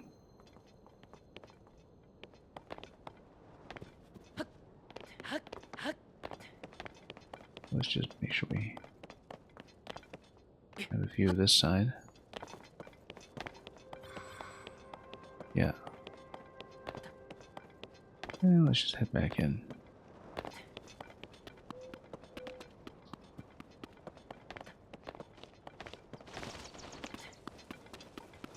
We will go to that shrine and do it eventually, but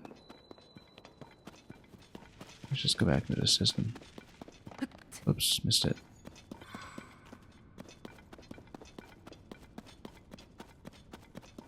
Yeah, because previously we had traced our way over here. And we had gone down. Right? Oh.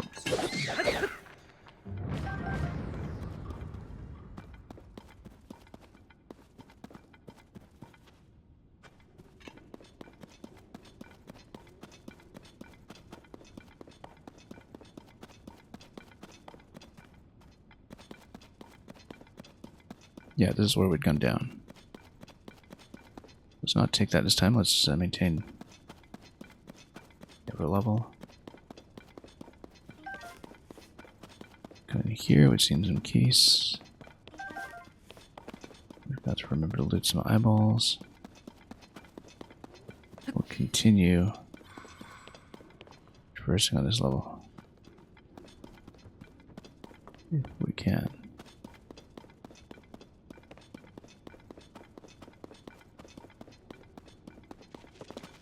So then we have this area here, that's nothing. Then, oh, Urban time.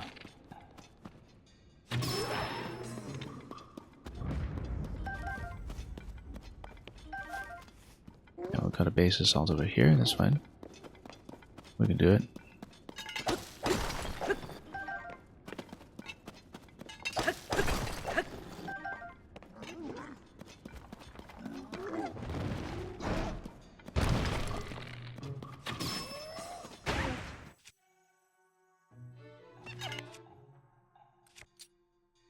Alright, smack him.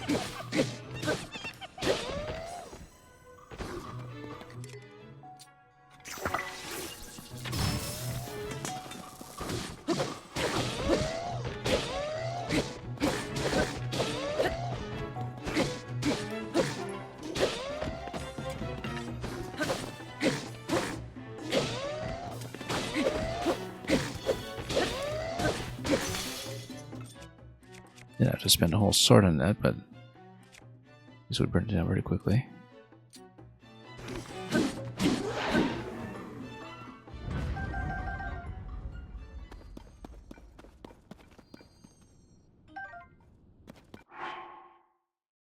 Yeah, we can put something better than the Rusty Claymore on it, but we'll worry about that later.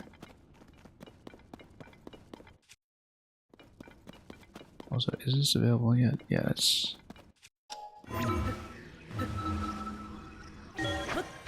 more glowing stuff.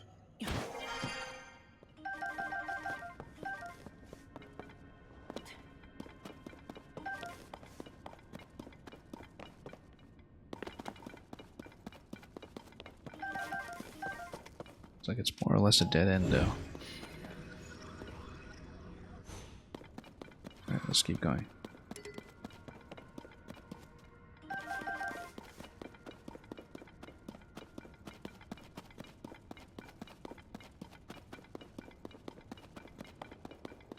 And this is where we came in. Okay, so we've seen the whole thing from up here. And we basically saw the lower level as well.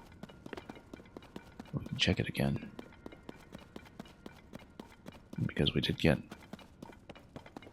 a little bit disoriented down there as well, so. Also, these chests are still here. Let's see if we want anything now. No, these were just shields, so never mind that.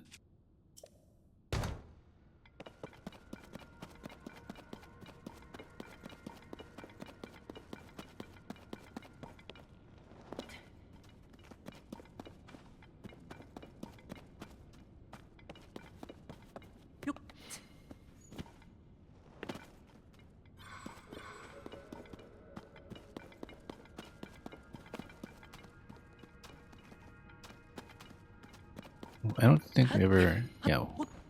We did check this out first, I think. Just be thorough. Because we did this loop and that was the bubble frog. Yep. That was done. So that's if you come down and you take a left. Previously I think we just followed the bunny and took a right immediately. Is there something down here? No. Let's just make sure we didn't miss anything on the other side. I think we just took the loop though. We checked the left side over here. There's just water.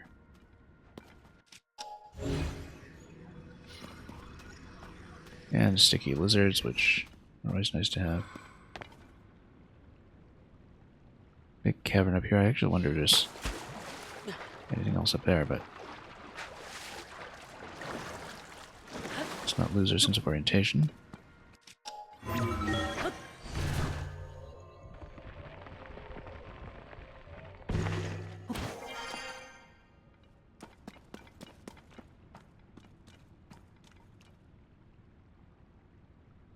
This is quite a high shaft, not to be anything, but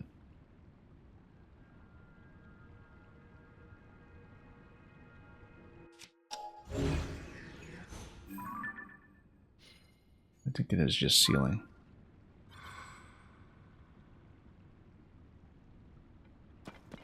So we came down here and took that branch, then went this way. I think we have seen everything, but I want to be thorough.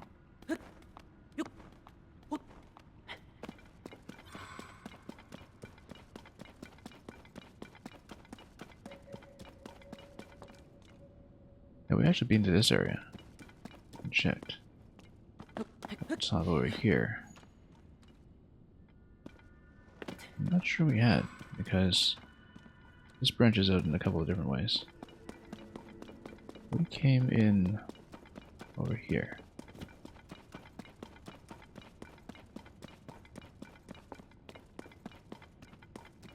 We'll check each of the spokes of the hub. The first one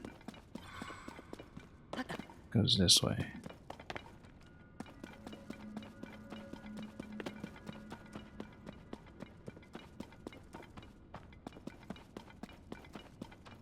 Does it loop back at the same location? Yes, it does.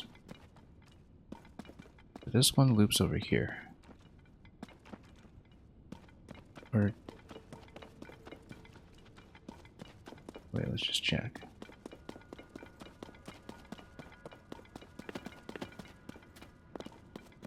This one is a dead end. This one loops over here. And this is where we came in the first place. Right, let's check. One more thing.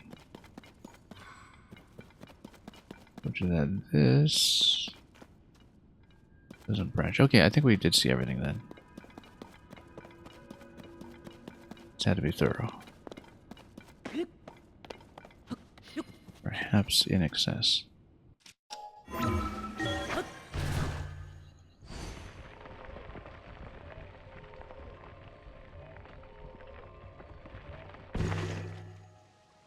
This pops you out directly in the pool, which is nice. Okay, so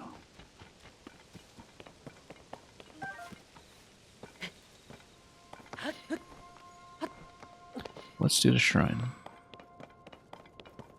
Can I actually check the summit? Let's do it one more time.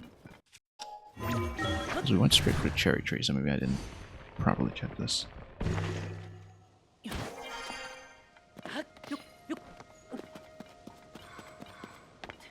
Rather obvious place to climb if you can do it. And there we go.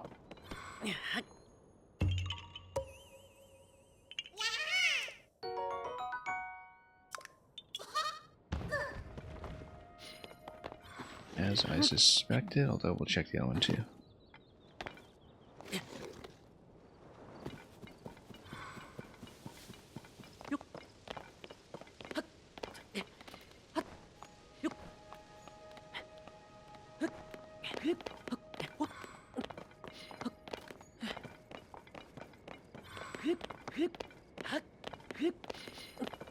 And just some eggs. Okay, we'll take that. Steal everything. Alright, at this point... you see dueling peaks all the way over there.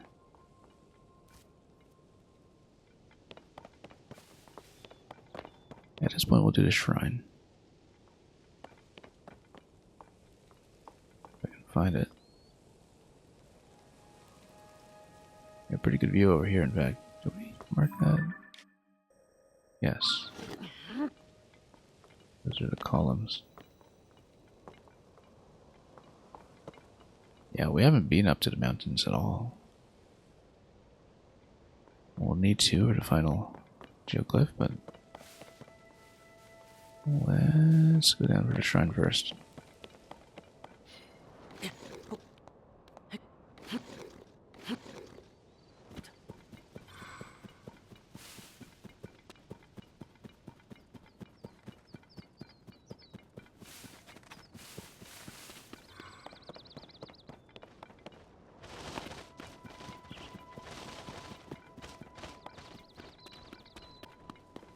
Can't remember which way we were facing for it, but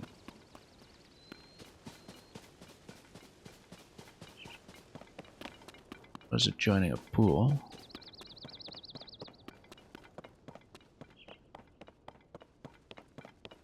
We've got a good view of everything else going up here. Cherry tree is over there. It's on a lower level.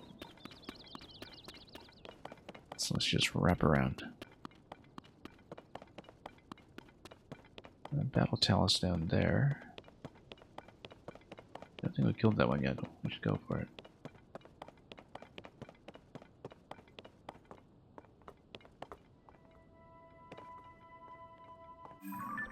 let's not walk off the cliff.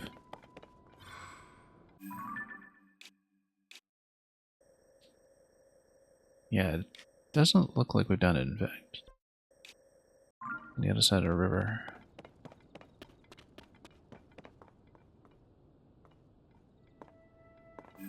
We'll mark it. Whoops.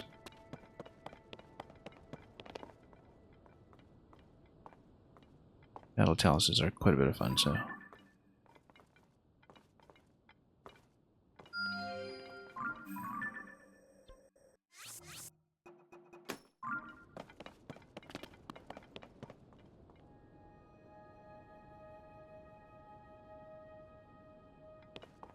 Kind of interesting to see it from afar, in fact. As it's just kind of ambling its way up and down the field.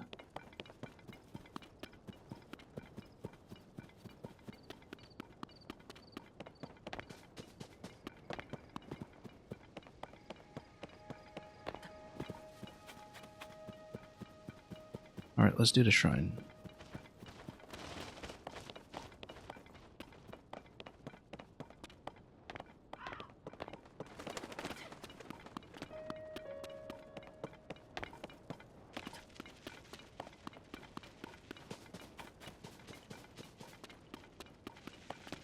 Oh, whoops.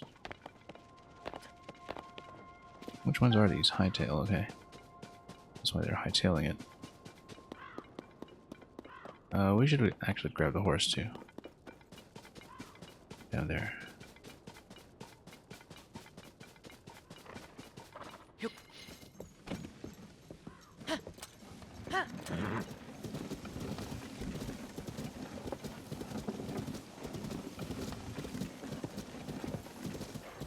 And just ride over to this little pond.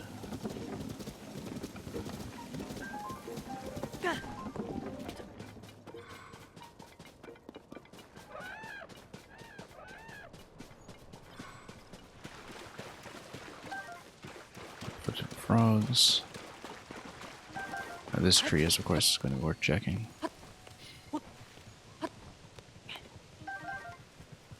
Even if it's just eggs.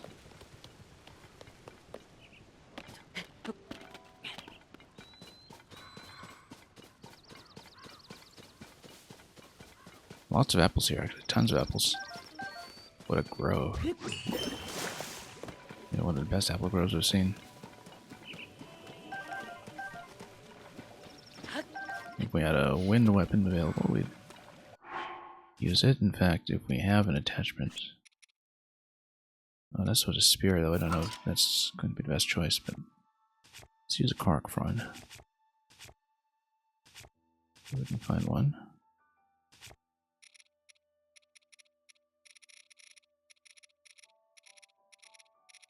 And just try to blow the apples down. If, in fact, cork frond plus spear gives you wind rather than the throw. We're about to find out. No. Okay, it throws the spear, so that's not what we want.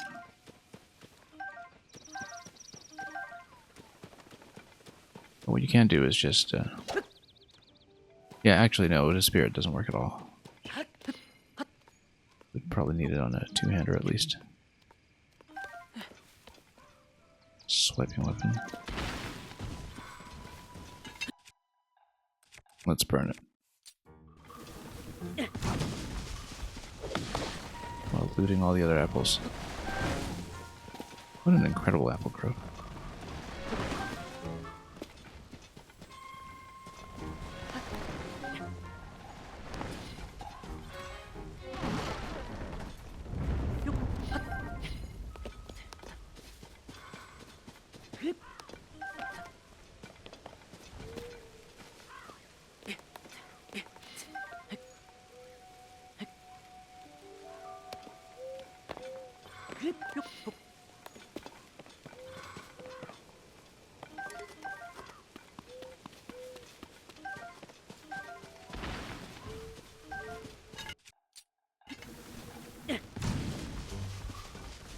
And we just keep on looting. ignore the enemy and go. Just stock up as many apples as we can, just because it's the best opportunity. We'll see it sometime.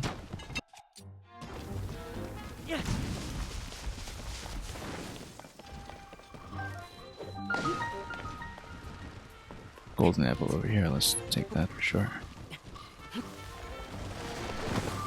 Oh, why thank you.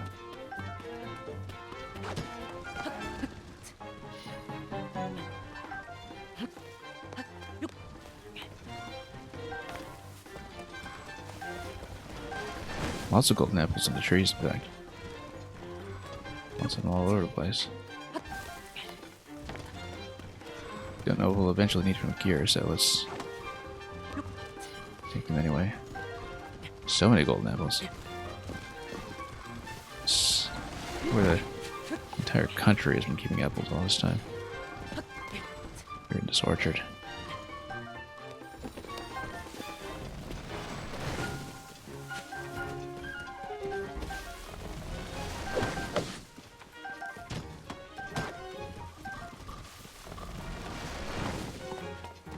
We'll let our allies do the chopping.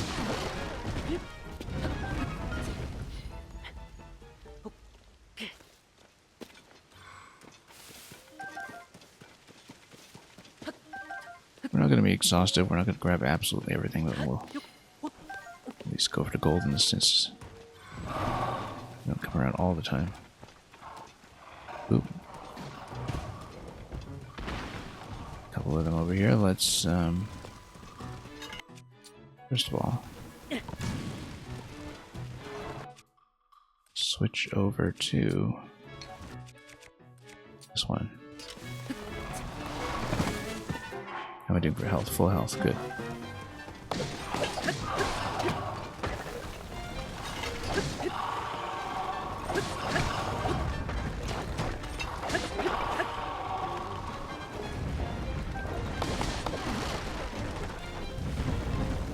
Blood Moon is coming too, so be quick about this, because they're all about to come back.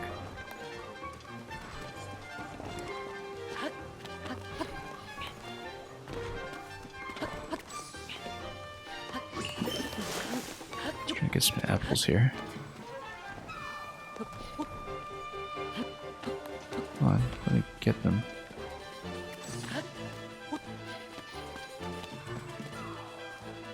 Alright, fine. Might as well just chop down some of these trees, to be honest. It'd be easier to do it that way. That's okay, like I said, we're not getting 100% of the apples. Already got reasonably close. Okay, so remaining ahead.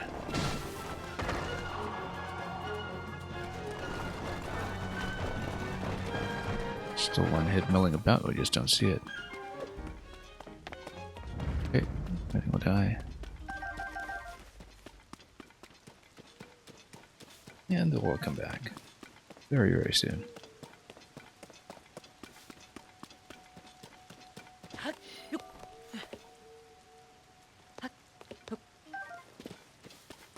Here's why we'll grab all the golden apples we can. Oh, we can. Or the Blood Moon comes up and spoils everything. Whoops, missed that. It's gonna spoil everything. That's okay. And we'll have more fights.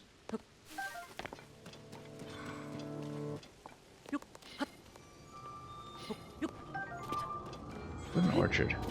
Very unique.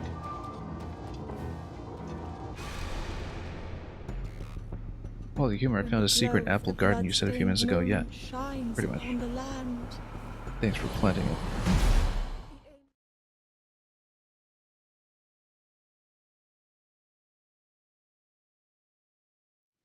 We're at quite a while apples now, after depleting much of our supply. 92 of the standard. That's what we want to see, and 18 of the golden.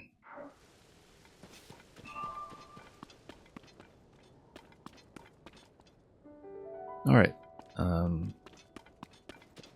Well, we know where to get more. I think we're probably good for now. The cooking filler. Let's do the shrine. Even more apple picking to come.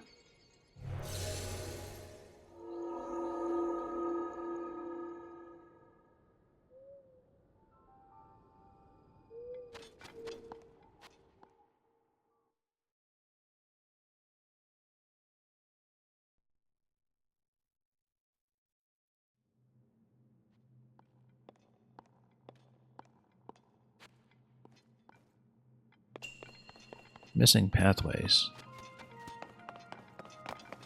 Sounds very promising. This is going to be a recall point of some sort.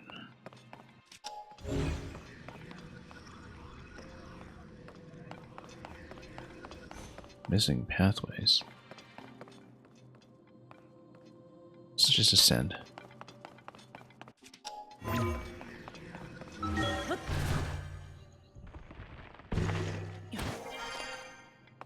Yeah, we'll keep our eyes out for a chest. Because if we can move this over, that'd be great. Then we would need to be able to climb on top of it.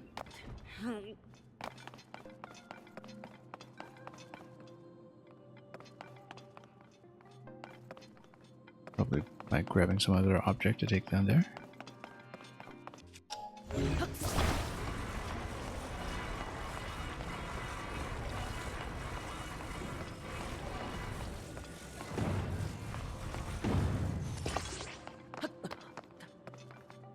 Not like that. Let's try to create.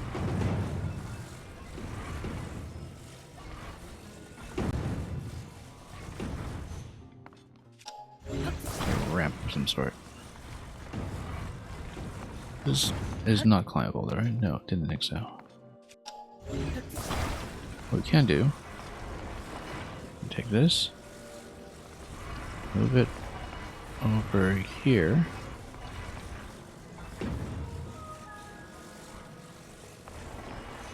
Hang on, not like that. Let's try it again.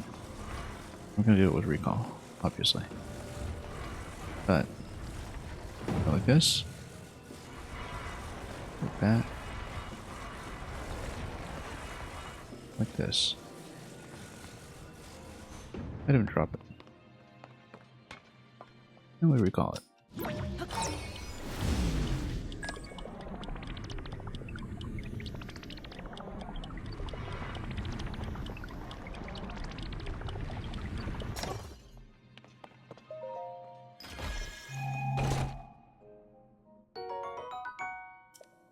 Well worth the effort.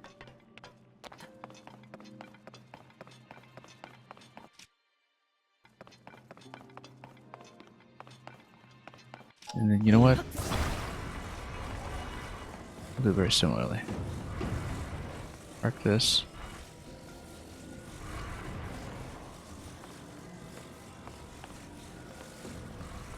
And down here.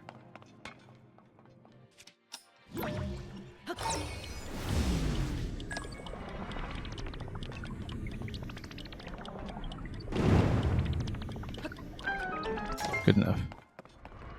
Maybe we should have taken some. Except no, they wouldn't fit through the gate, so.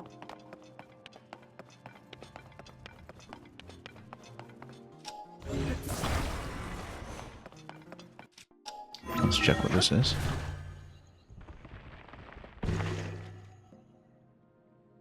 Probably using this as a recall point as well. But first, we'll stuff it up there. Yeah, because you basically would want to send it under and then give yourself enough height. Hang on. This? Under? Give yourself enough height to stand on it and get ascension. Let's do it again.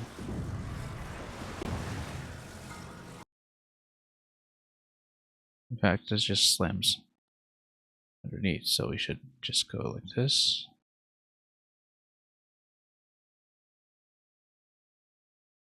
Oh, we probably just hit the lamp. Let's oh,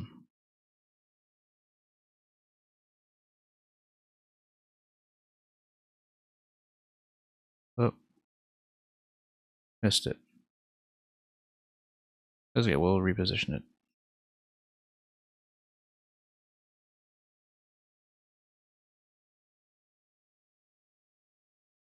Fix the camera position this time so we can see the column.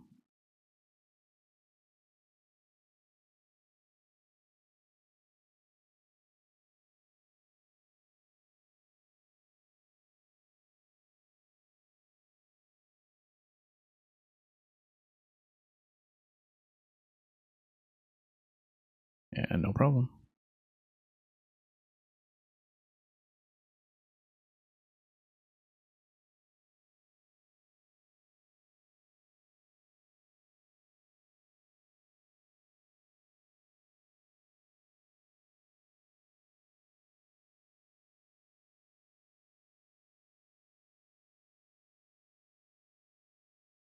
Starting to stock up quite a few blessings that we should cash in at some point, but we could do that.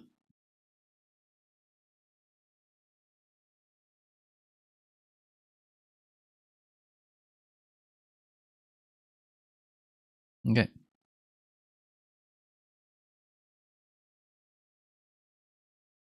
That was shrine number 95 that we have completed at this point.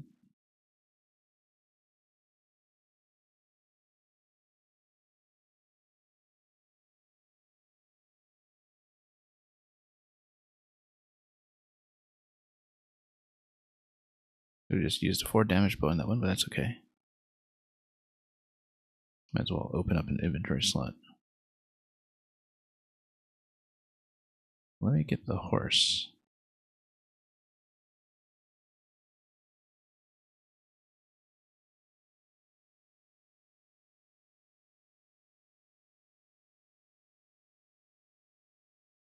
Oh, we did leave it over here, but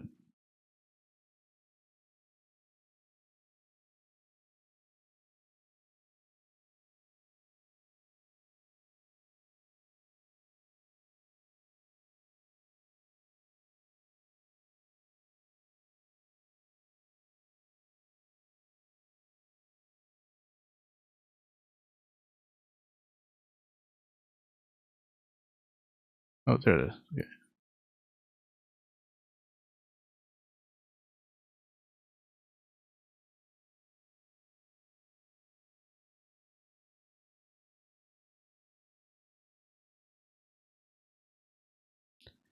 So this is done. Whoops. Let's continue. Yeah, this well we've marked previously. This might be a different thing. Check it. This well is actually one of our ways down. Below, we should start changing some of these stamps actually. This one's too important. Given that we're not using those stamps for geoglyphs anymore. After a certain point, we should make sure we've clarified them.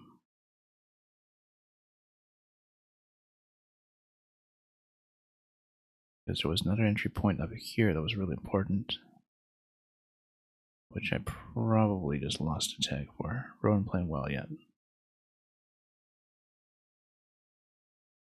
And another entry point over here. Those will be our conduits.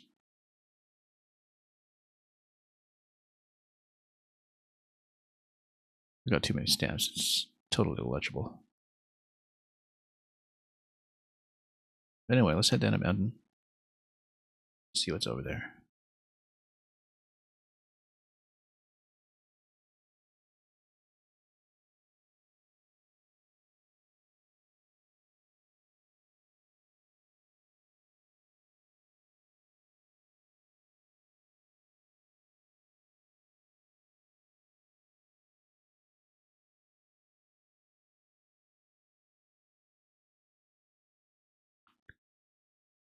That looks like a prominent location. Also, we'll need to farm more Aracudas at some point, but We'll get to that.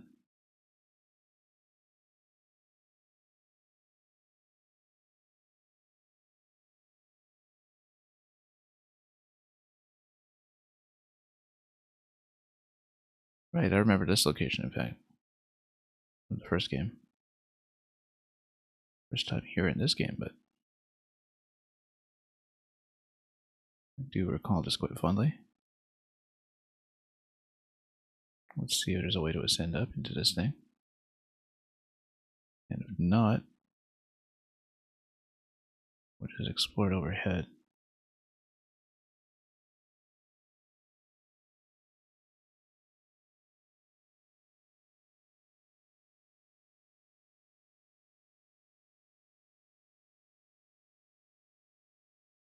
Anything movable? Not really.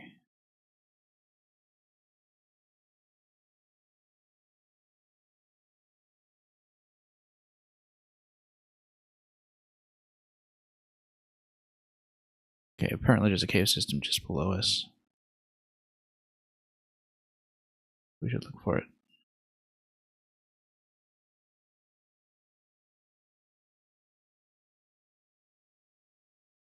Although this might be quite the descent. Apparently it should be right across from the well though, so depending on how accurately we tagged this in the first place, this must have been the one that we tagged from quite far away.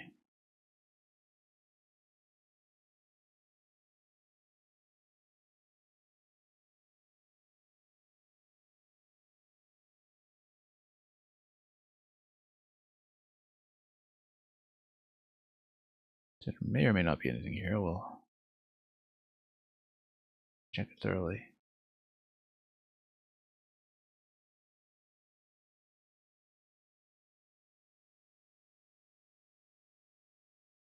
Yeah, it could very well be the case that when we tagged this, it was actually aiming at something like this cave.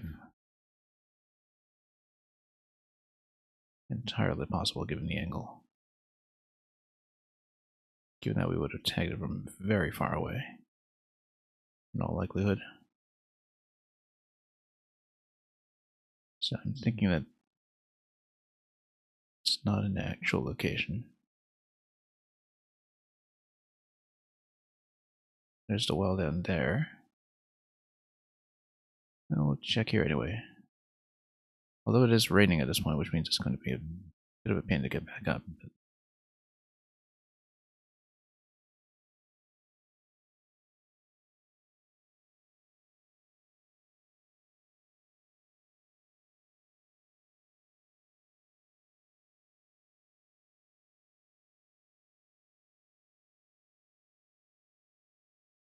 Can always do something down below, of course.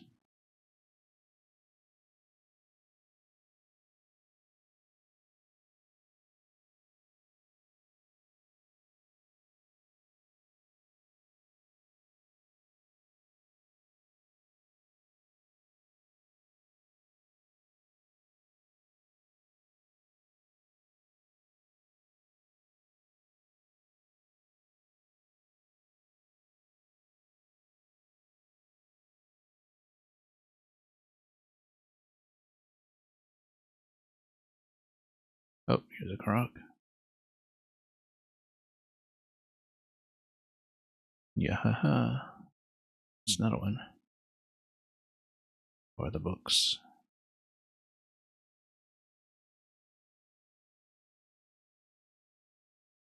Yeah, it looks like this is nothing.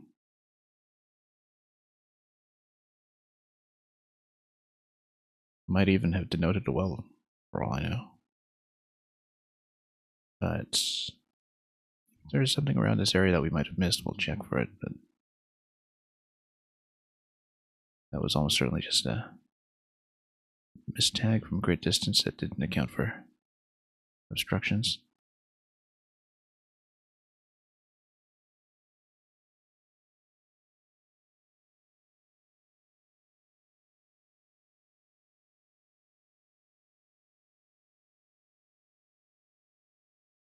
Oh, let's farm these. What element do we want this time? getting better on yellow chew scale. We should go maybe ice. Or fire, let me see. Fire, not over grass, we don't. Let's go ice.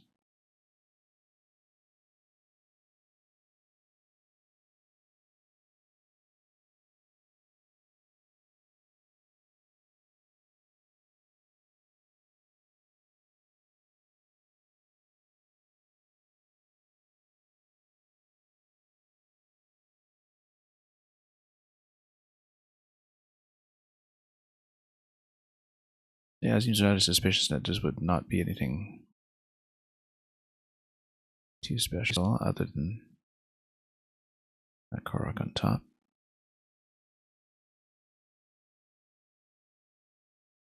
It's one of those locations that's mostly here to be a returning location, I think.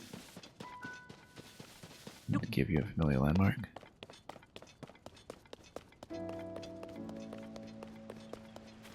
In Breath of the Wild, you always thought that Blue Choo-Choo was neutral, yeah.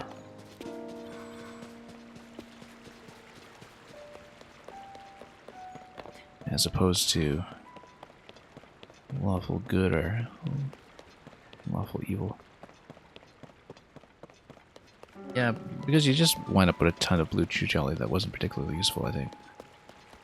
In this game, of course, I mean, you could also stimulate them with an element in a previous game, but there wasn't too much of a reason to do it, because in general, all you could do with the chew jelly was just leave it in the field and then shoot it or something. This game, of course, they're useful for so many things, it makes sense to sort of trade into them whenever possible. Okay, let's see if we can trading. Hey! Ooh. I'm buying. What are you buying?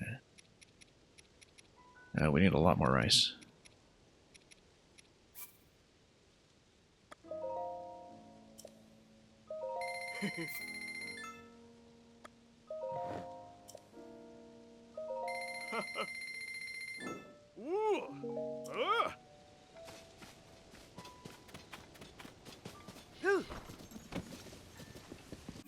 Okay, so we've been here. Let's go down and towards the bridge.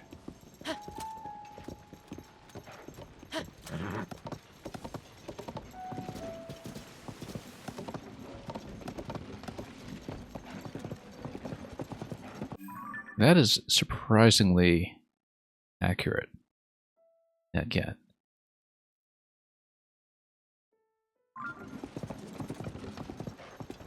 That's one answer that was very well sourced. Particularly successful one. I guess it must have trained on a lot of data that accounted for just minutiae of Breath of the Wild, but that was a very, very good answer.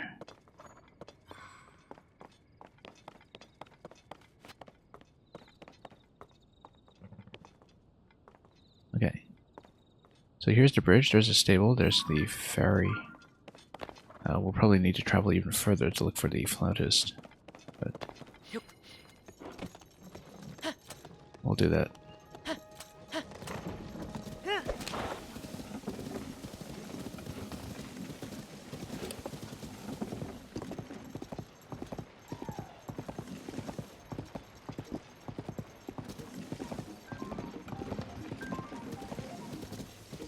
Well, the thing is, chatter about video games is very well represented in datasets online, right? Like if you're just farming other social media to in your LLM, you're going to see a lot like that. Anyway, golden apple, that means we should match it. Presumably.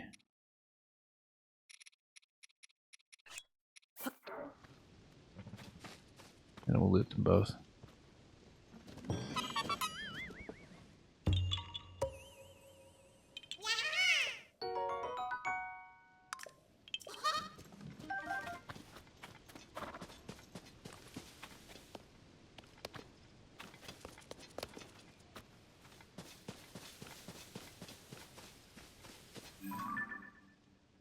But yeah, it's remarkable how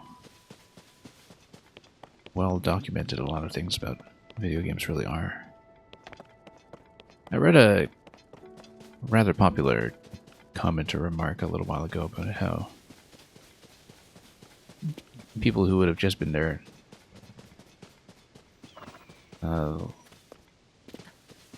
local expert entomologists cataloging all the bugs in their region back in the 19th century. That kind of personality now just devotes all that effort to Sonic the Hedgehog trivia instead. It sounds surprisingly true. Or maybe not surprising at all. Okay, have we been up here previously? Let me just check that. Right, that was right by the hill well. Yeah, we have made it that way. I remember that. When we unlocked the ferry, we went up and down the hill. Anyway, when we discovered the ferry, rather, we didn't unlock it yet, obviously. Unlocking it is hopefully what we will do. Depending on how much effort it takes to get the flute back in order. Whoa. Whoa. Yeah, horse doesn't want to go this way. Let's go back up. Find the right path.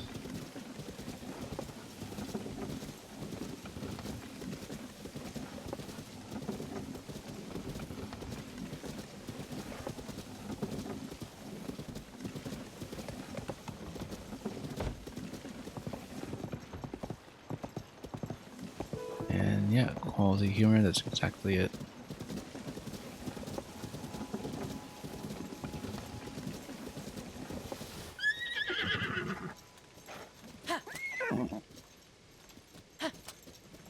Read an article that says ChatGPT bot cycles through a set of only 25 jokes and asks for a joke. Yeah, I don't know what version that would be based on, but I'm sure that has been pretty thoroughly tested.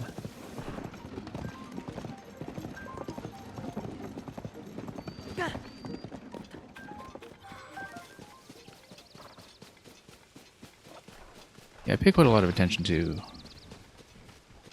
people who are researchers who specifically try to trick out bots to basically stress test what they can do. No.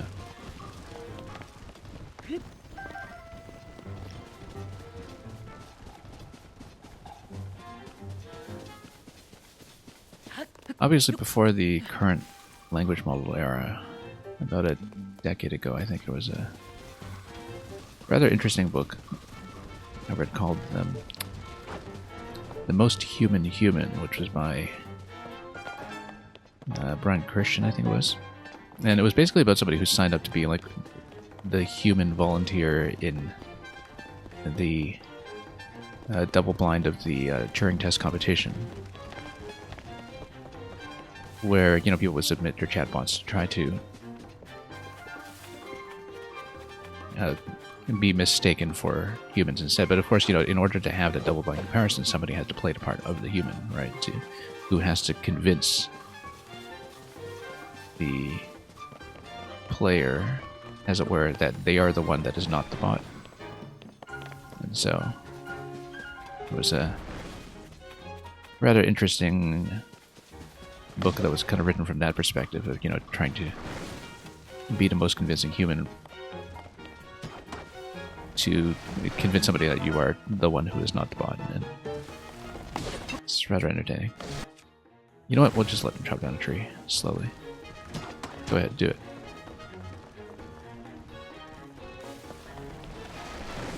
It's just gonna nod its head. There we go. A sturdy, thick stick. And a chickaloo nut. Interesting. Okay. Tells 25 basic jokes 90% of the time when given a prompt telling a joke. Yeah.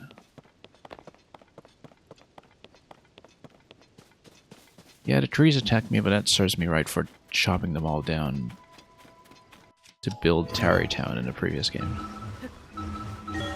Not even chopping them down, because in the previous game we just used bombs all the time too. Cut down trees. I think they've decided to have their revenge. We gotta check this, right? This was the golden apple. Or, yeah, it was. Okay. We got distracted here because I was too busy getting off my high horse. Let's get back on the horse.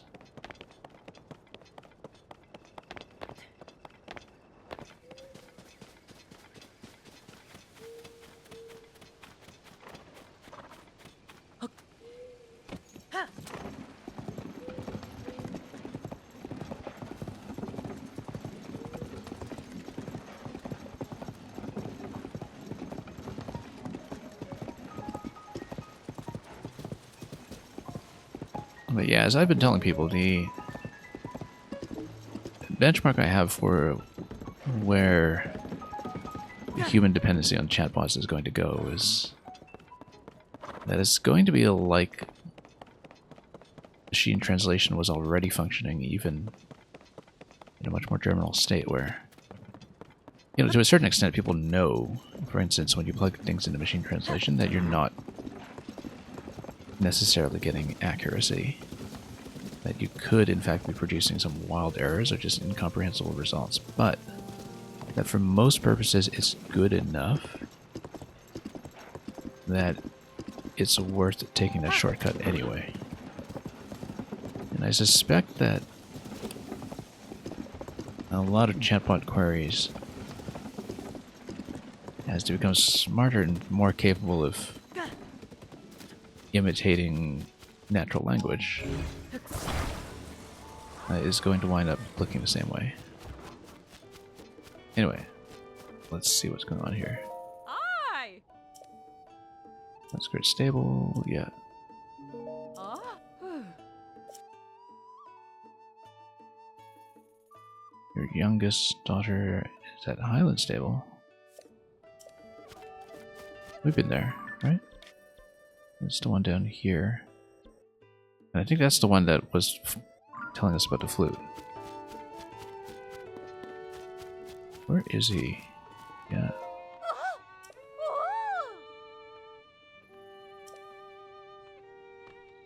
We've heard about the flautist before. I just didn't find him. Island Stable, yeah, that's right. We were given the pointer there earlier. We know how to get there, it's just that we need to pass the Gleocan Bridge, which we'll eventually do.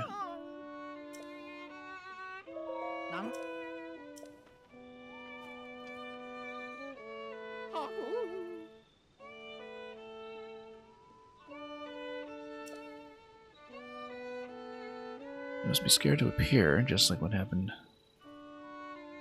at Woodland Stable.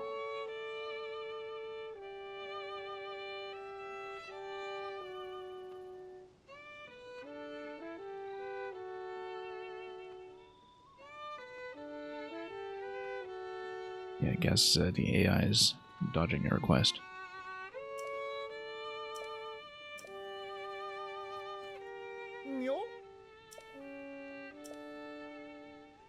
Sound of a flute to Highland Stable, but yeah, we expected that.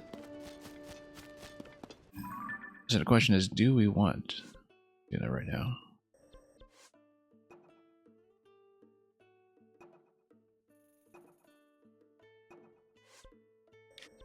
Well, I mean, it's not too far away. The main thing is...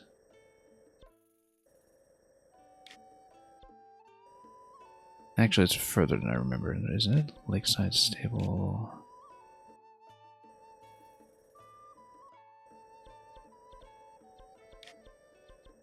Highland Stable is here, yeah. Yeah, because you have to pass the bridge, that's fine. It's not actually that bad.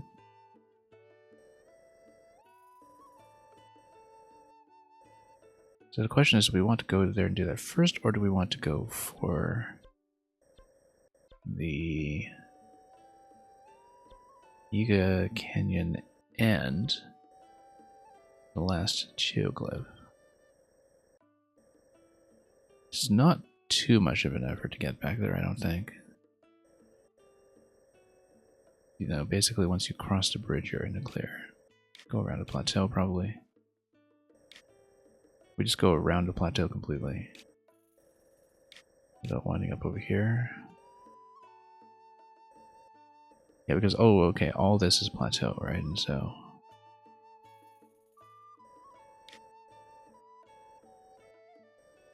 yeah, because this is where the horses don't proceed further.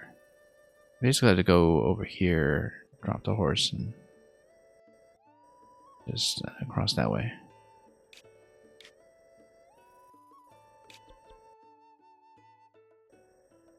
Anyway, do something like that.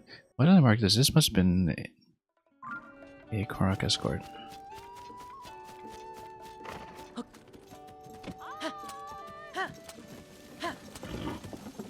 Also, let's see what Beetle has over here. Yeah. As well as the journalist quest. Let's sell off something.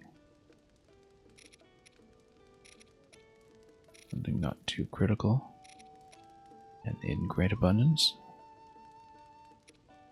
Yeah, I hope we don't need this many moblin things. Just sell off like 28 of them. Wow.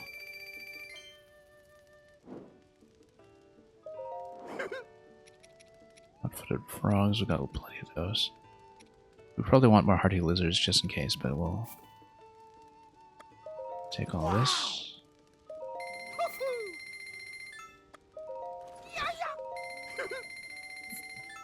Finally kind of stabilizing in terms of arrows. Let's sell off. Yeah, we want as many of these as we can. I don't know if they'll be usable for gear, but they would be hard to stock up otherwise. So.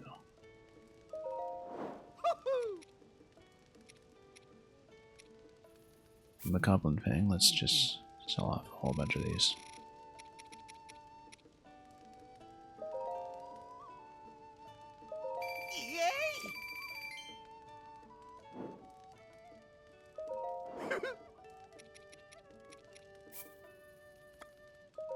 Wow.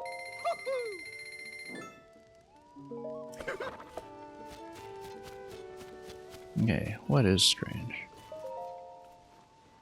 Yo! Chirps and warbles. Oh.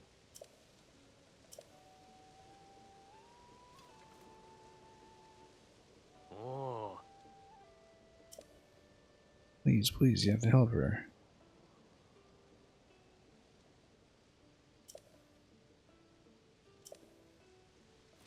Interesting. Oh.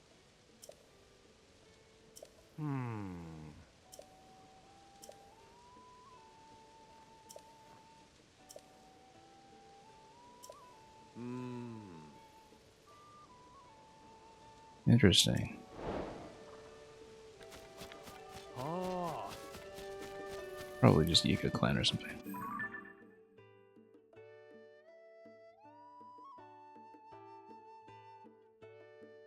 But who knows? Maybe it is the princess sighting. We'll check it. Ah, yes, there's the Karak. For some reason I previously didn't finish it. Ah. Ah. Oh. Okay, we've seen this dialogue before. We need a master sword for this. That's just a bit of a joke interaction anyway, so... let's get up here. Okay, where do you want to go? For some reason we gave up on this one previously, probably because it's way up there.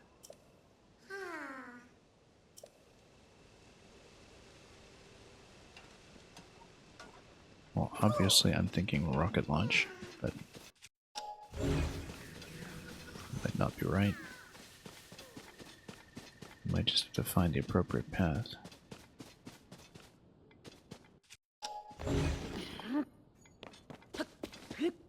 Yeah, that's why I marked this one. It's potentially one of the more difficult ones to do. Look at that glowing spot. That must be luminous mine or something. We've been there previously. I don't think we had, actually.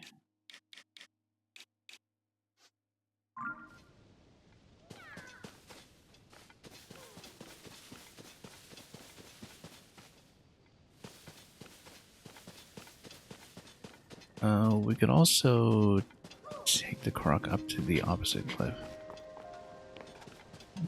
Probably need to build a balloon or something. That's why we hadn't done this one, yeah. Or we can build the drone once we have parts. We just don't have parts right now. That's why I'd left that one for later. Let's scope out this angle though. Because potentially you can just load them up here and go... I would rocket or something from this location. That's pretty high up. Everything there, so...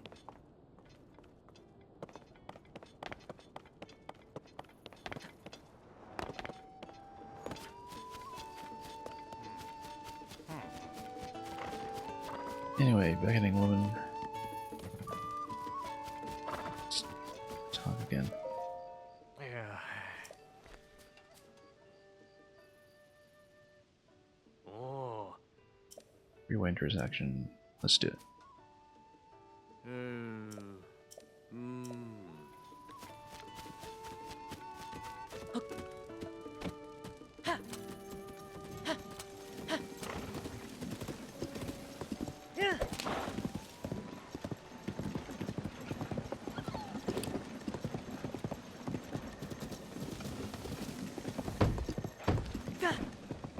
Someone...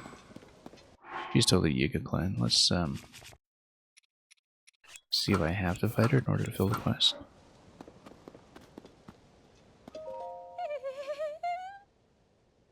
Are you okay? Long hair.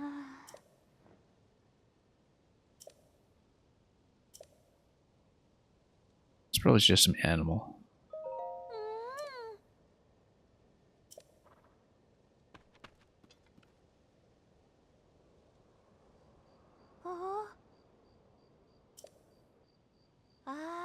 Good thing I have stealth clothing. This is totally a trap. Absolutely a trap.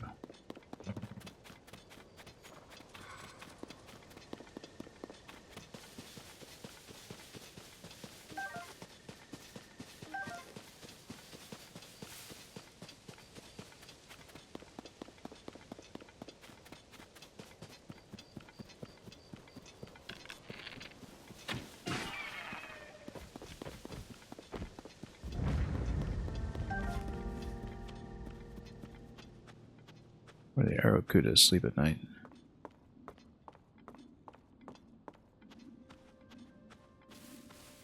Just be careful here, not to wake everything up, even though we do have full stealth.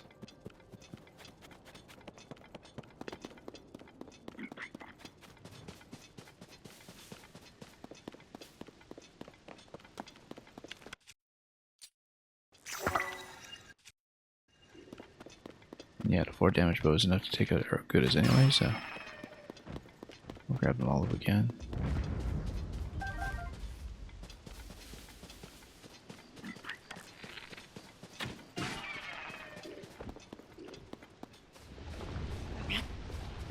Oops. Nope. Keep running into this stone. A boulder, rather.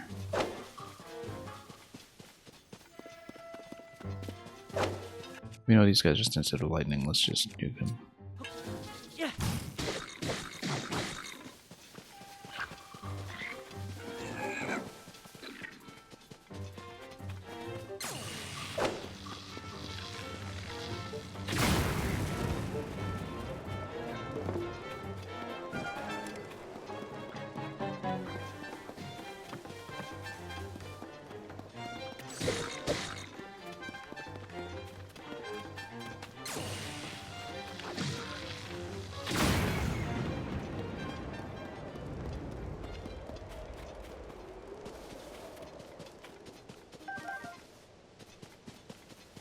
Anyway, here she is. Oh, let's take out one more.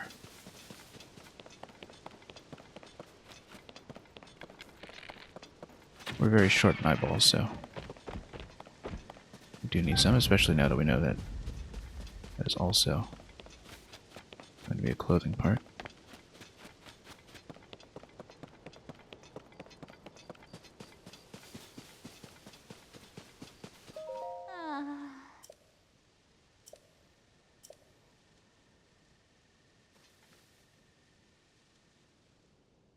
All the way up top. Ah. Very suspicious. Yeah, we can do it.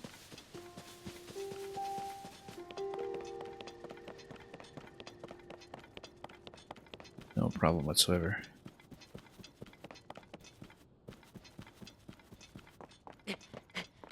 That's where she'll attempt a sudden betrayal.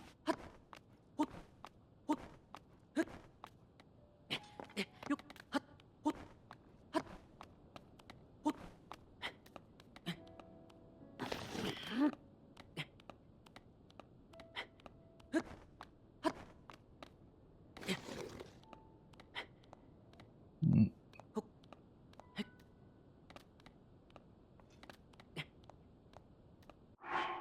You know, we might as well just plug in one of the elixirs. Also, let's clear some food. Because this stuff is just taking up space.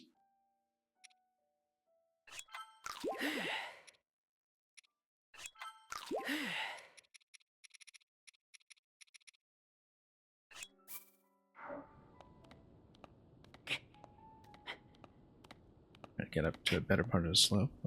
Over here.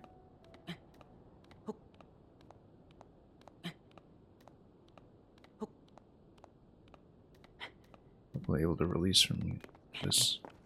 There we go. Perfect. Exactly the replenishment I needed. Yeah, see that.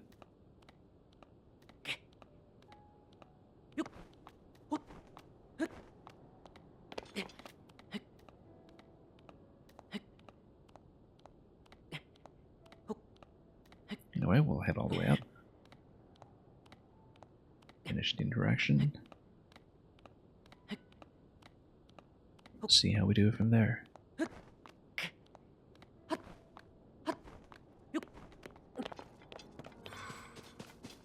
Okay. So here. Absolutely. Your friend is waiting ahead. Oh.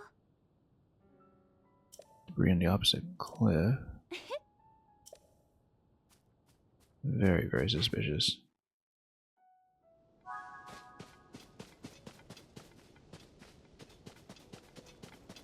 We'll probably take a wing down.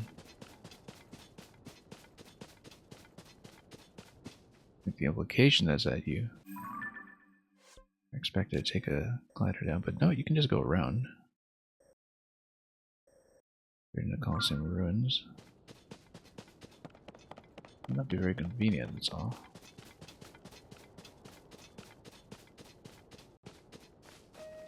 In fact, since we know where that is. Okay, no, that's actually on the plateau side, so we should in fact fly down.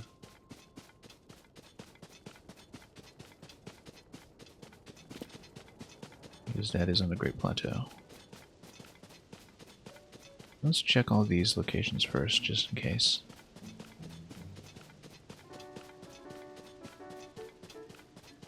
And what's this? Oh, this is a target. Yeah. Oh. Throw something at it with as much force as you can. Huh?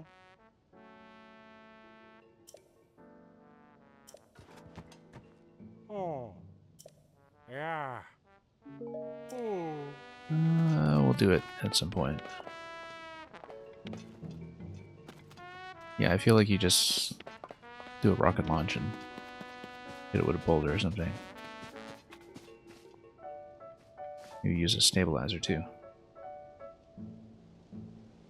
to really do it right. Sure, let's do it actually. Let's try it. Yeah.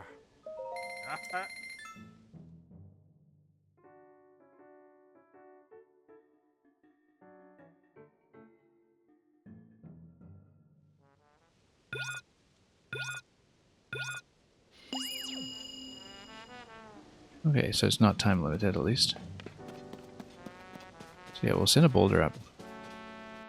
We've got one rocket.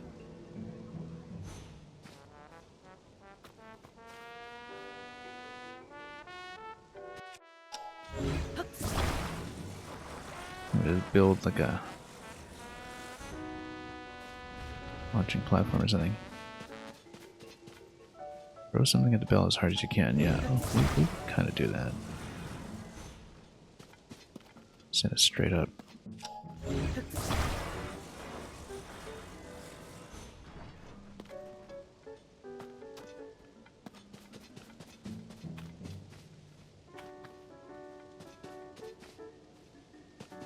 That's a lot of equipment.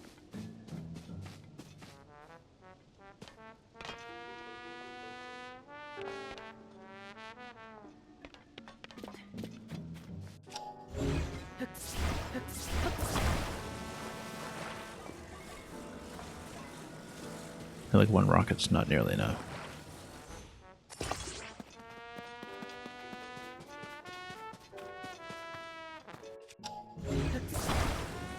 But we would want the stabilizer on it, probably.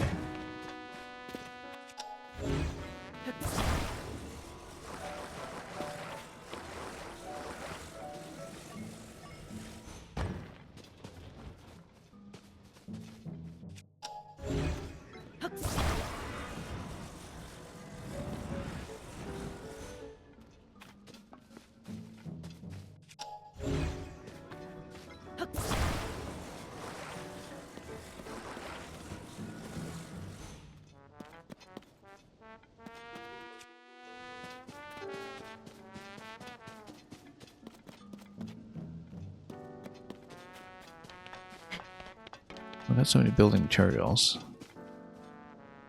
Maybe we actually need something like a catapult. And then accuracy might be a bit of an issue.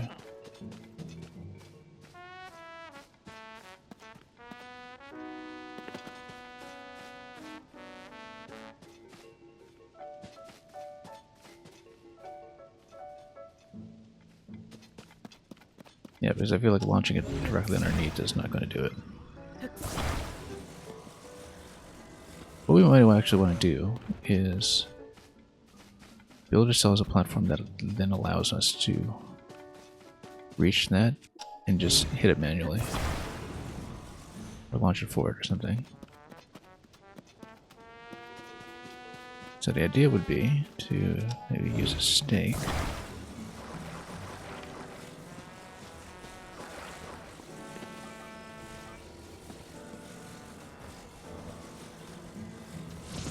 Yeah.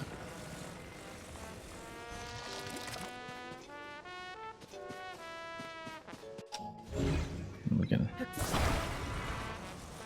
take advantage of the fact that this stake will just put things in place.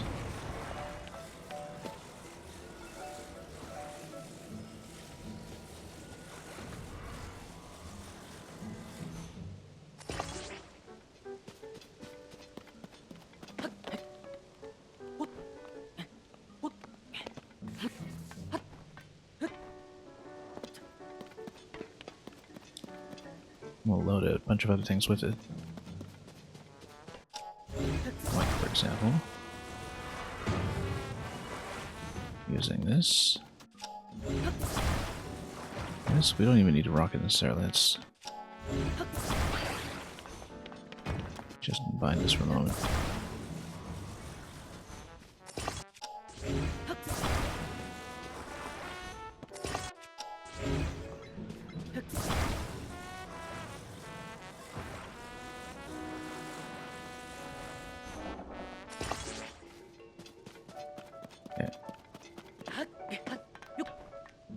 Let's go out for a moment. I could have ascended through too. That was much easier.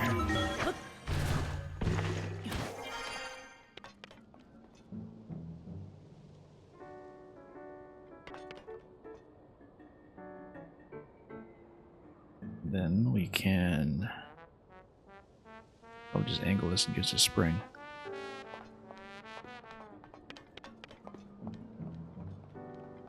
Basically create a giant mallet.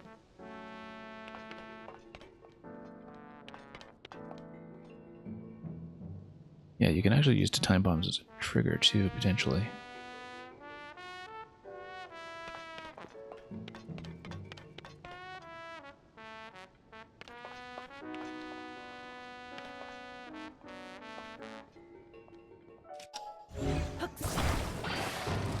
Whoa.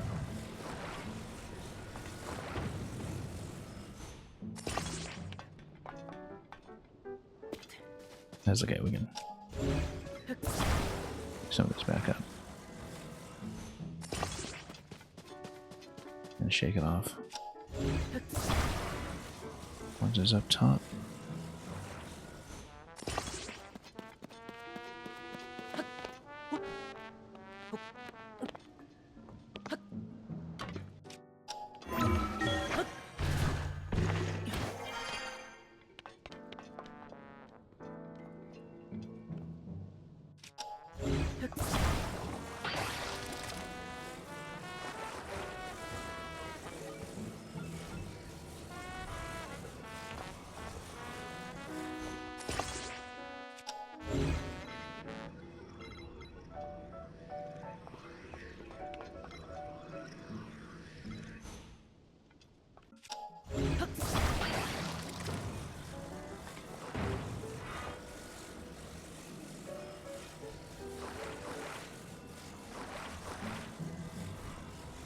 In fact, if we just place this right beside the bell, then launch it, might even be better. Create some vertical platforms. Let's do it.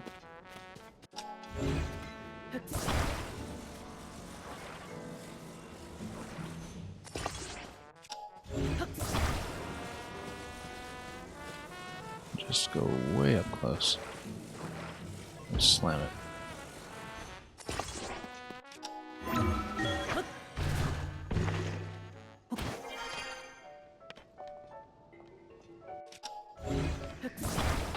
Yeah, let's just take this out. A moment. Oh, the stake's starting to fall in a bit. It's okay, as long as it doesn't completely slip out. Oops.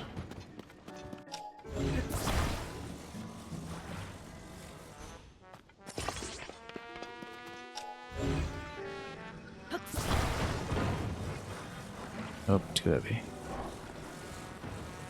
Need to lift. That's okay.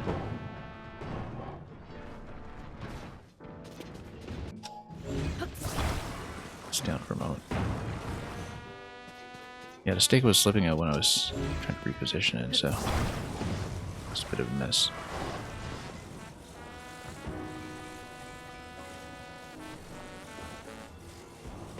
This is not how we want to build it anyway, so let's take it apart.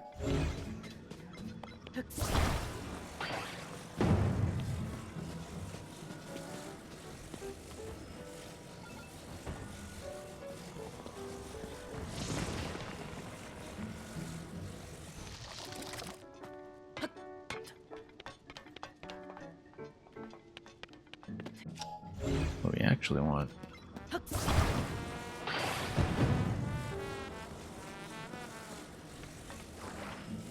something like this. Oops.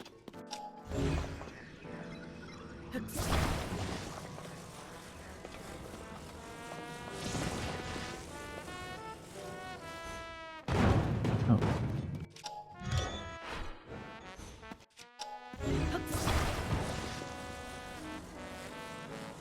Really nice if this would insert properly for a change.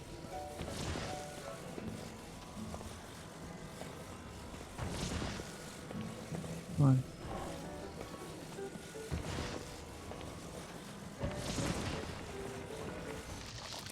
Okay.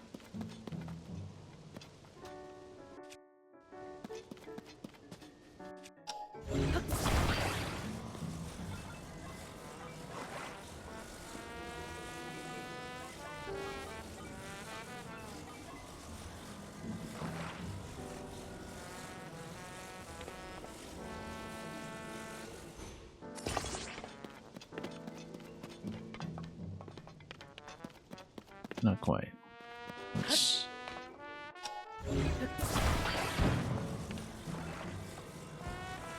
see if we can do better than that.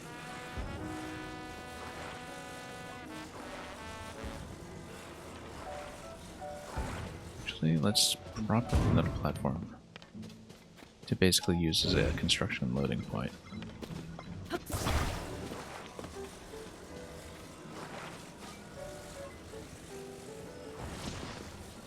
That way we don't disrupt the first peg.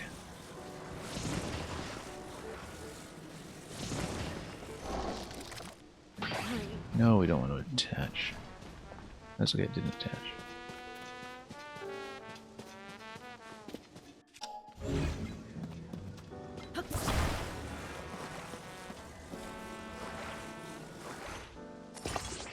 Nope, no, wrong. Break everything, we're not careful.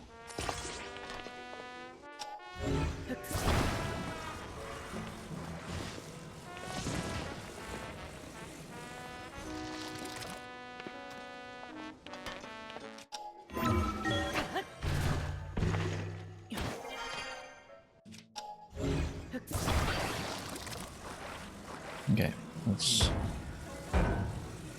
continue building up here.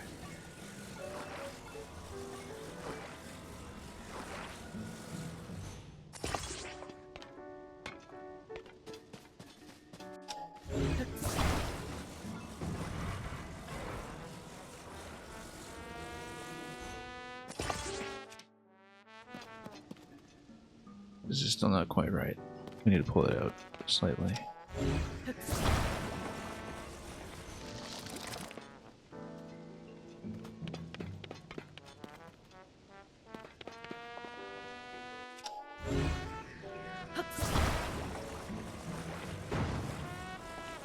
Walk this back slightly. There we go. Still not really gonna fit what I'm trying to do here, so that's alright, we'll keep trying it.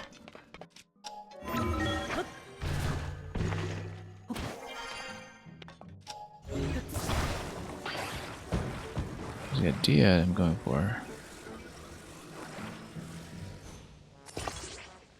is too close.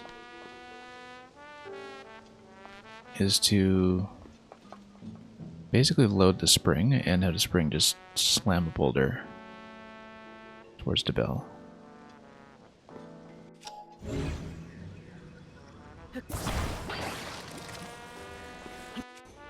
Nope, hang on. And everything is just slightly too short to make that happen.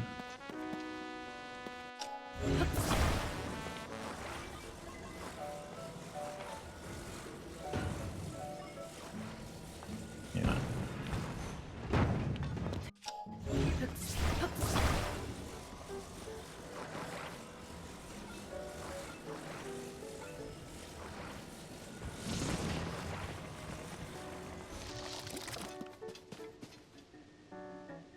Yeah, we need longer platforms.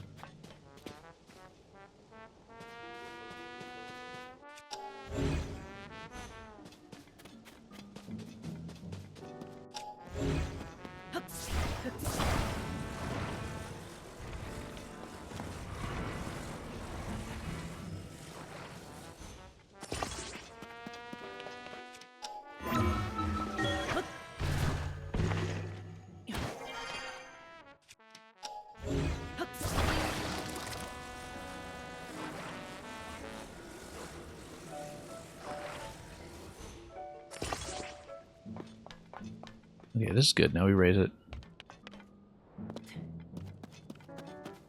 maybe.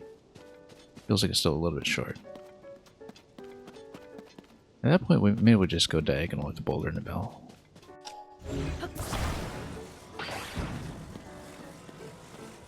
think it might be possible.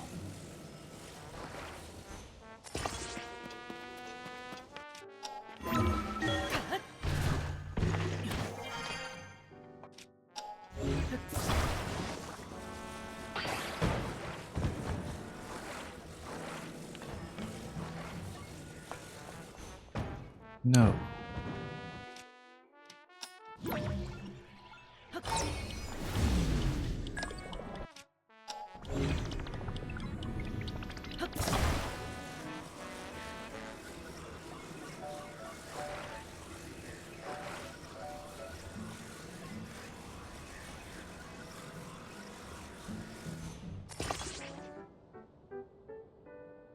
Yeah, we basically just put the boulder on top of this and slam it.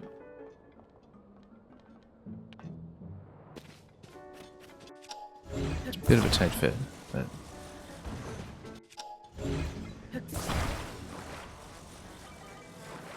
And then who knows if this will actually function.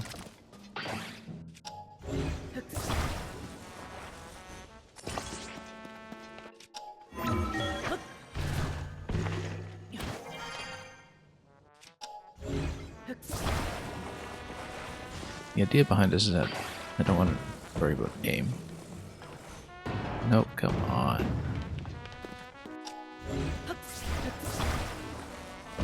.3D space is not my forte.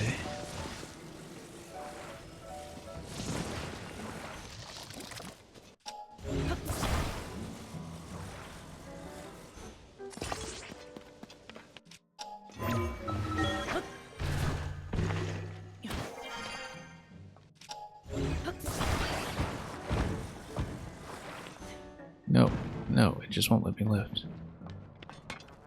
Let me lift this thing.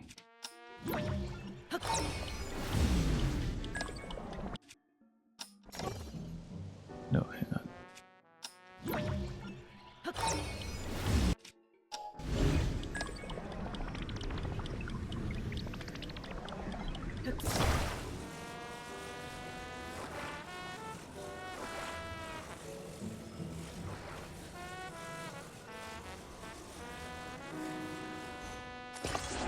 Nope.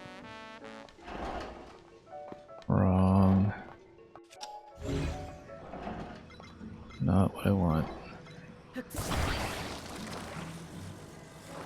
But you almost have it.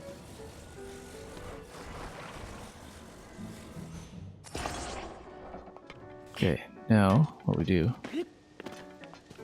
is we shoot this and activate it. There we go.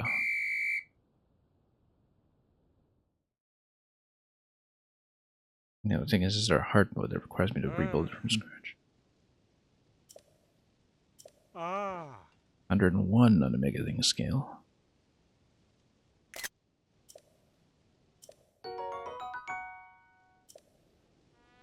Louder than that, come on.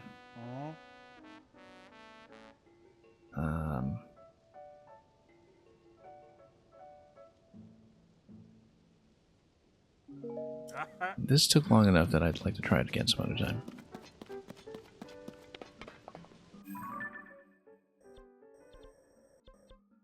Why do we mark this as a tower? It's not a tower. Well, probably because from afar it looked like that. And what we should actually do is turn it into a treasure chest, and we'll use that to denote the minigame.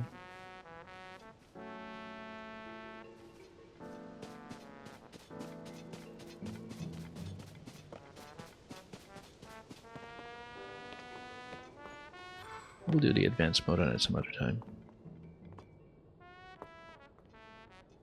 Lightning Gleok, we've beaten that one before. Oh yeah, we need to head over to the plateau. That's right.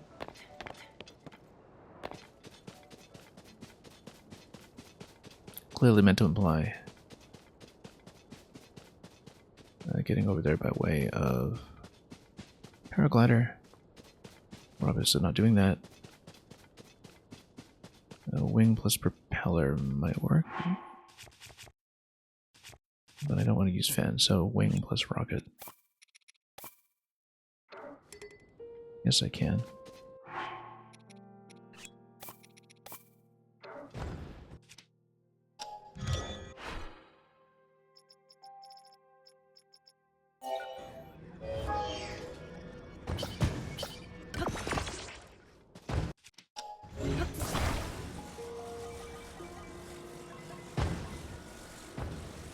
And let's just fly across. We're starting to overspend a little bit in wings, but that's going to happen.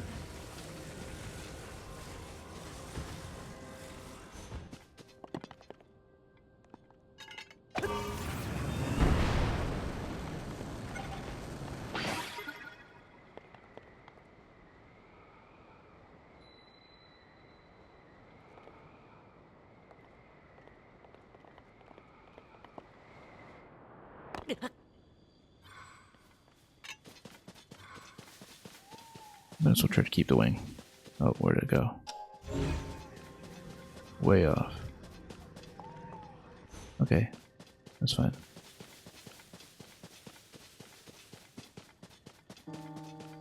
We probably could have just used one of the platforms at a construction point, actually, instead of using my own materials. Should have thought about that. Since we had so many construction materials right there.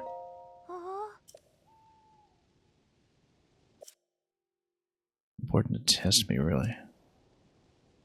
Disgusting and unwavering commitment to do good. This is clearly Yiga Clan.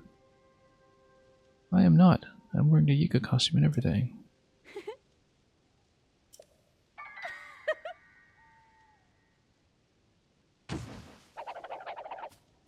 Well, will she bother to fight me?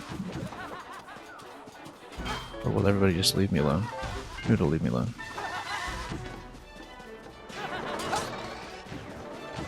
Okay.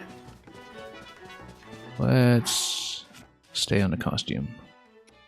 And let's switch to something else.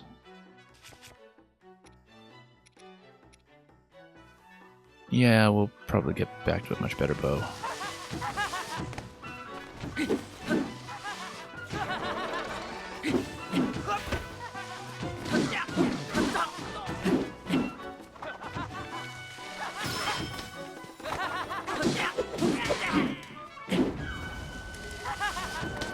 It'd be nice to have a duplex bow from one of these guys. Maybe we won't be so lucky.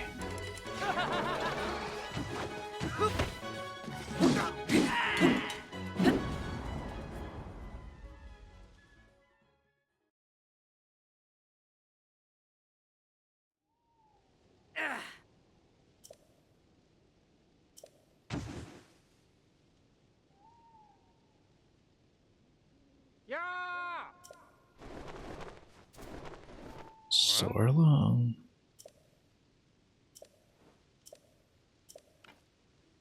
Toto!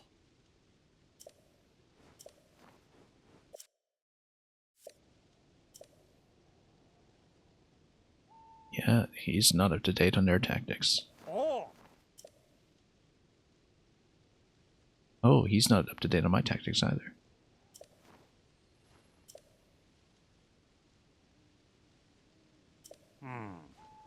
Yeah!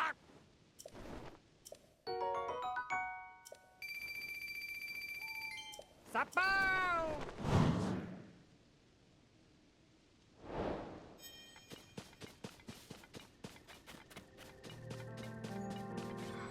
Since we're on a plateau anyway. How far are we from Temple of Time? I'm thinking, you know, there's a goddess statue there. We might as well take it.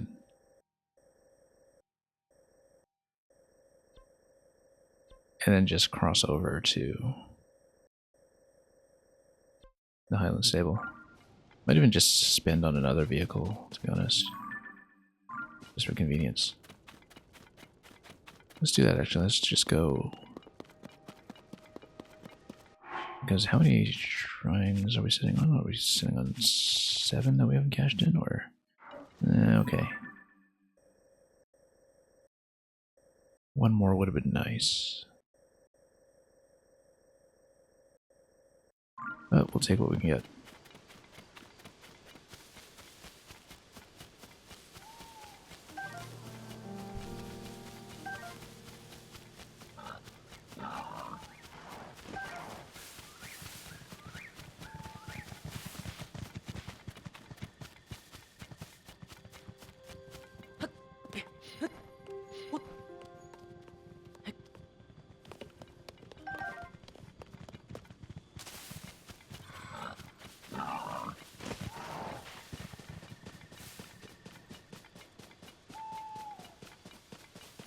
So yeah, Temple of Time, and then we will probably just try to take a flight or something.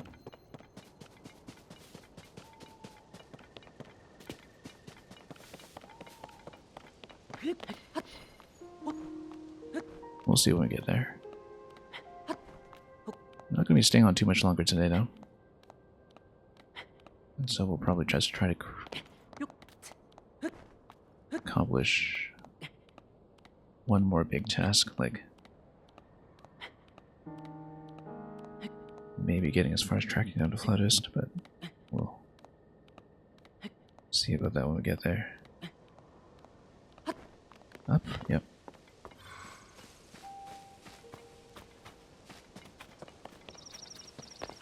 We're right behind a Shrine of Resurrection.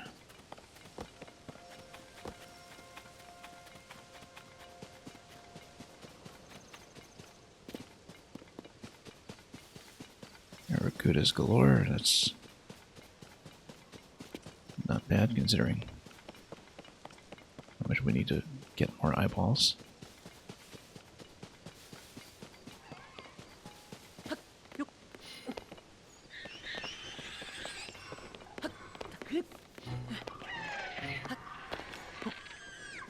Oops.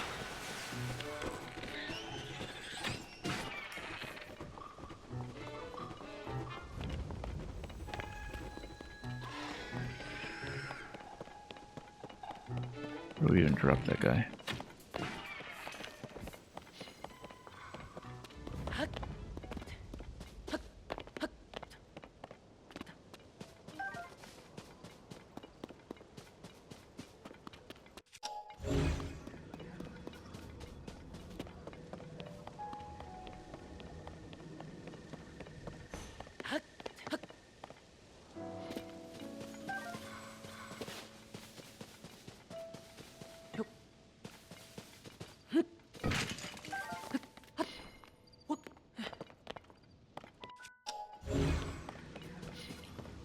Don't know where I shot it down, that's too bad. Could have used that eyeball.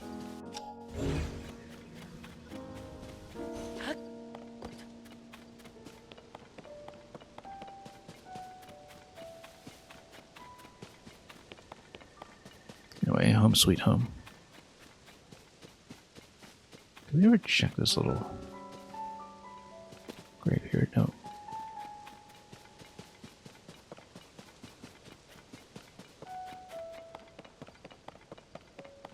Okay, so we only have enough pieces for one heart, but we'll grab it anyway. Load up a little bit.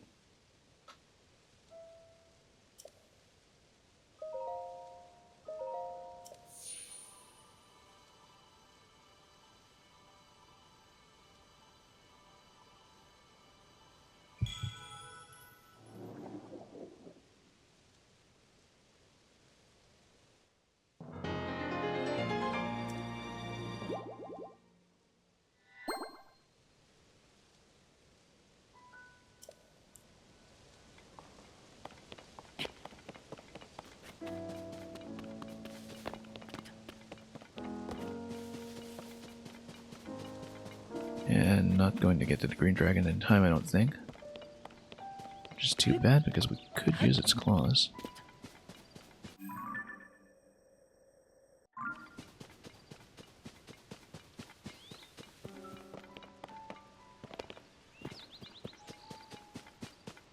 We probably will just try to fly right out to Temple of Time.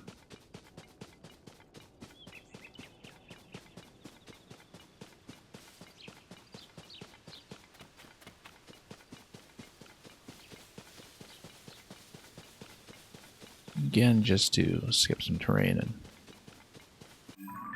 expedite the journey. Don't remember why we marked that as an unfinished Korok.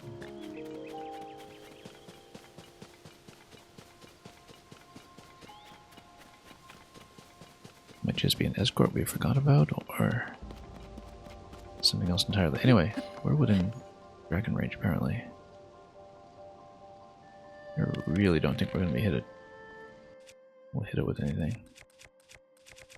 Try it with some wings.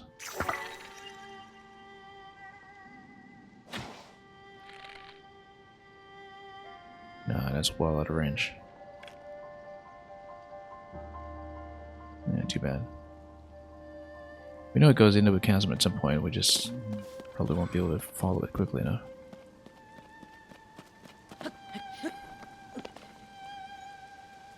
Yeah, long range bow might have been able to do it, but...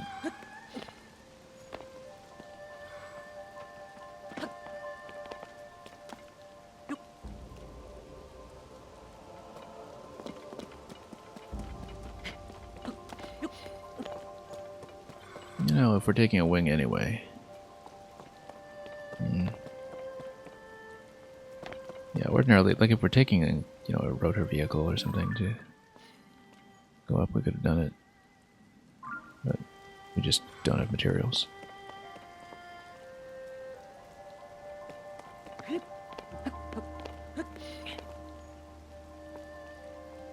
Also, we drop down, yeah, we can just do this on foot, we don't need to fly it.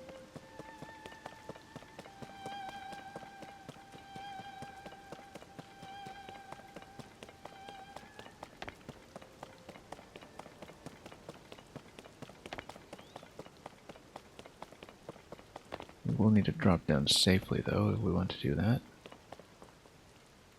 It looks like a potential Korok puzzle or something down below that we haven't done yet. Or perhaps have. Dragon Rising of the Boss in Shadow of the Colossus. I actually never played it. It's been recommended to me for a very long time, but... And I know there was a remake of it in PS4 as well that updated it, but...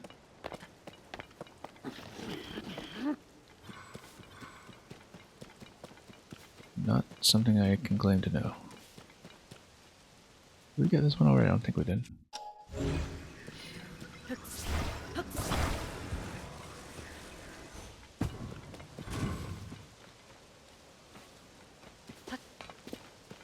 Let's figure out what's missing.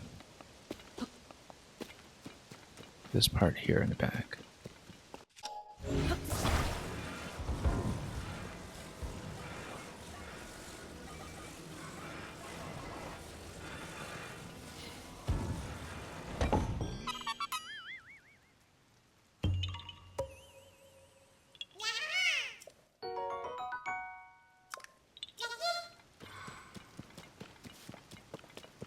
Okay, great. Off the plateau.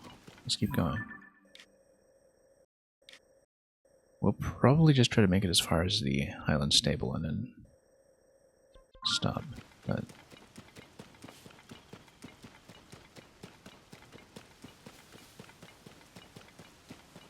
Obviously, having dismounted, we'll be doing this a slow way. And figuring out along the way why that something tag isn't finished. Let's, oh, no, they're gonna get poked again before I had a chance to get to them. That's okay. Water can still be useful. Perhaps.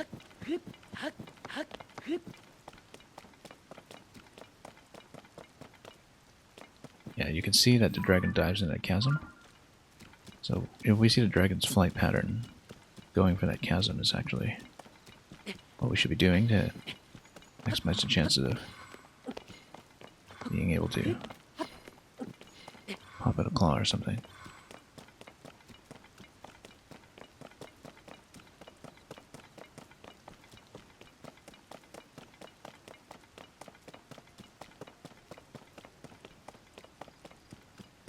This one we've been to previously.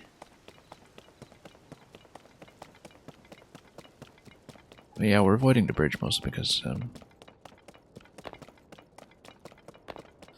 while I have shown today that I can beat Paraglider, I don't want to deal with it right this moment.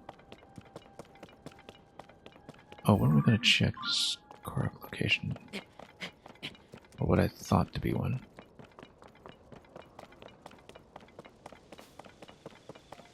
Why would I mark this one as unfinished? Possibly because it requires like a glider flight or something where you need to race it down or something like that.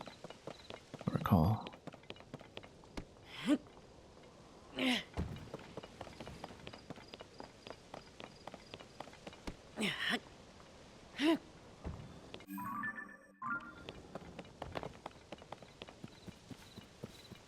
Oh, that's interesting. Why would I have all these parts?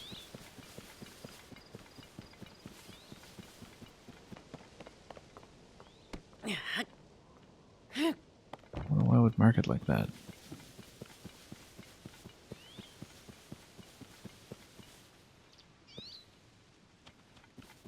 Huh, curious. Go right beside this. No, maybe it was a tree climb or something. I see no particular sign of it.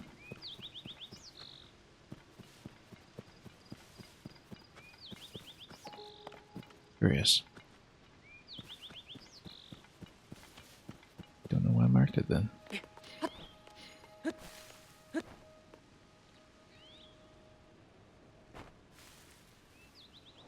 Anyway, let's go for drive. Might as well.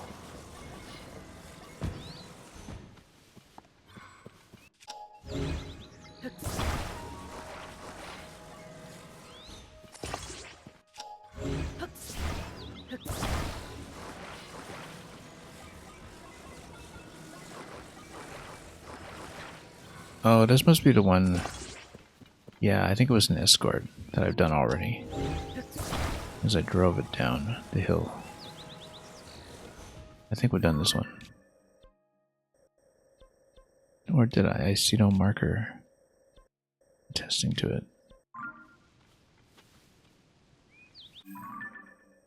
Anyway, we'll drive down. There's a Lionel down here, I remember. And we'll, down as far as we can. Oh, steer this a little better. Steering is not very responsive on this one. Because you're kind of following the slope of the hill.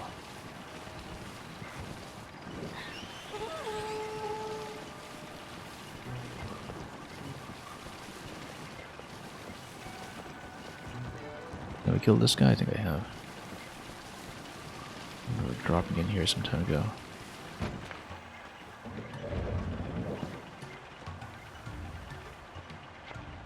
Yep. Whoops. Maybe moving this would be nice. I mean, we can always kill him, but...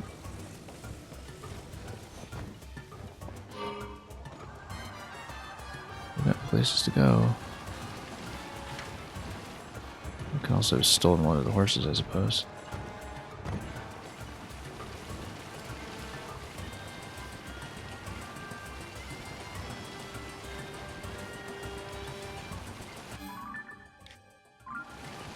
Yeah, we'll just continue to head down the plain. Lots of horses available here. This is faster. And more entertaining.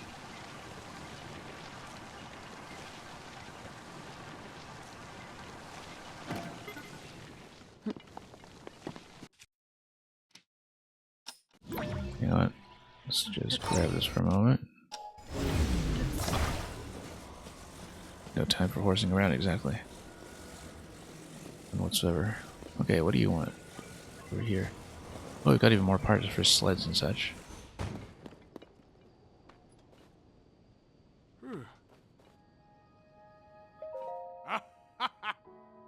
Giant stallion, yeah. Right, we finished this ages ago.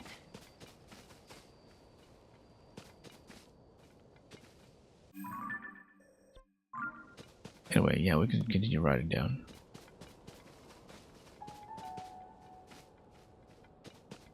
The sled is probably better as far as steering goes, but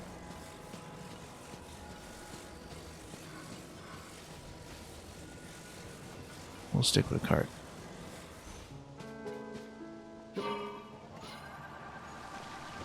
The steering is kind of terrible, though.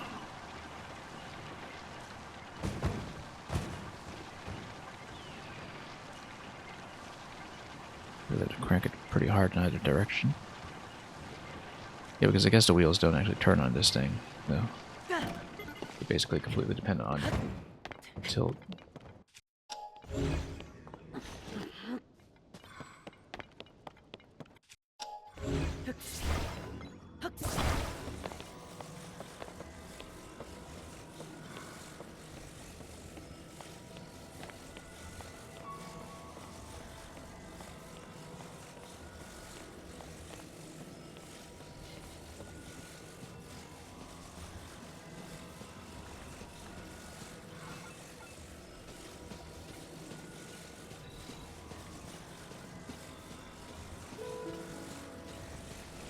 Well, let's see where we're going.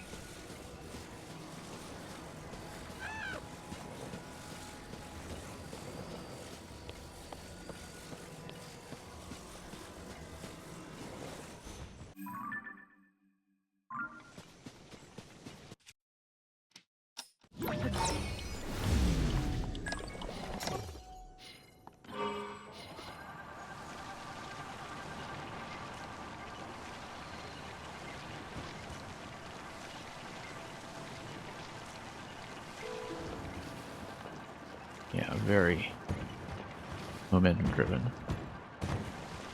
Because with the control stick, you're basically just tilting the platform, but the wheels on it don't turn, so.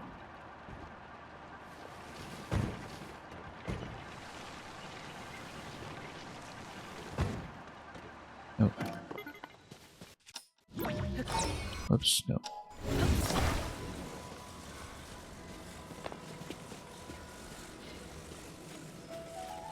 Well, let's line it up.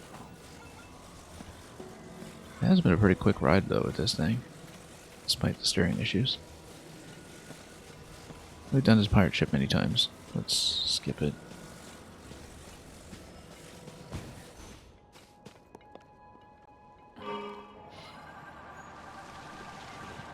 Yeah, the terrain actually throws it off quite a bit if you're not careful. Very sensitive to bumps in the road.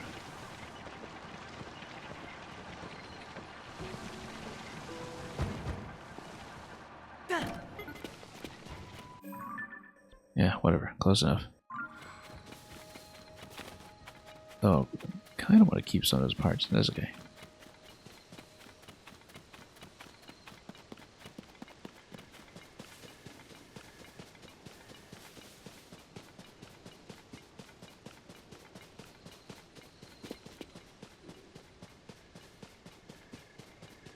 Lionel down there would kill previously.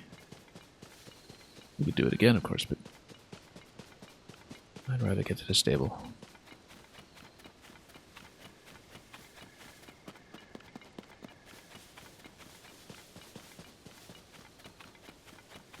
And we'll probably finish there.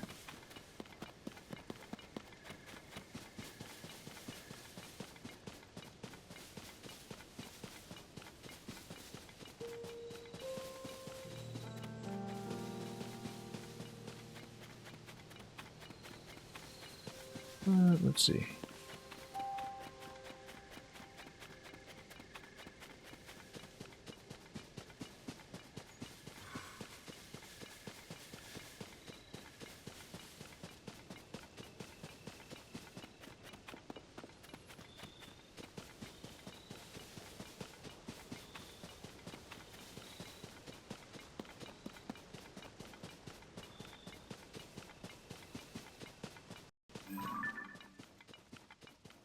Okay.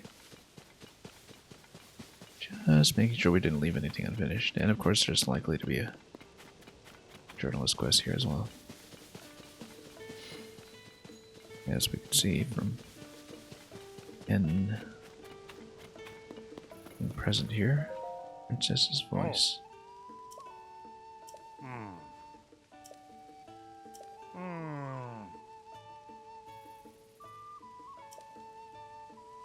Leave the Royal Mail ship.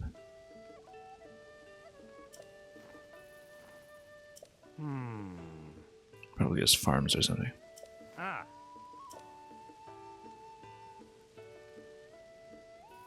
Or their arms.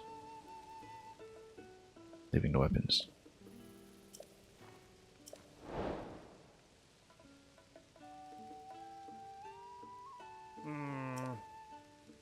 Oh.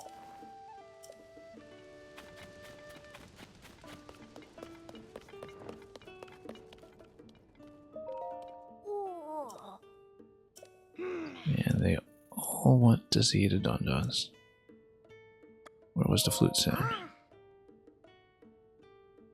North side of the stable, okay.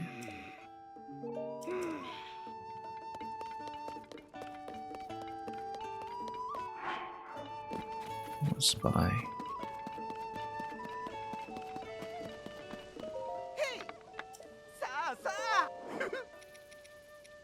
We do know we need more fireflies, so. Wow. Yay.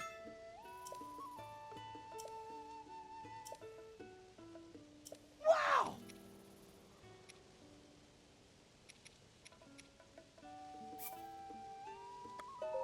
Yeah, yeah.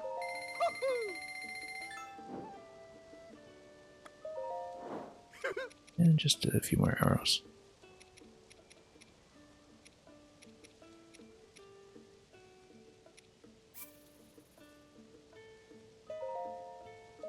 Yay. Woohoo. Wow. Yay. Wow.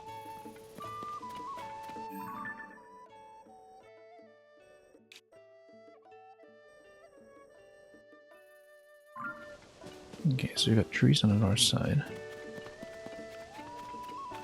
We'll be listening for the flute. Oh, look.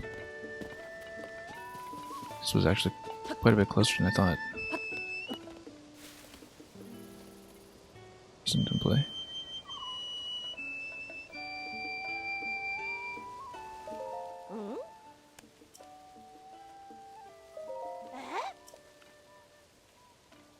I should have asked him to play first.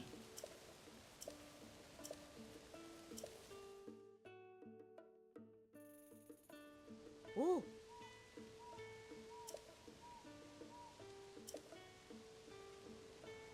Oh, yeah. The flower lady. That's why everything was toast. Glowing tree.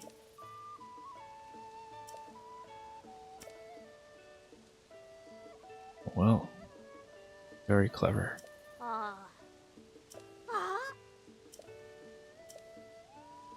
I've got fireflies, so we can do that. I guess we can't use that for our gear, but we'll just have to farm some more. Ooh. Ooh. Well, it's still dark. Okay. It is still dark, right? So let's get her now. If she's anywhere here. There she is. Easy.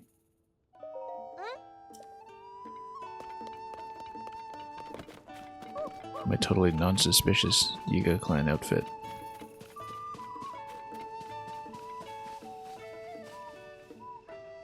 Come over.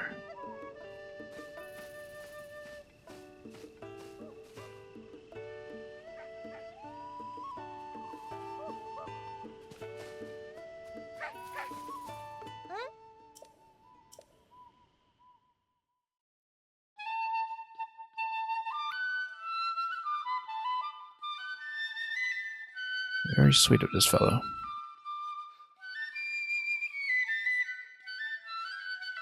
This has been a fun side quest. The whole ferry unlocking adventure.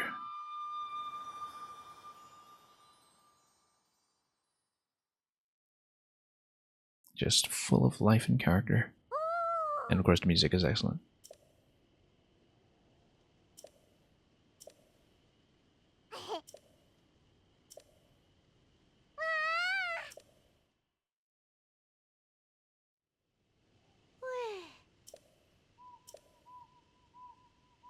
Ah. Oh.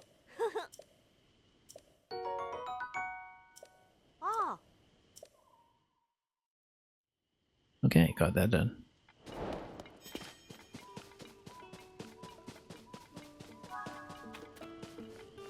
So,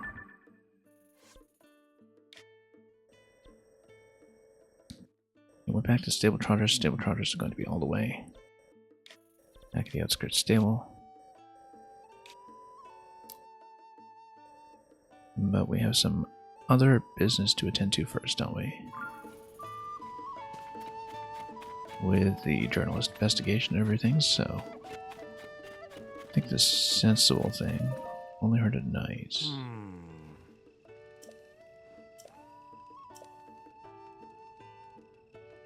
Just a moment. Oh.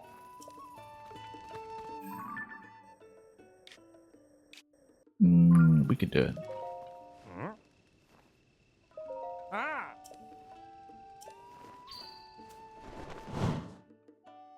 Is it instant? Aye.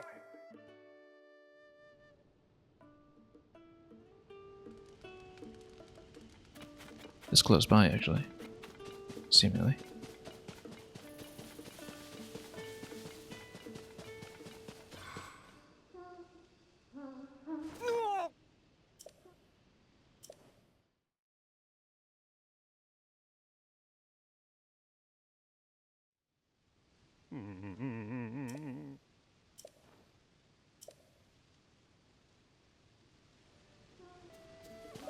No.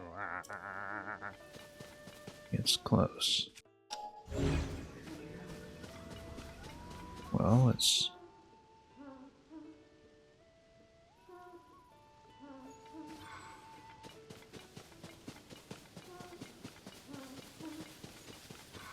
Actually, the implication is to leave the arms. Let's just drop a weapon.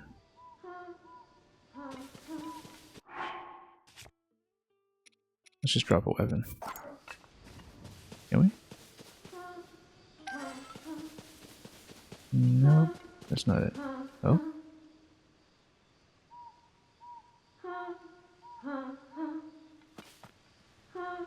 No, we're just gonna go down.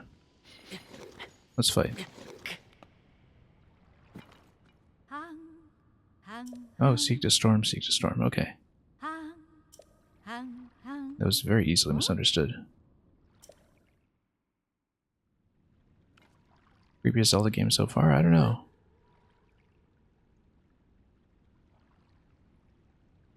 I think Majora's Mask is set a certain standard for that, but definitely giving that a run for its money.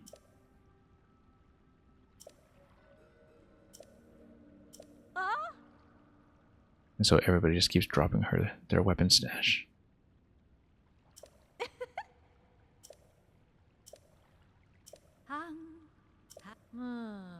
It's a song about a cute little fox that was proud of her warm fur coat. Just happened to be practicing it inside a well, of course. Kind of interesting feat of localization for this one, too. I kind of wonder what this is in other languages.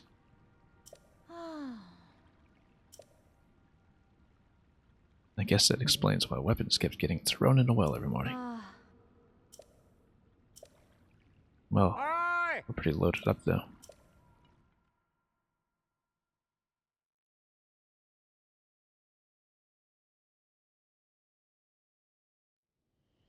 Oh. Eh?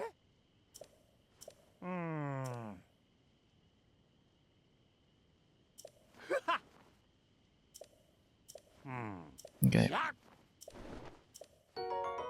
One more and we'll get another froggy piece. Oh, maybe we'll just get a bonus.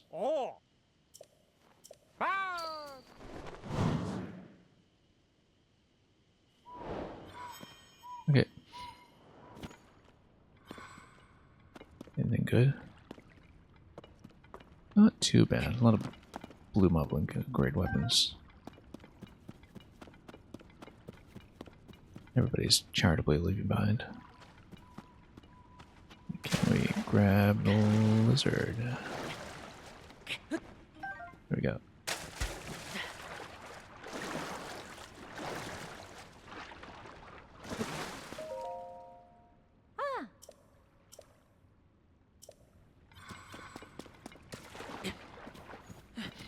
Well, that's one way to build a weapon stash. Oh, come on. Nope.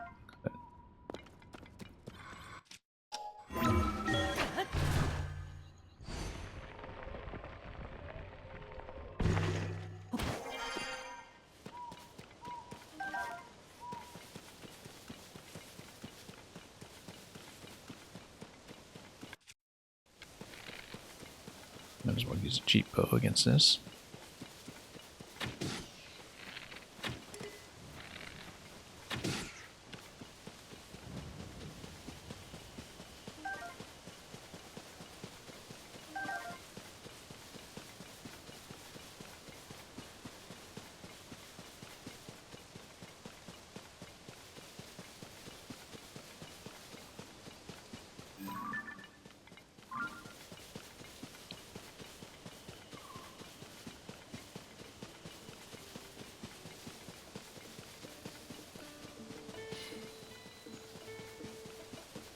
Anyway, that's another ferry that will be unlocked once we go back to the stable. We'll obviously need some cash for that.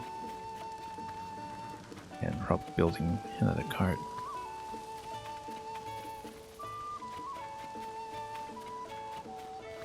So likely what we will do here.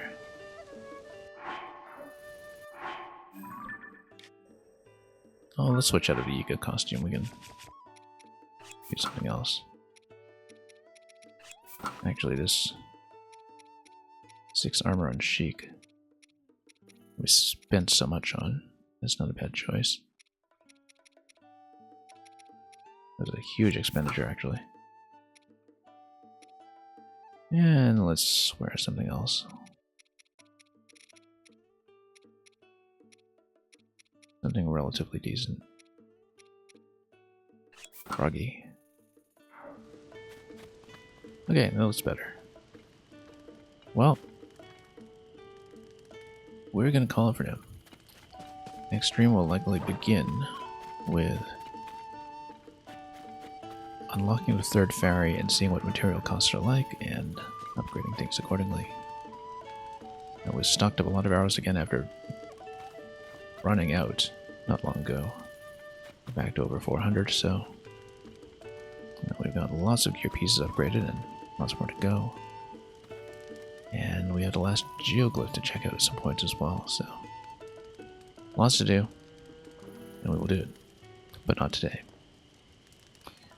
So, until next time, probably tomorrow, we'll call it for the time being and pass you folks on to somebody else. Thanks to you once again to everybody who came in with the raids from both Zypher89 and Exertypo earlier in the stream, and for anybody who stayed to chat and keep me company here and generally just enjoy this wonderful experience that is so heavily individuated for each and every player. We're going to bid you farewell for tonight, so thanks for watching. Enjoy the stable music as we sign off for today. And until we meet again, enjoy whatever it is you're doing or playing or watching, and as always, fare thee well.